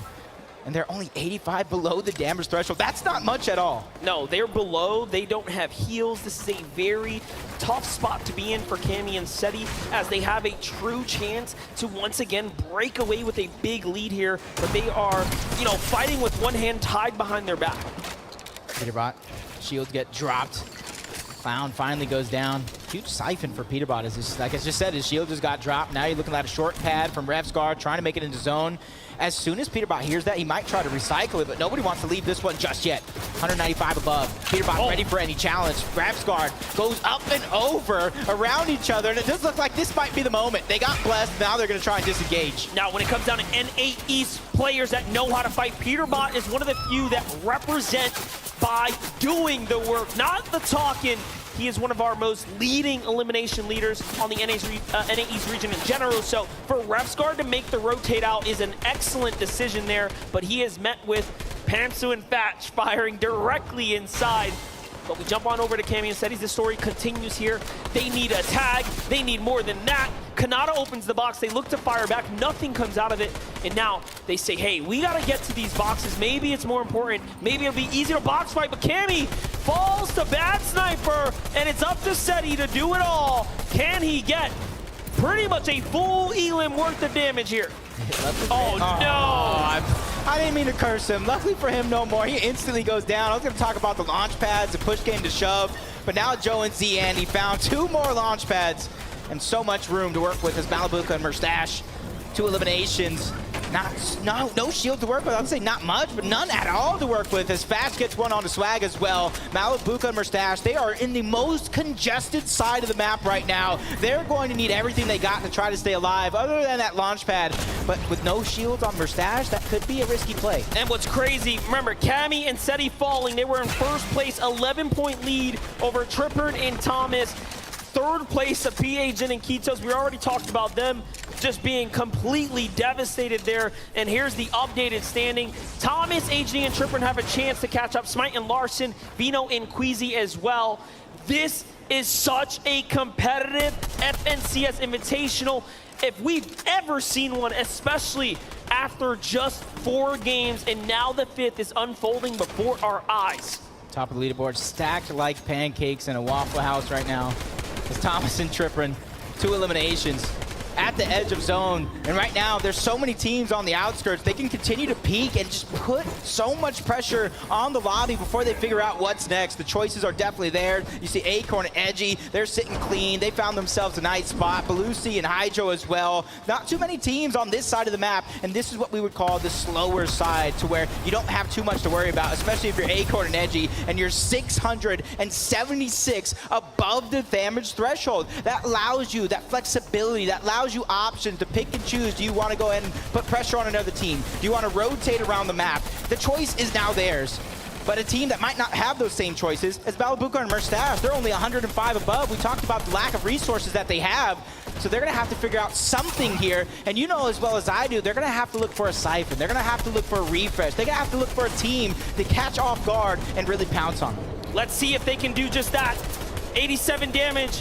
It's good, but it's not good enough potentially here. 6 players are the difference between this surge continuing to stay online and turning off. Here it is, 3 seconds before the reveal. They're going to take the fight against Alex and Bailey. Alex and Bailey are multi-FNCS champions of the OCE region. Mustache and Malibuka looking to step up to this huge challenge here. Gotta be careful though, this is what they love to do, and a great tag here. This is why Mustache and Malibuka are some of the best. The Chrome Shield comes down though, and that'll buy them some time. And right now, Storm Surge taking out a lot of these teams. If you get your shields cracked, they will hear it and they will go. As Malibuka or Mustache, they know the position that they're in. It's all or nothing because you can't make it too much farther with the resources that you have. Alex goes down, or takes down Threat. Mustache and Malibuka, they're going to be the ones that get all the loot because of it. As Baka and Onwin trying to stay alive, they're trying to protect what's theirs. And they do just that. They get a little bit for their efforts, not much, but they're alive, and they've done some damage. They've defended the territory, and everyone backs up. Let's take a wider look here. Fadil has to give up the high ground. Everyone's making a rotate. Thomas, HD, and Trippern still a launch pad in the bag as they get to half and half out. This is excellent. Such an excellent position to be in. Switches over to the hard material, and they fortify up and branch out. What? And a play here just to even play for territory to open up the domain right now. Malibu and Mustache met their demise. Both King and Hellfire get an elimination each, taking out one of EU's exciting teams is Queasy and Vino. Another exciting team coming in with all the momentum in the world, winning an EU Elite Cup, winning the NA East Elite Cup finals back-to-back in the same day. If that's not what you call preparation, I don't know what is. And they're showing us why they're up at the top right now. And they are taking advantage. A northwest zone is excellent for a team like Vino and Queasy. They find Anas down low. That's going to be their 4th elim.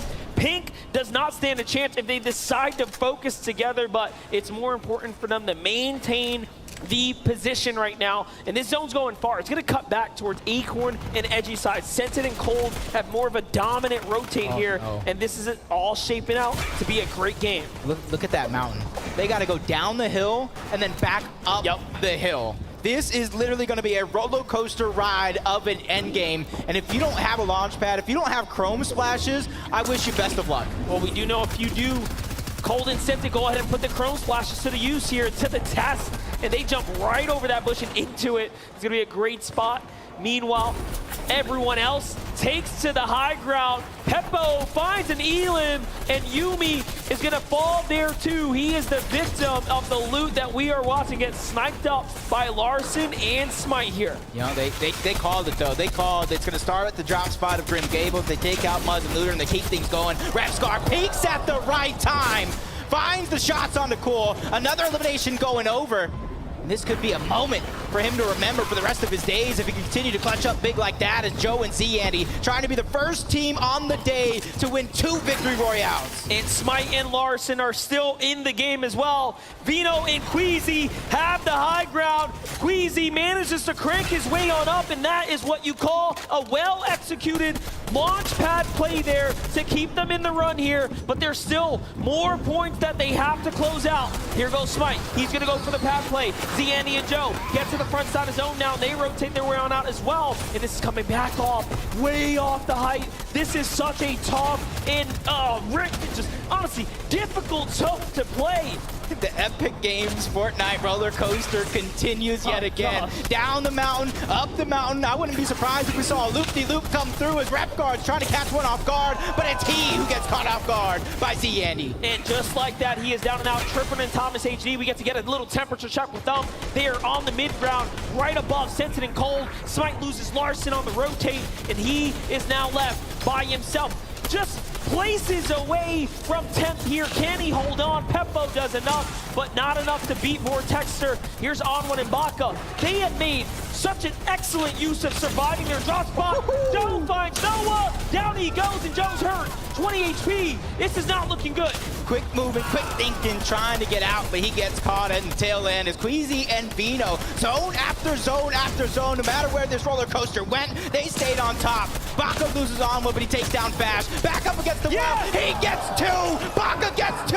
7 eliminations for the NA West and duo. He has shown you how good he is and why he deserves to be here. Even when he is counted out, he is showing up. But hold up, Scented, Cold now, back in the mix here. They already have done one, but can they get another? But Grolls and Rifty are showing they finally have an end game, and they are making big do with it. There's a 3rd elim, 30 points already earned in this round. Baka fights back, but Cold and Scented get to get all that sweet loot.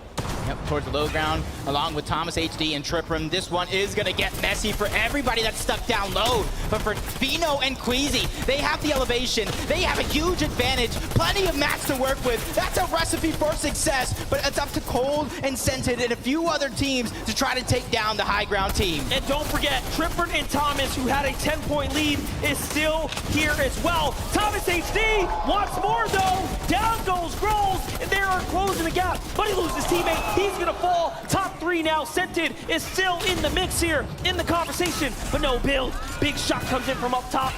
And all of a sudden now, it is looking so dicey. Queasy is just waiting for that perfect opportunity. They have the high ground. They drop down low. The game is theirs after they take down Bevy. That is game number 5, sealed up by Vino and Queasy. And the biggest game we've seen so far in terms of elims, coupled with a victory royale. huge 11-piece pickup right there for Vino and Queasy. Now think back to that interview when they sat there, Vino, very nonchalantly, hands behind his back. He said, "We are the best, undoubtedly." As EU takes yet another game. Honestly, this was the hottest team coming in to the FNCS Invitational. NA East, EU wins. And in that reign as well, they won about like 5 games in a row, I think. That's impressive. That is right. Vino and Queasy are coming off some of the hottest streaks we have ever seen, and they managed to maintain that momentum. Let's just go ahead and tune in and see what's going on in their minds. Yes, that's right. I'm here. We got Game 5 winners, Queasy and Vino! Queasy, fantastic work there. Eliminations, an extraordinary end to game number 5. Yeah.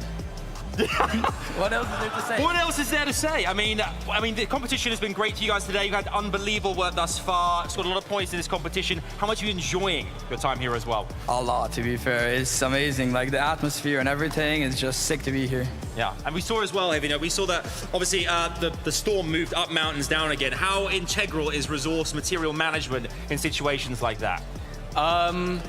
It's very important, but it's also great getting refreshes. Me and Queasy got good refreshes. We kept our mats alive.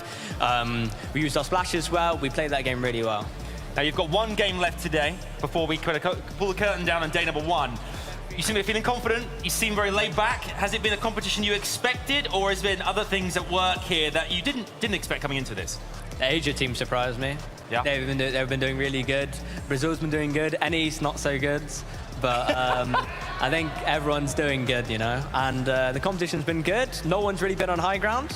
And it's going well for us. And you guys delivered the goods. One more time, give it up for Queasy and Vino, your Game 5 winners! Let's head back to Zeke. Cool, calm, collected, and memes. That is also how I live my life sometimes, occasionally. Queasy and Vino, we've watched them come so close to the top several times now, right? Almost making it, taking high grounds at those pivotal moments, but it hasn't quite lined up perfectly. And now that it does, it's not even just the victory royale. It's also the 11 eliminations they put on the board. Look, all day they've been trying to set themselves up for this match. We saw it in the beginning of this tournament today. I mean, they were going for high ground, they were going for the setup, but they just had these little mistakes that didn't permit them to get it. But now, they showed why they are one of the fan favorites coming into this tournament to take it home. The first duo to reach more than double-digit elims. They had 11 total eliminations, and it's what you love to see. You know what? It doesn't happen by accident either. These guys have definitely seen some progression throughout today. We saw it in the previous game. We saw them go down to Surge. It wasn't ideal for them. This time, though, we saw them rotate all the way up towards those rifts, towards the top left, the very northwest side of the map, and they were aggressive. They were looking for those eliminations. Instead of sitting on those blimps, on those balloons at their drop spot, they were looking to be aggressive for Surge, and it paid off. We saw them take height in that 50-50 zone, of course. I think Queasy had about, I don't even know how many mats, he had about 1,000 materials going into that second moving as well, so he's looking great. Absolutely. We also have Kelly, who is standing by to chat with some of our players. Kelly, over to you. Joining me right now, I am with Thomas and Tripper, and the team that is currently in second place on our leaderboard right now. How are you feeling about that? Yeah, I'm feeling really good. We just need to keep on going, being consistent, and we'll make it. Yeah, obviously consistency is the name of the game right now. You guys had a great Game 5, but how do you make that into a VR? I don't know, like, we played mid ground most of the game. I think we should like either like commit it to high ground or low ground to like win the game, but like we're just playing for consistency, so it doesn't really matter. Yeah, and obviously consistency is working for you guys. You're doing a great job on the leaderboard. Good luck in the Game 6. Guys, let's head on back to the desk. Thank you so much, Kelly. Shout outs to Thomas HG and Tripper, and they are currently holding strong in second place. And if you look at that little dash, that means they've not gone anywhere, right? And I do want to highlight them for just a single moment. 2 games back, we watched Malabuka go on an absolute tear, but then Tripper said, nah, son, this is my lobby, take a seat, and that's how they're still holding strong. We have to kind of talk about the top 10 here, right? With only a single game left to go, we're setting ourselves up for tomorrow, right? And Thomas, HT, and Tripperin, they're looking real good. I mean, they're looking more than good, Zeke. Queasy and his duo partner, we're in the first place spot, but second place, that's Thomas Tripperin, and they are playing so well. Just looking at their highlights here, they're setting themselves up for the late game, and just now with the interview with Kelly, you saw they're still always thinking, right? What can change? What can we adapt to? How can we play better? How can we take home that trophy? Yeah, and these are two very, very talented solo players. For those that don't know the region very well, of course, Trippin and Thomas, those guys are incredible solo players. We've seen solo clutch after solo clutch from both of them in the Elite Cups, in the Cash Cups leading before that, and they are just a dynamic duo when things go well. Sometimes things can be a little bit difficult for them when they do get split up. You know, they have to rely on the other person. We've seen that a little bit throughout the Elite Cups this season, but they're bringing it all together now, and oh boy, is it looking good. I also want to talk about Smite and Larson. This is a duo coming from NA East, right? And they have 5 total FNCS Finals appearances together. Now, it's a lot, but it's also the fewest out of any NA East duo competing here today, but that is not showing because even though they have the fewest FNCS Finals appearances, they're in the top 3 right now in this event. That's right. Everyone currently is looking, right, to just try and say, okay, look, the first 6 games, we just want a strong footing as we go into those next 6 games tomorrow. I guarantee you there's strategies, little things that these players are holding on to for those last 6 games. I do want to turn our attention back to the standings. We continue to kind of go top to bottom here, Mini Miner. Obviously, Queasy and Vino, massive, right, to now jump up into first place, up by 5 spots after that game. If it happens again, we could be in trouble. We could be in trouble, and I think the rest of the lobby could be in trouble as well, because you don't want Queasy and Vino to be playing as good as they are. It'll sort of form together for them in that final game that we just saw right there. So if they're on form, they can definitely make a push for this one. Yep, that's right. Kelly, you are standing by with some more players. Let's hear it. That is right. I am joined here by Ed and King, our Brazilian region players right now. You can already hear the audience going crazy for you guys.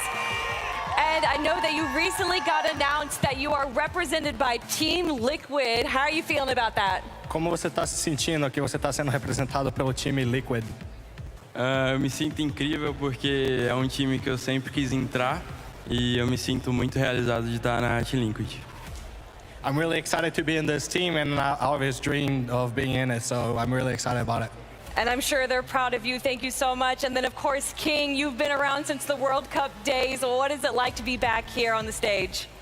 ¿Cómo te sientes estar de vuelta acá? Para português ou espanhol? Ok. A verdade é uma experiência incrível. Eu não tinha faz, sei lá, uns 3 anos quase. E voltar a jogar lá é uma experiência muito boa e vamos tentar dar o melhor. I'm really incredibly excited to be here. I mean, it's been about 3 years, and I'm excited to be back. I mean, I know that Argentina and Brazil are proud of you guys right now. Thank you for joining me with a quick interview, and let's head on back to the desk.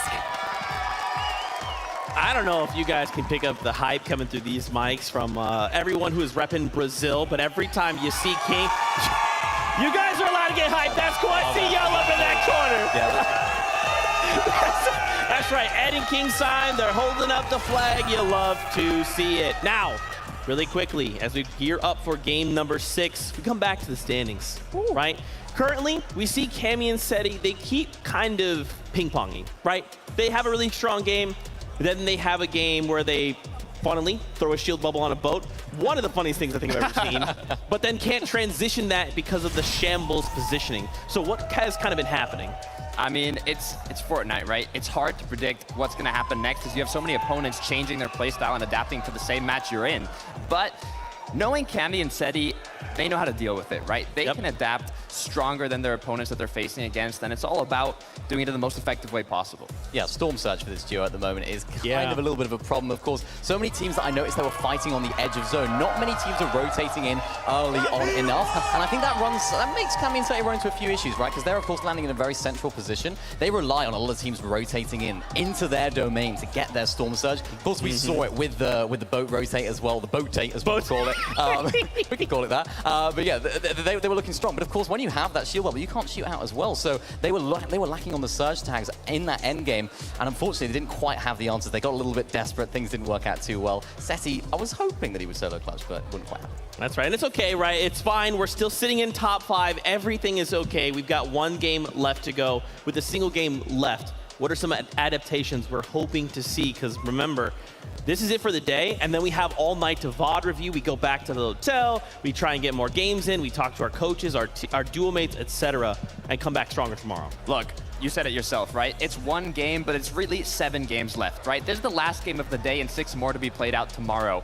This last match is just about doing it the best you can, and when you're really going to be reviewing, studying, seeing what you can change up is going to be overnight for day 2. Yeah, this is such an important game for these teams, right? Especially if you're looking for a little bit of a change up. So for these teams that are thinking, you know what, let's try and change things up in day 2, this is the time. This is the time to test things out, because what better practice than the lobbies themselves? I mean, we saw it with Vico and Marine as well, of course, landing at the Tilted Towers area. They've sort of shifted their rotation over towards the reality tree. We saw them fighting out there. Of course, Vico doing so well to close out those eliminations on the team that were landing there. And they're switching things up. And they're a prime example of a team that's thinking, you know what, things aren't quite working out at Tilted. As we know, it's a bit busy. So let's switch things up. Let's go to the reality tree. And that's ultimately what these teams are hopefully going to be doing tonight. That's right. A lot of these duos, man. Look at them. Look at the focus. They're waving to the camera, which we love and appreciate.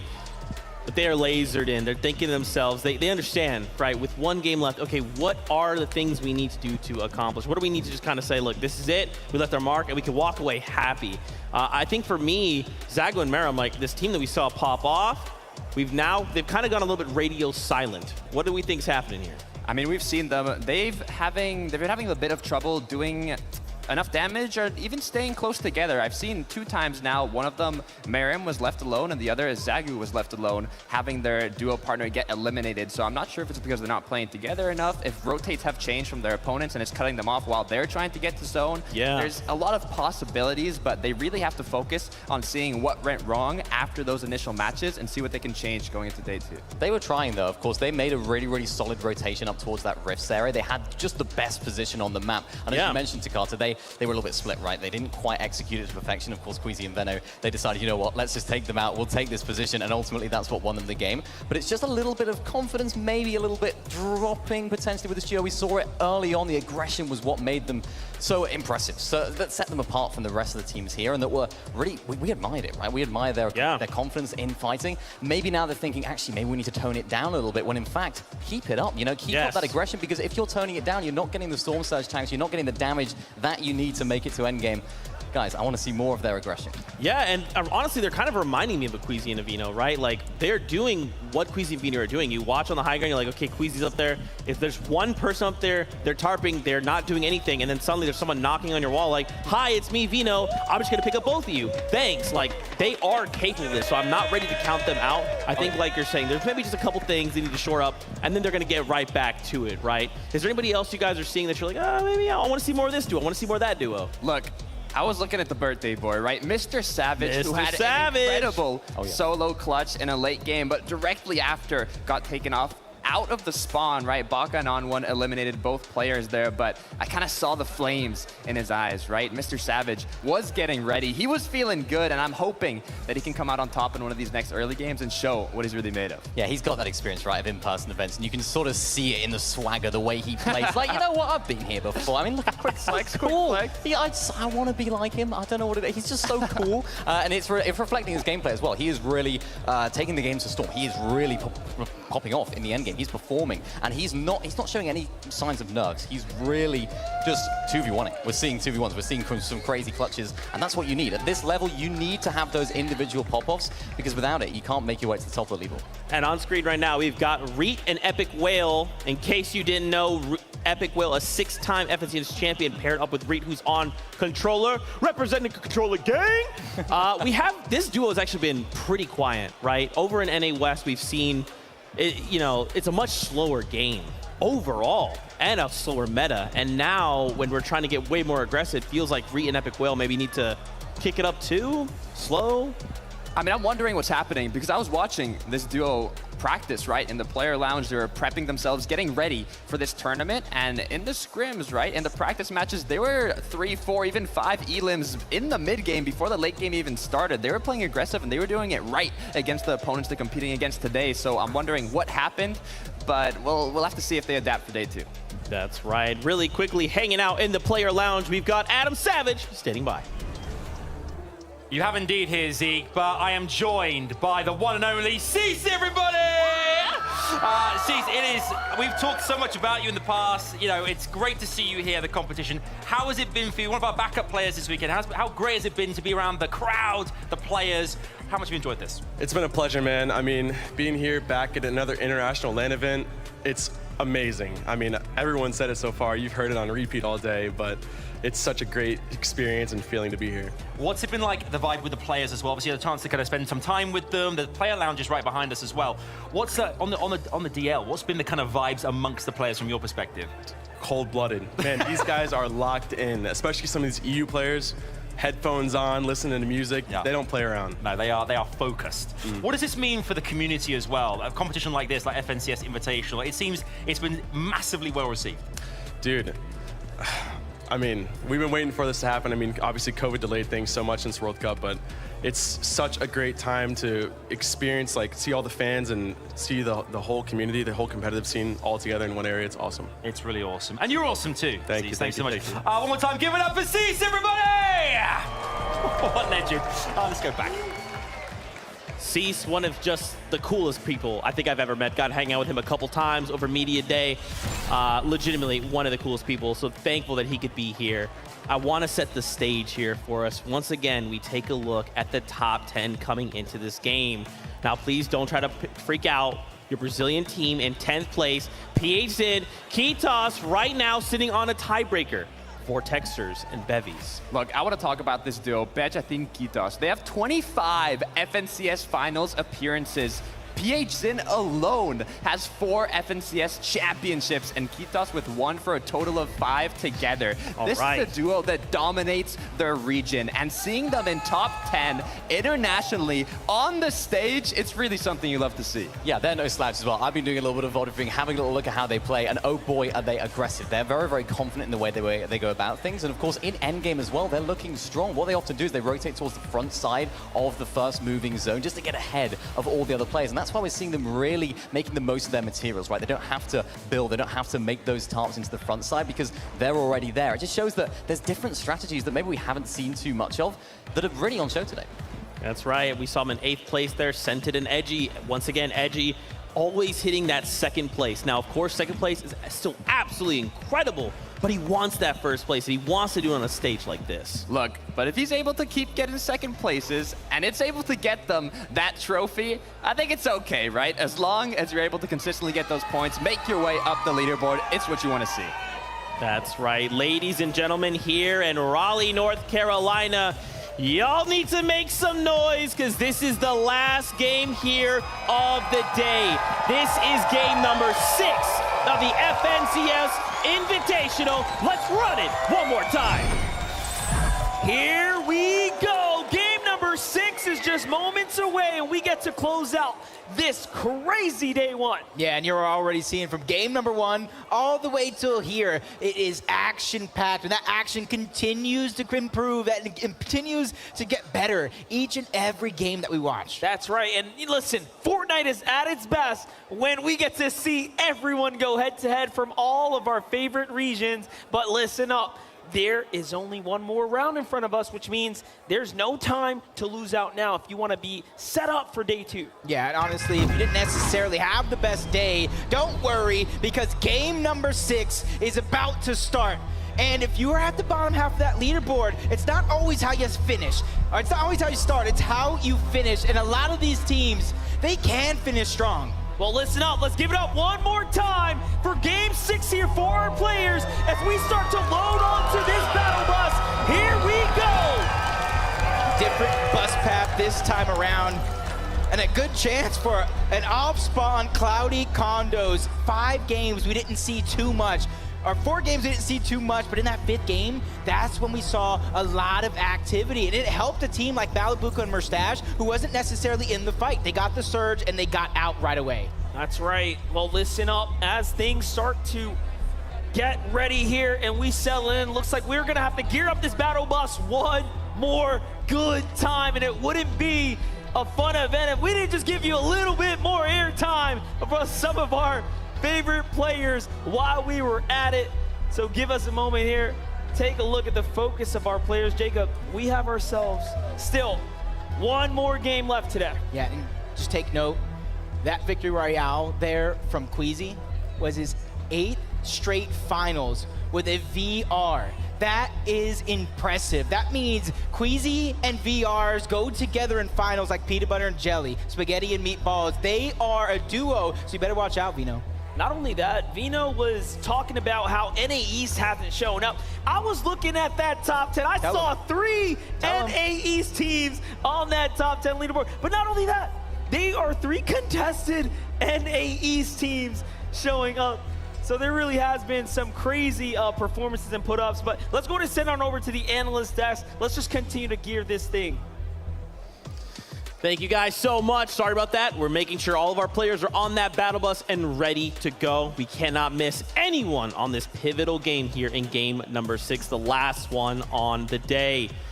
Now, if you're just tuning in, welcome. This is the FNCS Invitational. You've missed a lot, but hey, we're happy you're here now, and there's a lot to talk about. Starting with Queasy and Vino, these guys have been absolutely running the EU region as of late. And now, after winning that last game, 11 eliminations, they are sitting pretty in first place. I mean, they were the first duo to break the double-digit elim record at this tournament, right? Previously being 8 eliminations, but now 11 for this duo. I mean, they're playing very well.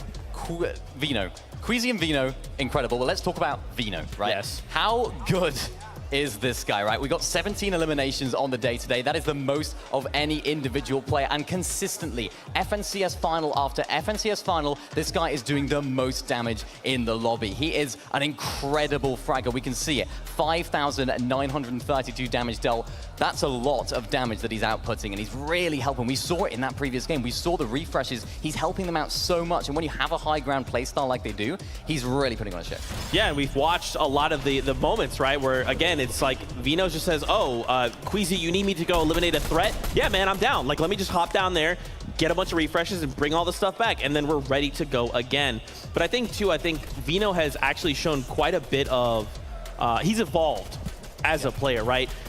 When Vino first hit the scene, he was just this like aggressive player. He's like, I want to W key every single person in my face. But now he understands, like, okay, this may not be the moment, but when that moment arrives, I promise you I will be knocking on your wall. Look, not only having the strong mechanics, but also that strong mentality, it's what you need to be a top-tier professional player. But I want to see if any of these other duos are going to be able to contest the high ground as much as they have been doing, especially in day 2 with more time to adapt, right? We have duos like Alex and Bailey coming from OCE. I mean, at one point, I believe they had On Height in their name, right? Because of how much they like going for the high ground. So I'd like to see some more teams up there going for the clouds and seeing what they can really do. But we mentioned it, right? Vino, his progression of play, I think his overall play style has developed so much, but it's also, he's got so much of a smarter player, right? He used to have his name as Tundra IGL. So he's not necessarily taking on the IGL role in this duo, but he has the brain to take it on. That's right, another duo sitting here in your top 10. It's Thomas HD and it's Tripper and Thomas HD. For those of you that have not followed the EU scene, if there is a sniper in the game, you might as well just rename that sniper to Thomas HD Sniper, because this guy does not miss, and if there's a sniper in his hands, he will find every single angle, even if it's a pixel on the screen, you're gonna take max damage. And it shows. He has the most damage dealt out of any player here today, and if there were snipers in competitive currently, I'm sure he'd not only have the most damage, but also the most elims with those headshot snipes. We'd like to see him get. Yeah, it's interesting, because of course, Thomas HD is widely regarded as the best sniper, and we got a chance to talk to him. Me and Vivid, we were behind the scenes, and we spoke to him. We were like, Thomas, are you sad about the removal of sniper? You think that it's bad, but he was like, no, I love it. I think it's great. So he's adapting his playstyle. Not only is he incredibly good with snipers, also when they're not in the game, it enables them to get so many more surge tags. Of course, you can overpeak. You don't have to worry about getting that 200 damage to the head, because you can overpeak, and you can see it right now. They're getting the surge tags early on. They're getting the mid-game rotations perfectly on point, and they're playing the mid-ground layers as well. They just bounce off each other so well. And I'm curious to see what they're thinking about now, right? Being in that top 3 spot with just Queasy and Vino right above them, right? It's all about figuring out what they can do to overcome their opponents, right? The consistency they need tomorrow to get the trophy. What will they change? What can they do? Or maybe they'll just, keep playing the same, hope they make less mistakes, and that's all they have to do. Yeah, I mean, we know Thomas HD is kind of one of those players that says, like, I have to be the best. And if I'm not the best, I will continue to grind until I am.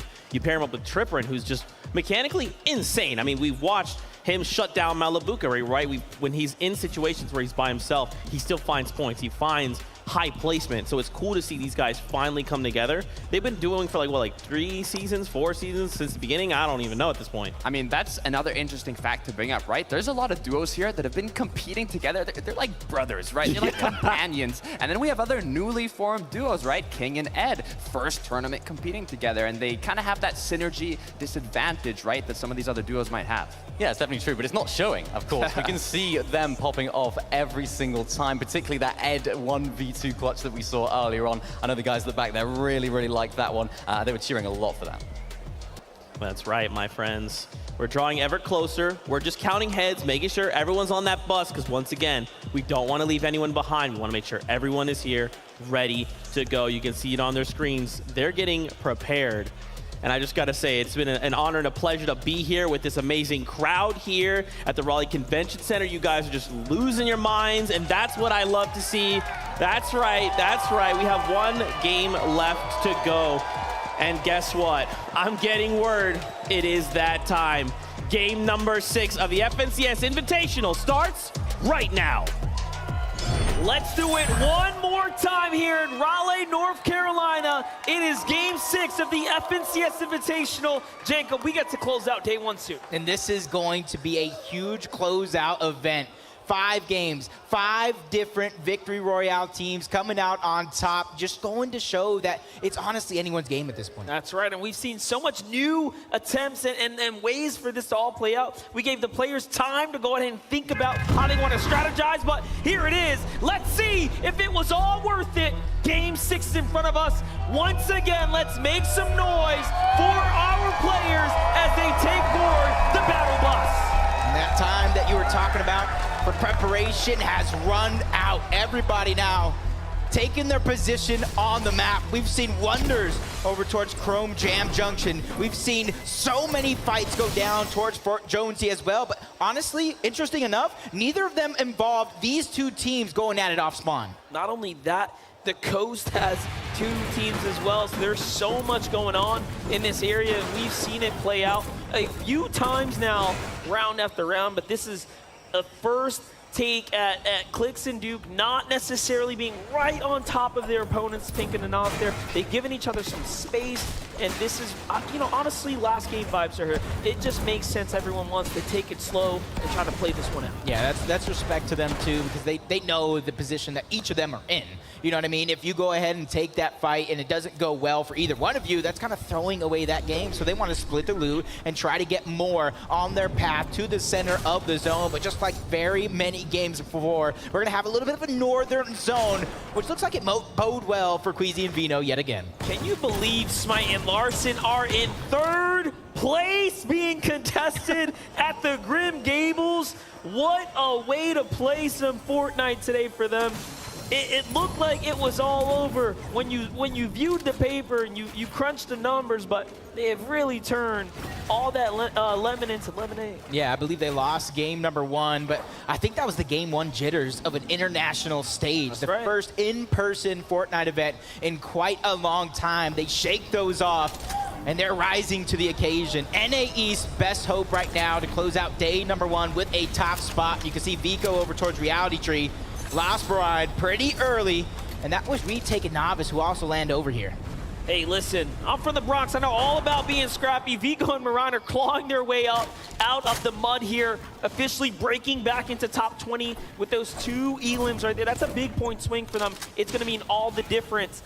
What's wild about these 2-day formats is anything can happen right now. We have seen teams just in this bubble area range jump all the way back up. You have to stay consistent. Larson and Smite get defended off of their drop effectively. They're pushed out by Muzz and Looter. So that fight will continue. We jump on over to Savage and iDrop versus Bakken on 1. Not that 50-50 we saw before. This one's going to be a little bit prolonged, and I think that kind of sits a little bit better for iDrop and Mr. Savage, simply because iDrop knows this POI like the back of his hand. He knows exactly where to get the loot. He knows where a lot of the chests are. He knows every single thing, and he also knows any pathing in order to disengage in a lot of these fights, but it does look like the TSM duo, Epic Whale, strikes first, taking down Scented. That's a big elimination right there, as well as Scented and Cold, and one of the few NA East teams inside of that top 10. And for them to fall to the hands of Epic Whale just around the Tilted Towers is definitely not a part of the plan.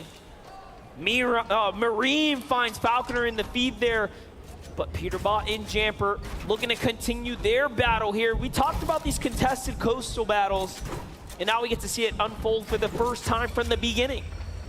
Going up against Jace and Basil. So this is going to be an interesting one, because sooner or later, you cannot continue to go down. The chest is down there, and that's where Basil's at, and he's actually just trying to get out. He's trying to escape. You already know that he lost his teammate, trying to do wonders as a solo, and finish off the day strong, because that's the thing.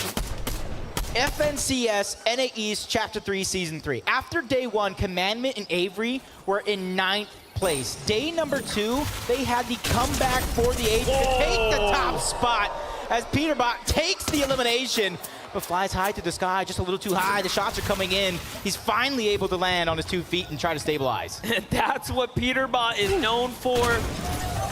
On1 and Baka, though, fight back here. The last time they won their drop, they turned that into a monstrous endgame, and now they're clawing back in. Savage already down. iDrop.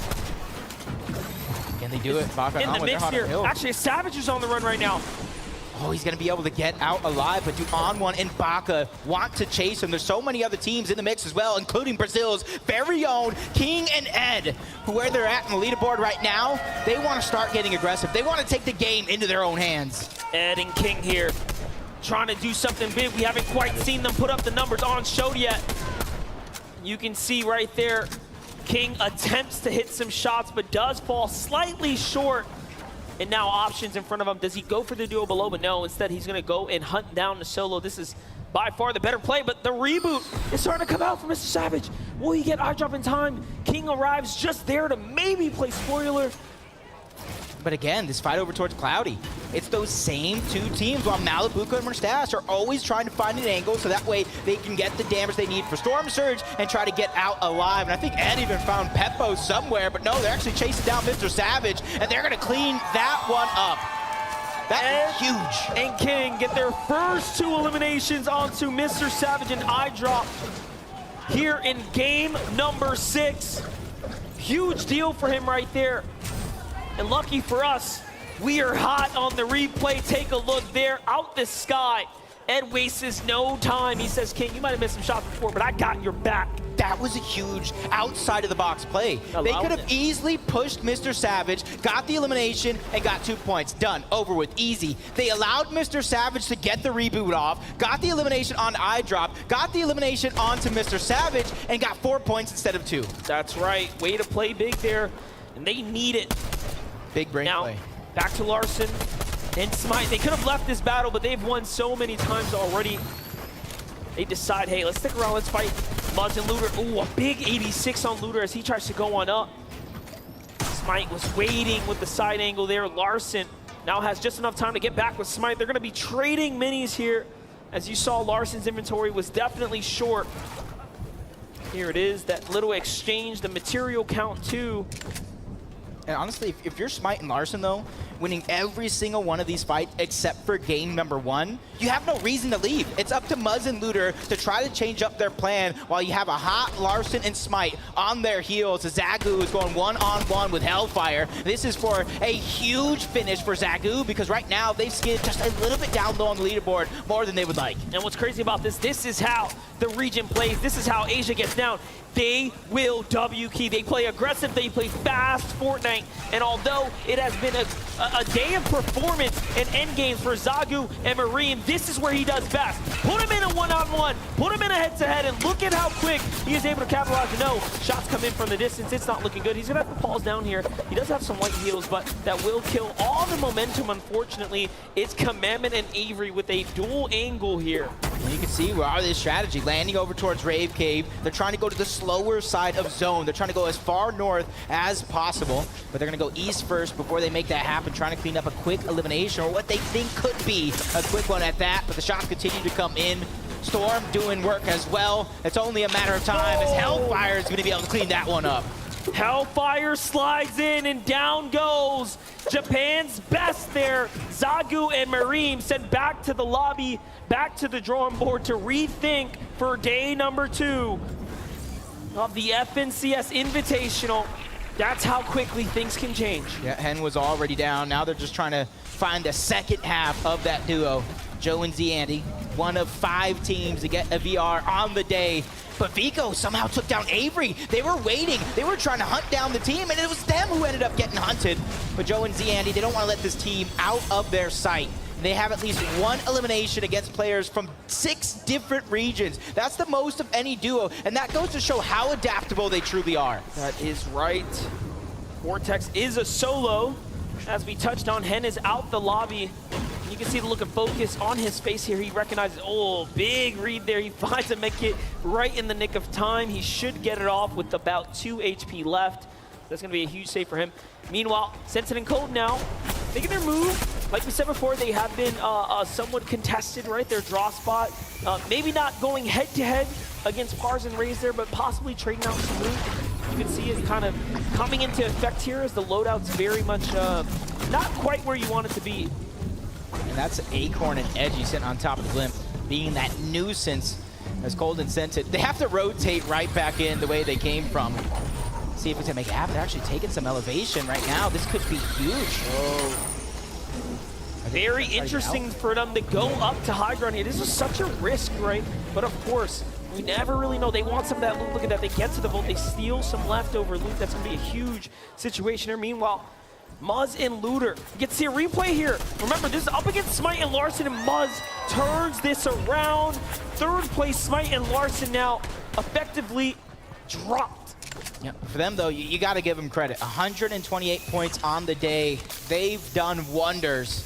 And now they get to sit back, relax, collect their thoughts, and plan for day number 2 while everybody else is kind of going through this minefield of chaos, which is game number 6. And like I said, from game number 1, where you have 95 players alive when Storm Surge activated, the lobby is now feeling themselves out. They're feeling a little bit more comfortable to try to attack in these moments.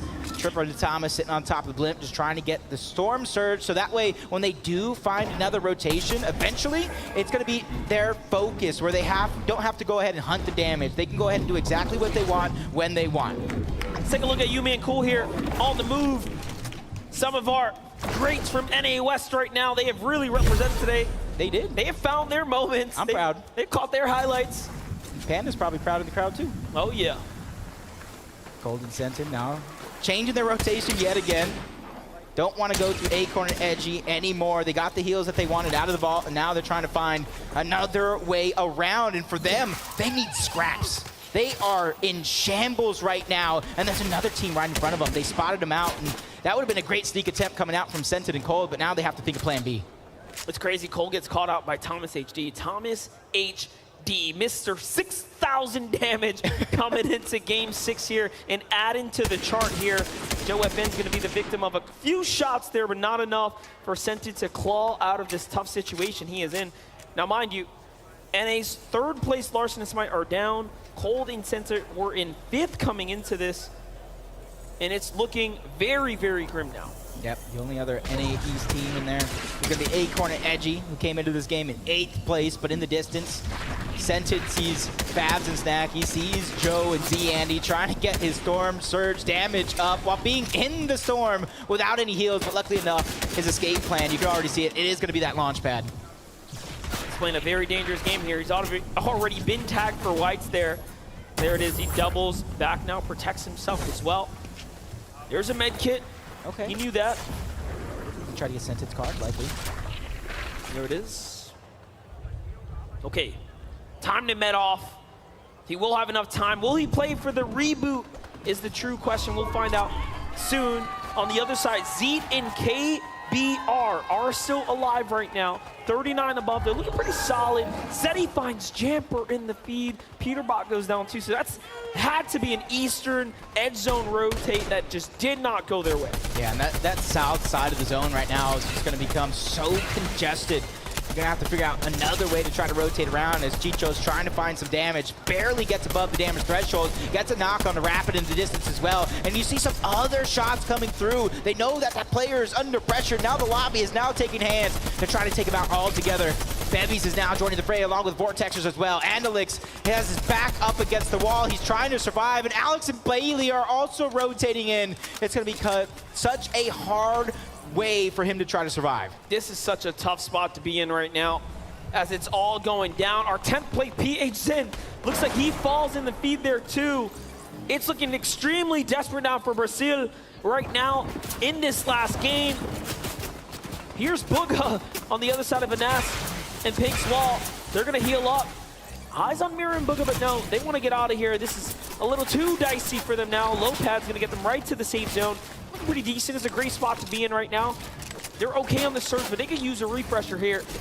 Plenty of options up to be served as well. Hellfire looks like he found Avery. Hellfire was a solo in the zone way north as Commandment and Avery were pointing inwards, and look, Avery fully finished there. The surge possibly finishing the deal.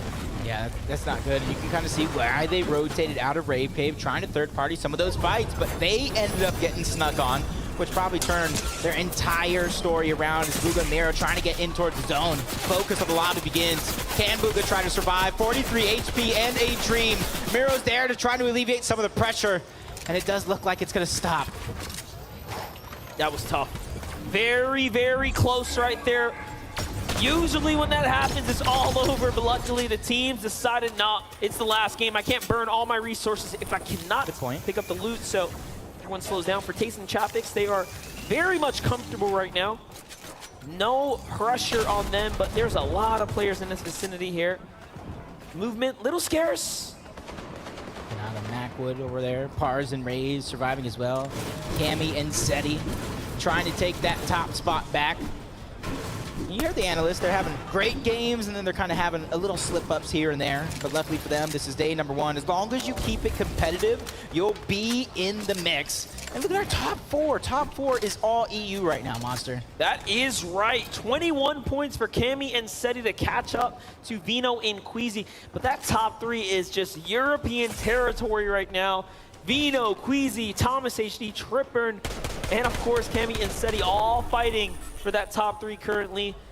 It's what you expect. We've seen a lot of our community folk really put those three up in the standings and wait for them not to let down the fans, right? I think Malabuka and Mustache might be low on Storm Surge. Yet again, being one of the three teams over towards Cloudy Condos. Nobody really going at it off of spawn, but a team that doesn't have much to worry about. You saw them high at the top of the blip, Acorn and Edgy, almost 500 above. They're just picking and choosing their battles, trying to figure out what the right play is going to be.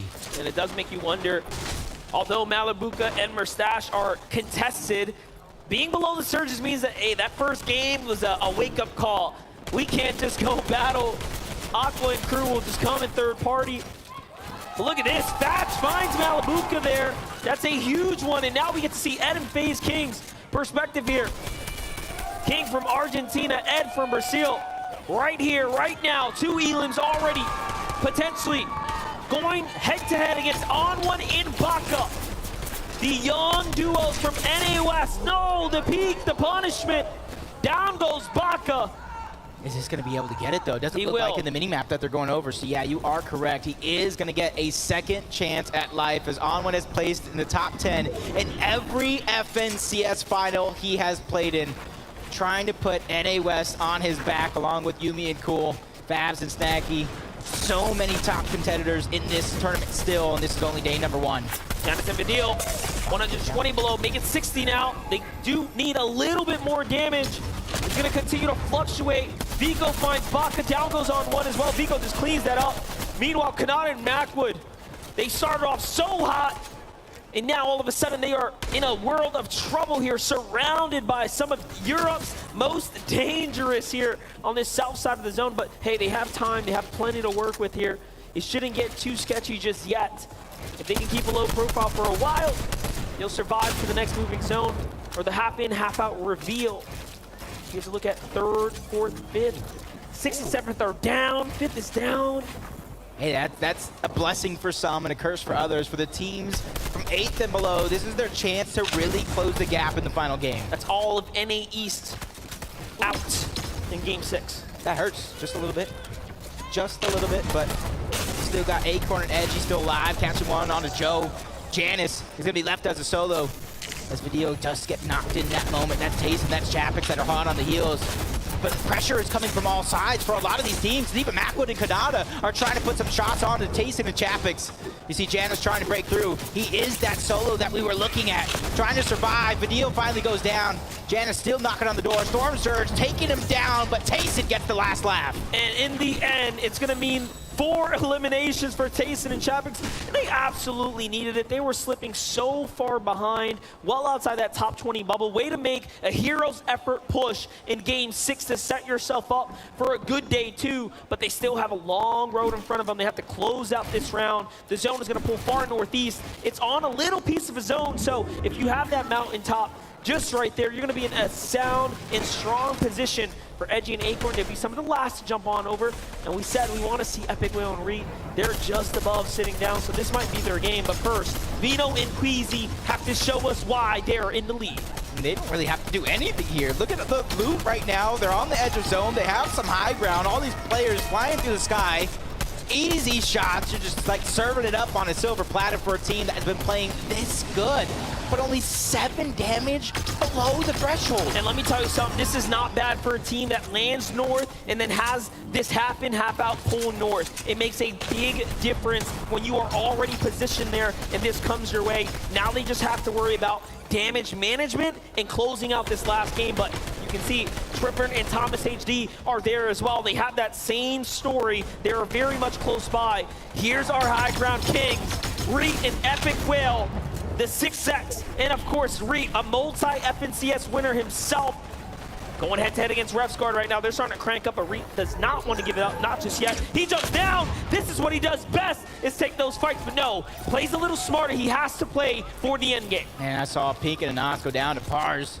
He's finally starting to heat up. Tayson gets another one. Kanata as well. Refguard as a solo stole Hideaway from the TSM duo. That is absolutely insane right now.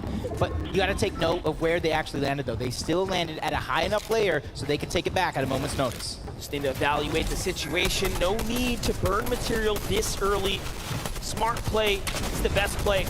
Vino, but a huge tag there. Shield crack there. It's going to go ahead and get him a little excited. But Acorn and Edgy now reveal themselves to his layer as well. He's not too happy about that one. You see him back up just a second there. Meanwhile, Refsguard on high ground by himself, just looking down here, enjoying the view.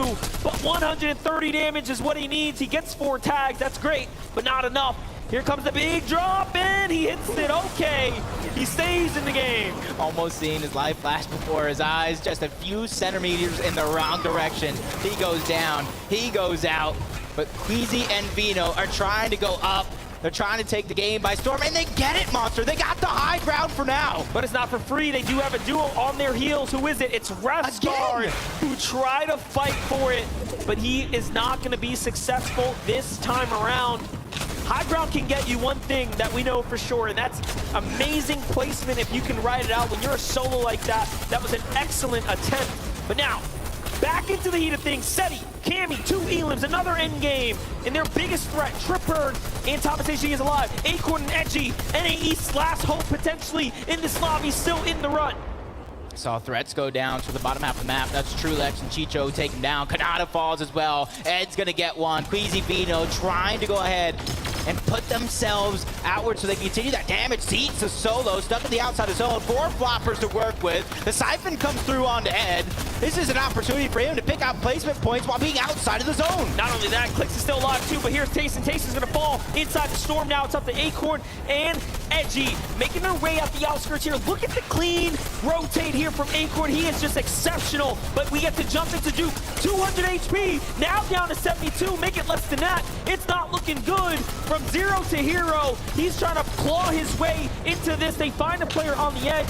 No Elam there. Duke has to fight back, and down he goes, and it is all over. And once again, we might be seeing our first team who is setting up for a back-to-back.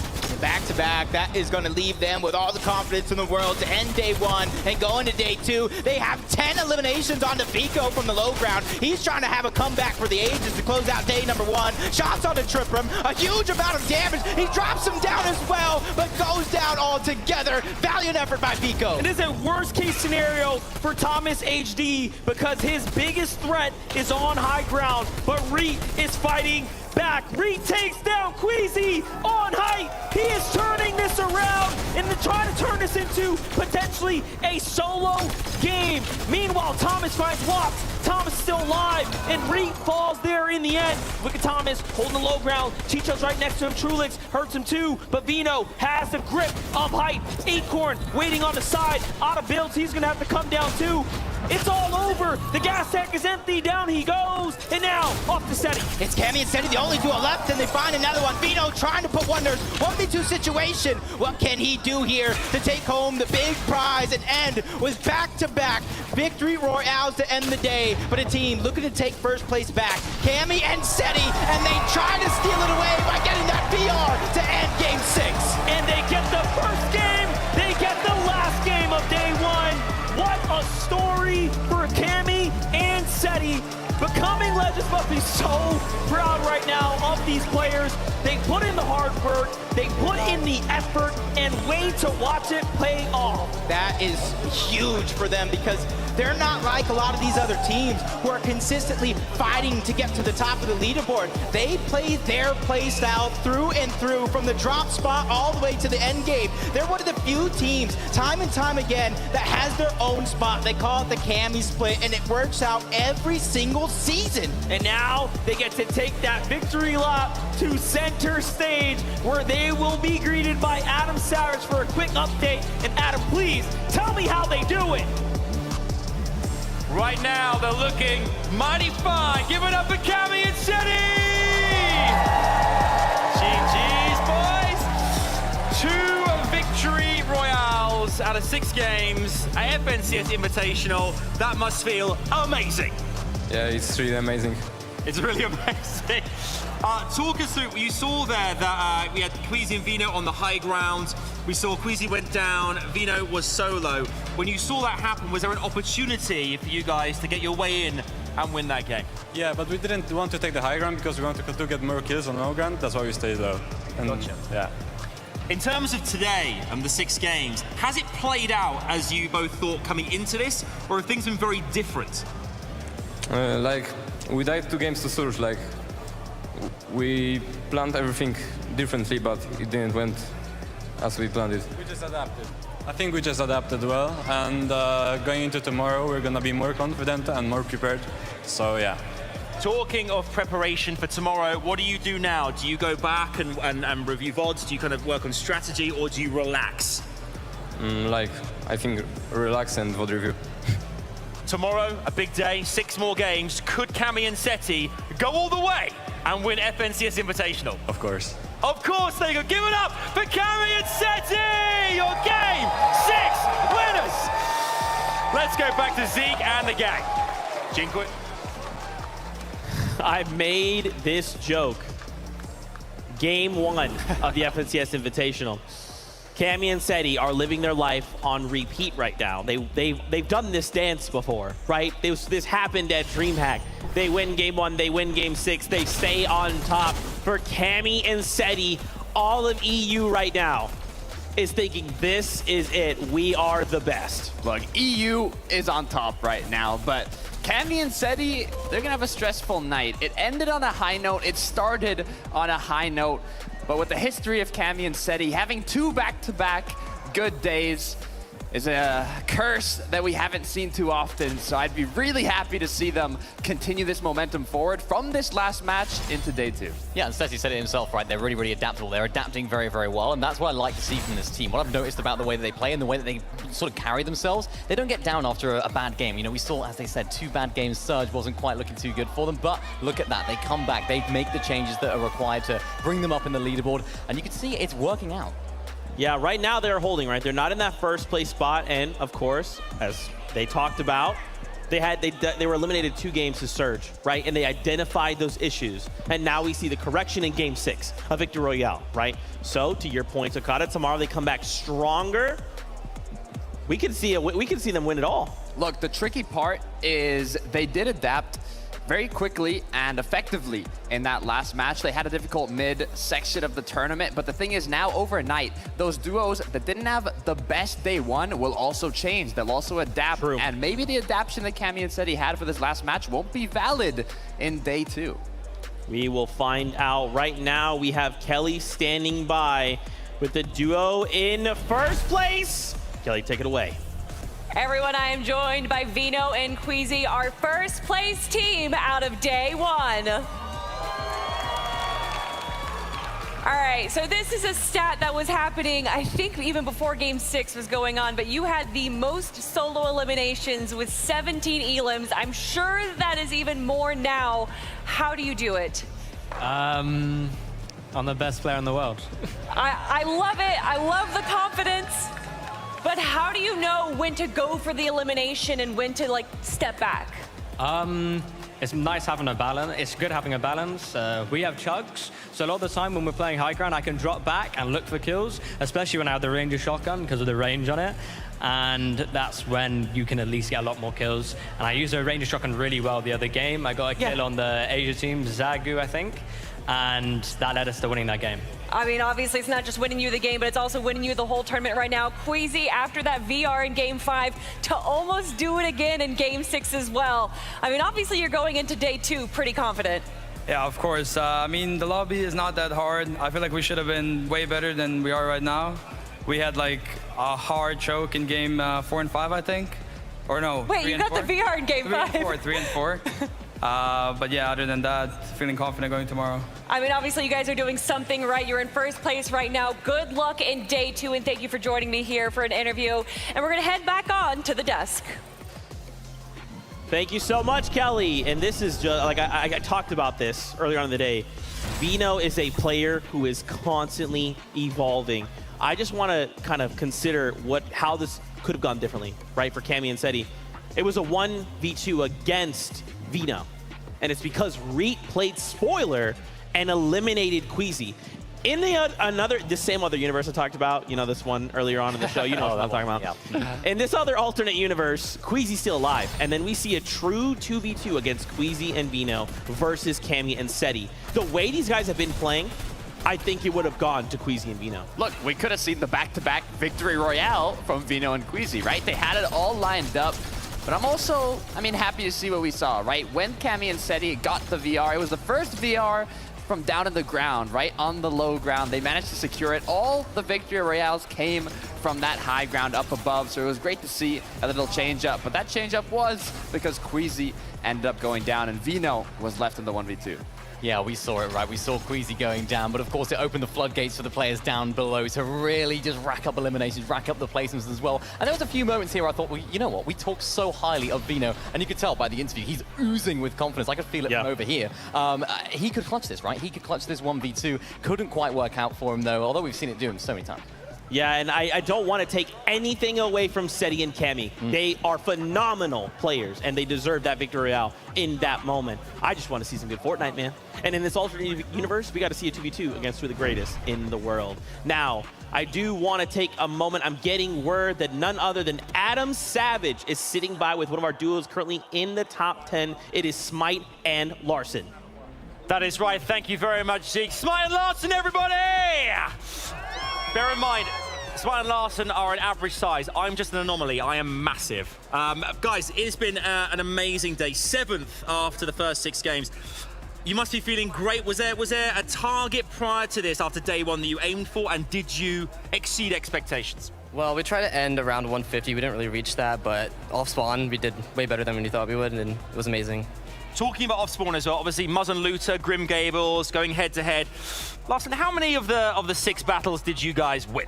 We won 4 out of 6, but it should have been better. It should have been 6 though, but it's all good. We saw your reaction as well. We loved seeing your reaction to some of the moments. You look like you're enjoying yourself and getting quite passive-aggressive at the same time. Yeah, I had to let them know that they're trash, and we're beating them every game tomorrow. Okay, I like the fighting talk here as well. Smite, going into this evening as well, how do you guys prepare for day 2 tomorrow? Do you go and relax, or is it back to grinding this evening? We're gonna go over VOD, see what we did wrong, and fix it for tomorrow, and we're gonna hopefully win every game. Okay, everybody, Smite and Larson, thank you so much. Let's head to my man Vivid on the main stage. Here we go. We've had plenty of opportunities to talk about the teams in top 3, Queasy and Vito included, and of course Cammy and Seti. But Thomas, HD, and Trippin sneaking into that 2nd place position here. And you know, I want to check in, see how they were doing all spawn. Obviously, they are landed over at Rave Cave alongside Commandment and Avery. How are they getting out of this so unscathed, right? Every single game, you can see here, it's kind of this race to this balloon and mountain position over here. And this game, Thomas, HD, and Trippin win that race. They instantly poise up on top of this balloon and on top of this mountain. And basically what this allows them to do is sit here for pretty much the rest of the game. And this is where they get a lot of their storm surge from. But it also allows them to control pretty much this entire side of the map. Since they are so high up on that higher ground, they can just fire down shots on anybody that decides to rotate through. So as you can see here, look at the map. There is not a single soul around them. And that's really, really good coming into the rotations that are going to happen for the end game. And then the balloon is awesome, right? Because it does provide you with that immense high ground, but then they can also just use it for those rotations that I was just mentioning. Of course, that is not possible if they aren't allowed to control that much of an area. So well done for them. Coming into day number 2, I want to see more of that out of them. Now, Adam tosses to me. I'm going to toss it right back to him. Thank you very much, my man. I'm with right now Thomas and Trippin, everyone. The dynamic Danes here. What a great day. We talked earlier on at the beginning of the show about this being potentially 3rd time lucky for you guys, and so far 2nd place, Thomas, after day 1. Surely you guys are thrilled. Yeah, I'm proud of Trippin and me. Like, we played a lot of really good today, and yeah, and hopefully we can do even better tomorrow to take the win. Absolutely. How do you improve on tomorrow? Was there anything today in your game that you thought could use improvement, or did you feel it went pretty solidly? Our late games could have gone better. Like, we could have more kills. We had 3 or 4 kills every game, I think. I don't know. I feel like we played pretty average today, from what we can play. So hopefully we pop off tomorrow again. Absolutely. We saw as well in that game 6, you managed to get high ground quite early. You managed to get storm surge tags as well. How important are those tags in situations like that where you can kind of maintain and hold fort up high? We didn't really play high ground today, but the surge tags are of course important. That's why he has me. Yeah. Dare I say it, I'm going to ask you guys, do you think potentially you could be the favorites? You could win FNCS Invitational tomorrow. In sat in 2nd, Trippin, it's looking pretty good. Maybe, we'll see. Maybe we'll see. Guys, give it up for Trippin and Thomas HD! Love to see it. Let's head back to the desk. Over to you guys. Thank you so much. That's crazy. Adam did an interview with Smite and Larson and said he was the anomaly. I guess there was 3 anomalies there. I'll see myself out. Don't worry about that. MDF, Jacob, before we say goodbye, we want to get your thoughts on the day.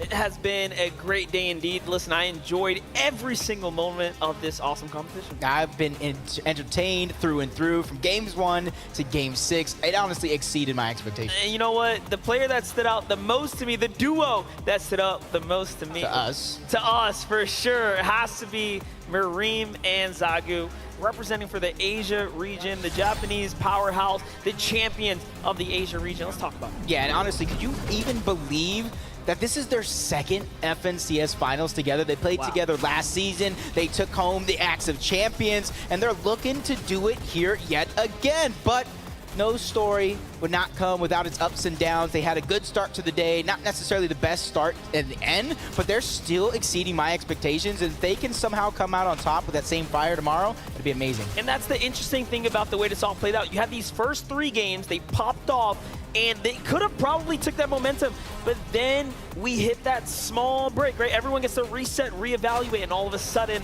it was a tougher back half. So tomorrow, they get the full day to reset. If they can kick things off and stay explosive, I think we'll be in for a great show. Yep, but that's going to be it from us. You guys, thank you for enjoying this great day. That's right. Take it away. Thank you so much, Jacob and MDF. Joining me right now, I have Marim and Zago, the FNCS Chapter 3 Season 3 title winners right now. And I have to ask, how exactly did they achieve that Chapter 3 Season 3 win? シーズン3の勝ちはどうやってできたんですか？ビクトリーロイヤル、ハイグラウンドを取ってビクトリーロイヤルを4回したんで勝てました。はい。We were able to do that because we were able to capture the high ground about 4 times, and that's why we were able to win it. High ground always wins games. And I do want to ask, obviously, the Invitational is a very big deal. What has your preparation and practice been like? この大会はもう本当に貴重な機会でどのような練習をしてきたのかっていうのが聞きたいんです。アジアとアジアサーバーとそのレベルが違うのでリプレイとか見ながら。Zago, Marim, I really appreciate it. And obviously, you guys started the day off. You want me to translate that? Oh, I'm so sorry. So, yeah, there's quite a big level difference in terms of the players on the Asian server. So we just tried to, reevaluate how we performed by revisiting the replays over and over again. And obviously, you're going to be revisiting those replays today. What are you going to be doing to prepare for tomorrow? 今日のリプレイも見て明日までの、準備は何をすると思いますか？そうですね。ダメだったところを改善して明日もっといいプレーできるように頑張りたいと思います。So we're going to try and reevaluate what we did wrong so we can improve upon that and do our best to win tomorrow. I would love to see it. Thank you guys so much again for joining me here for an interview, and we're going to head back on to the desk.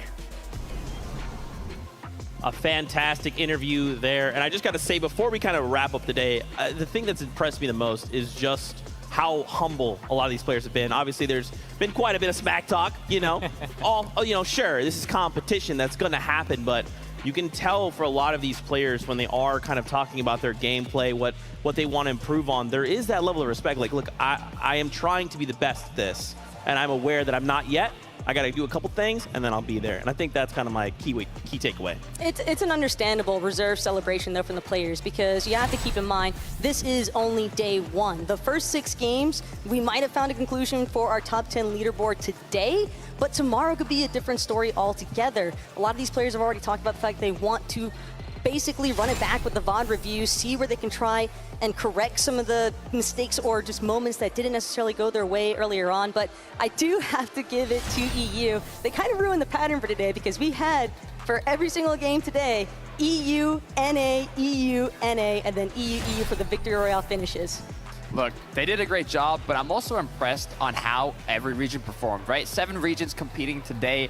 And we saw some nice showings from Asia, from Middle East, from Brazil. And just looking at the top 20 of that leaderboard there, I saw multiple regions scattered all over. And with 6 more matches to be played out tomorrow, anything is still possible. It really is. And we saw a few of our Titan teams as well, a little bit lower down than we would have expected. Maybe Malibuka and Mustache, one of them, Tayson and Chapix, of course, as well. Not quite having the best day. And I think it just shows that although we've seen these teams popping off in their own regions, when we're on an international stage like this, anything can happen. Although Tayson and Chapix, they're so decorated in the EU region, when you throw a few spanners in the works from different regions with different playstyles, different metas, things can really go south.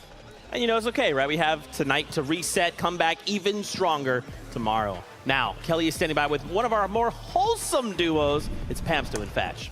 Hey guys, I am indeed joined by Pamsto and Fatch. And I just wanted you to talk a little bit about your drop spot. What was the decision behind it? We got pretty lucky with zones. We were really a lot of node zones today, and it's kind of hard for search for us because everybody just they go away from Bugle, and that's where we sit usually. So we had to find new strategies, but we managed to work our way around it pretty well. Yeah, obviously adaptation is the name of the game after day 1. How are you feeling? I'm feeling pretty good. Then I think it's a really good place if we keep going tomorrow. So any changes that you're going to be making in your playstyle for tomorrow, and how are you going to be preparing tonight? Probably just voting with our coach, just watching the game, seeing how teams play, and maybe be a bit more aggressive tomorrow. So aggressive obviously is a double-edged sword. You can get those eliminations, but you can also be taken down. How do you know when the right time is to strike? It's very rewarding, but the more you play the game, the more you're gonna have a good mindset on when to kill someone. But yeah. Thank you guys so much for this quick interview, and obviously good luck tomorrow, guys. Let's head on back to the desk. Shout outs once again to the players for just giving us a moment of their time, right? Hearing that insight from them. But that's pretty much it for us from today. Now don't forget, we have another 6 games tomorrow. So before we say goodbye, any last words, Mini Miner? So many, but so little time, right? But we've had an incredible day today. We've had day number 1 of the FNCS Invitational. It has been so much fun to see all of these different teams popping off. We've seen high eliminations. Vico in that final game, 10 eliminations on his own, just to highlight one. It's just been crazy, and I'm excited to see what changes in day 2. There's really nothing like it, right? An international event to this caliber, we haven't had it in years. The emotion from the crowd, the expressions of the players, the excitement from the solo clutches, and the roaring you hear from the audience. It's really something that's unique, and it's got a special place in my heart, and it feels amazing to live it once again. I'm just ready for day 2 already. Like, I kind of wish it could just be tomorrow already. Well, we don't have to wait all that much longer. Fortnite fans, we love y'all so much. Remember, tomorrow, coming back at you, 6 games, 1 incredible trophy, all live from Raleigh, North Carolina. We love you, keep yourselves safe, and as always, we'll see you on that battle bus. Beep, beep.